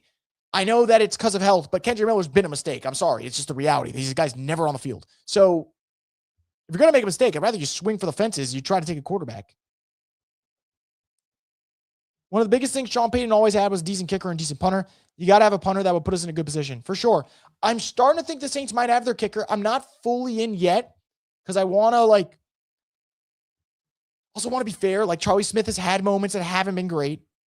But look, he's 9 for 11. He's made field goals from 57, 56, 50. Like, he's making deep field goals. So I think Charlie Smyth is an upgrade over Blake Grupe, but the punter has got to improve. Bailey and Estime as third options in the team next year is a steal, no? Probably. I think that's what I want. Like, I want, God forbid someone goes down at receiver. It's like, okay, Bailey just has to step up. You don't want Bailey to get hurt and you're like, okay, Dante Pettis has to step up, because then you're done. You're absolutely, well, clearly you're not done because they just won today, but you get my point.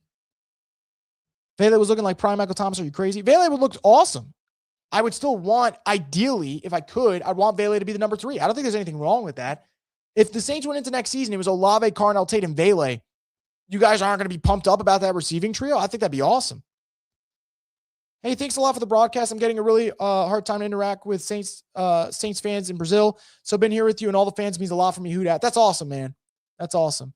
Yeah, truthfully, I mean, obviously I like to yap about the Saints, but obviously I just like you guys also interacting and having a little bit of a community to talk Saints football. And obviously it's really fun when they're winning games like this. It's an absolute blast. So just absolutely love it. Definitely deserves Offensive Rookie of the Year, no matter what anybody says. That dude has really changed the dynamic of the game for the Saints. He has. Vela's a dog. Yep. Couldn't agree more. Haven't felt this good watching the team since Breeze. We have our guy and we have a chance to turn it around so quickly after Drew left. It's an amazing feeling. It really is. You feel like there's hope. You feel like there's hope, man. And it's awesome. By the way, so here's the stat line right now. Shuck is completing 69.6% of his passes as a rookie. Pretty great stuff. And if you put that over a scale of a full season, hypothetically, it's a franchise quarterback. Rod Walker just tweeted the Saints have a shot to finish second in the division if they and the Panthers win next week. That's crazy. That is insane. That is insane. Second place schedule is what it is. I'd live with it, though. I'd live with it. Because you know what? All that matters is you gotta beat your opponents in your division. Estimate running back 3 isn't a bad idea. I agree. If it wasn't TBD versus Atlanta, we would have more than the natives at the game. Dude, I think there's going to be a lot of Saints fans there on Sunday. Do you think they need a center? I think it's something they got to consider. Unfortunately, Eric McCoy has missed a lot of time. I love Eric McCoy. He's awesome. Friend of the show. He has been injured a lot. He's great when he's healthy. And by the way, that's another factor too, right? No Eric McCoy. He stinks, but no Cesar Ruiz. No wide receiver 2. No wide receiver 3. You traded away Shaheed. No Alvin Kamara, no Devin Neal, no Kendrick Miller. Like there are not a lot of talented players that are on this offense, and it just keeps working. Had Charlie Smith in the practice squad for groupie. Ted says hit the like. Yeah, if you guys haven't already, just like and subscribe. I know you guys probably get tired of hearing us say it, but it would really greatly help out the channel. And obviously, we love having you guys here, and we only got one more of these left, unfortunately. It's been really fun calling these Saints games and being able to chat with you guys for 3.5 hours, week in, week out. So make sure you guys subscribe. We got one game left. Would love to see the Saints end this one with a 5-game winning streak and beating the Falcons. It would be pretty awesome. So if you guys haven't yet, make sure you guys subscribe. And it's not just for Saints. Obviously, Pro Pels Talk does great work, and obviously, there's a lot of NBA season left, so you guys will get your New Orleans content. And even when we get in the offseason, there's going to be so much to talk about with the Saints. I mean, they're going to be able to be aggressive in free agency if they want. We haven't been able to say that in years. And they will still have a top 10 pick. No matter what happens next week, they're going to have a top 10 pick. And we'll talk about that, who they could fit in this team. And it's starting to look up. So I'm loving how this team looks. If Shuck's ceiling's Ryan Tannehill, would you be satisfied? No. I want his floor to be Ryan Tannehill. Is that fair? I want his floor to be Ryan Tannehill I want his ceiling to be, I'm trying to find the right comparison. I was going to say like mobile Jared Goff, because if I had Jared Goff with mobility, I think he'd be freaking lethal. But I don't know. I want the floor to be Tannehill. And I honestly think it could be, Tyler Shuck is the nuts of a bull. Yeah. Didn't we pick up that hurt wide receiver from the Bucs earlier this year? They did. He's been hurt though, obviously. They picked up 2. It was Trey Palmer from the Bucs, and they traded for Jalen Polk from New England. So they've bought low on 2 receivers, and maybe one of them ends up making an impact next year. So we'll see. Not trading for Crosby. I'll roll with Granders next year and then trading our assets. I agree. I don't want to trade a first-round pick for Max Crosby. I wouldn't want to trade a second-round pick for Max Crosby. He's expensive. He's getting older. I don't think he fits the timeline of the Saints. And if I'm paying Chase Young the big bucks, I don't want to go pay another guy 30-something mil. And honestly, I'm sorry. I think Chase Young is playing way better than Max Crosby, and yet Max Crosby makes twice the amount that Chase Young makes, which is kind of crazy. Shows how good that deal's been for Chase Young. Kellen Moore is my coach. Look, he's making me a believer, and you guys know me. I was sitting there bitching earlier this year. So I like the way the team's playing. And no knock on Max Crosby, no knock on the suggestion. I do think Max Crosby is going to get traded. I just think Max Crosby probably makes sense for a different team. I think Dallas would trade for Max Crosby. I mean, they need a pass rusher. Could have just kept Micah, but I think Dallas would make more sense. I think Baltimore would make sense. Maybe San Francisco. I'm trying to think of other teams that need a pass rusher, but I just don't know if he fits the Saints timeline. And I think that's okay. And to be honest, I think Max has let me pull up his contract. Is it 2 years left? So yeah, if you trade for Max, oh no, so his another contract doesn't kick in yet. All right. Yeah. So you're stuck with that contract for a little bit. I don't know if I'd want to be on the hook for all that money. In my opinion, I probably wouldn't want to be. Playoffs next year. Why not? I mean, why it should be on the table. There's no doubt. Drew Brees, that's the ceiling I want. Hey, if you want to be ambitious, let's freaking do it. Funny, a 4-game winning streak makes us all forget about how shitty Loomis is as a GM. He gets a pass for another week. Look, I don't disagree, Fred, but I will say this about Loomis. If Tyler Shuck is the franchise quarterback, Loomis is getting another 15 years out of this, because that's what happens. If you get the quarterback right, you get to stay. I look at the Jets with Joe Douglas. I don't know if you guys remember the last couple of years. The Jets had a draft where they got Sauce Gardner, Garrett Wilson, Breece Hall, and I think Jermaine Johnson. I think they were all in the same draft. Let me pull it up. I just want to make sure I get it correct. All right, yeah. So the Jets in 2022 drafted Sauce Gardner, Garrett Wilson, Jermaine Johnson, Breece Hall, and Jeremy Ruckert. 4 out of those 5 are really good players. 2 are stars. Jeremy Ruckert's a good role player. And Joe Douglas got fired because at the end of the day, if you don't get the quarterback right, no one really cares. And again, I'm not saying I want Mickey Loomis to be here forever. Okay? This is not what I'm saying. But I'm not naive. I know how the Saints operate. They probably would have kept him even if he whiffed on this pick. So now if they feel like they have a franchise quarterback, Mickey's going to be, that press conference after the season's over, he's going to be chewing that gum and he's going to be dishing it. And I'm not saying he should. But let's be real. It's going to happen. It's definitely what's going to happen. Saints are 1 game behind in the Saints-Falcons history. Need that dub to tie, then permanently take the lead next season. Hope so. Called some of Kellen's games this year irredeemable. I mean, couldn't blame you. And yet, he's doing it, man. He's starting to do it. We need to spend money wisely and have another good draft. Build to be younger with depth, and we'll be a playoff team. I agree. I think playoffs next year, but I don't think they'll go far. I agree. That should be the goal. I think next year, the Saints just get in, maybe steal a playoff game. That's the ceiling, I think, for next year's team. I don't think they're making a run next year. But the whole point is you gotta walk before you can run. Or you gotta crawl before you can walk. You gotta walk before you can run. The Saints are crawling right now. Next year, they better be walking. 2027, you want them full on sprinting. And that's just kind of what we're hoping for. Henderson back to the Saints or Jalen Phillips to succeed Jordan, in my opinion, they'll have the capital to do it. I'm going to be honest. I wouldn't want to touch Trey Hendrickson at this stage in his career. I think Trey Hendrickson's an incredible player, but the Saints missed the window to pay him when he left, obviously. I wouldn't want to pay him now when next season he's going to be, I think he's going to be 32 next year. Yeah, he's going to be 32 next year. I'd probably just hold. I'd probably hold on that. Sorry, I can't go with another O-line in the first round. I don't blame you, David. I'm just saying it's a possibility. I don't blame you, though. I wouldn't want to do that, but it's a possibility. Falonte Taylor could catch. He'd be a very good player. He had the chance for 2 pick sixes today. I know. Rough day for him. But he actually had a good game, which is funny, but he just couldn't catch the damn ball.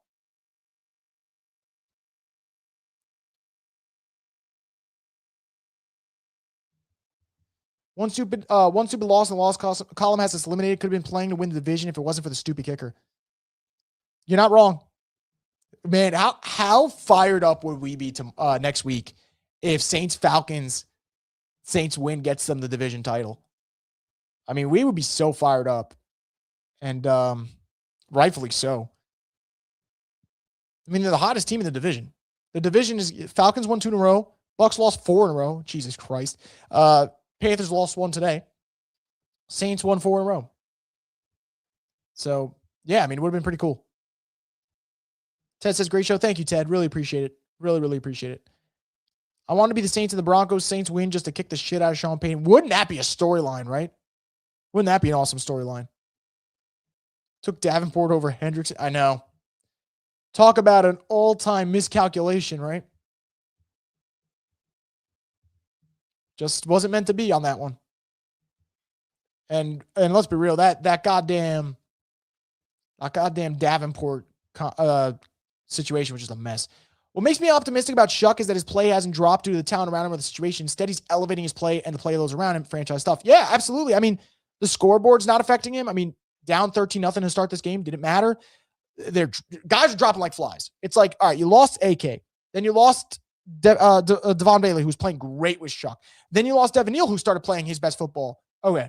Now Mason Tipton stepped up last week. All right, well, now Mason Tipton's out. He's injured. And he just keeps playing. Olave's compromised. He's clearly not 100%, although he's still balling. Just awesome stuff, man. It is franchise stuff. Tyler's the guy. The confidence to score like that after the Pettis fumble was amazing. I thought that was going to be the game. I agree. Tyler brought Chris Olave back to life. Dude, look at Olave's numbers this year, man. Just go look at Olave's numbers. He's got 100 catches. He's got over 1,100 yards. He's got 9 touchdowns. Last couple of weeks have been sensational. 6 catches for 85 and a touchdown against the Panthers. 10 catches for 148 and 2 touchdowns against the Jets. 8 catches for 119 and a touchdown today against the Titans. Awesome stuff. Shuck just seems to thrive on third down, right? Statistically, he's the best quarterback in the league on third and long this year. Like, statistically, he's the best quarterback in the league on third and long since he's been starting. It's insane. And there was a sequence today, I think perfectly kind of captures what he's done for this team. So the Saints on, what was it? 2nd and 1. They go with a run. Shuck keeps it. He gets the first down. It gets called back because of a hold. Okay. Next play. Shuck throws it. They get the first down. Gets called back from 2nd and 15. It gets called back on 2nd and 10. It gets called back because of, I think it was an illegal shift, excuse me. Gets called back. Now it is 2nd, and I think it was 15 now. Pass to Pettis for a first down.